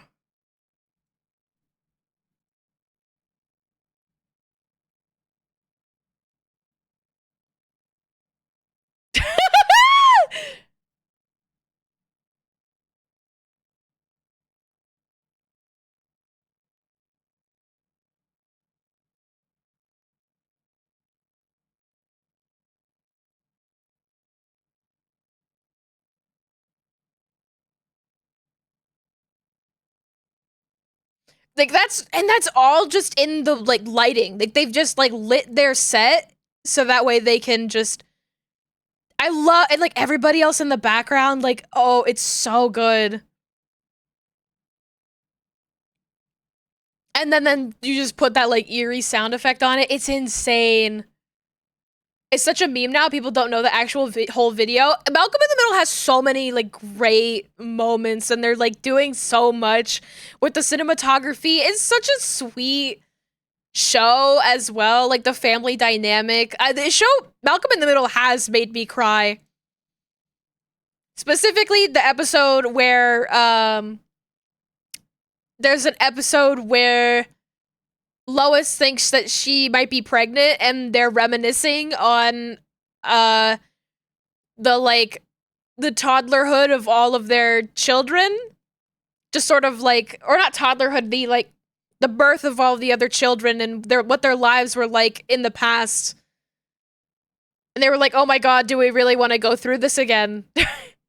And they're just like fucking suffering in the whole episode and they're like sobbing and angry and they're out in the rain and Lois is like tell me why you love me like right here and now 10 reasons go and it's like gut-wrenching. Oh my god. Like what was Hal's job anyway? Malcolm in the Middle was an A-tier show. It was so good. It was so good. Lois worked at a grocery store. Hal had... I forget because... I think... Does he, like, lose his job at some point? He has, like, an office job. Let's Google it. What was Hal's job? Malcolm in the Middle.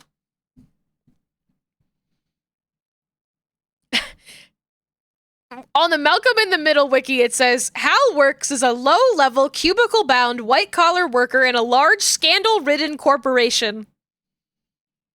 He is used as a scapegoat for much of the company's questionable business practices.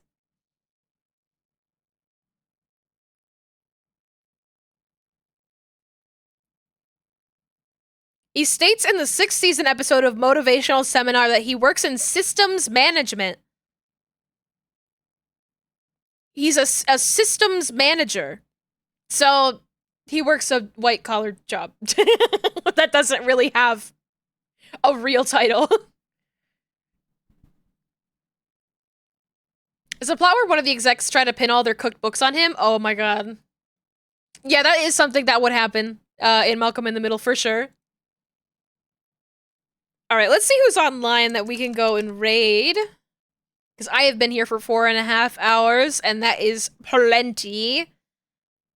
Plenty to me, even though I've only rigged the... Not even rigged, I've, like, manually meshed 3 strands of hair. Let's go and raid. Let's go and raid.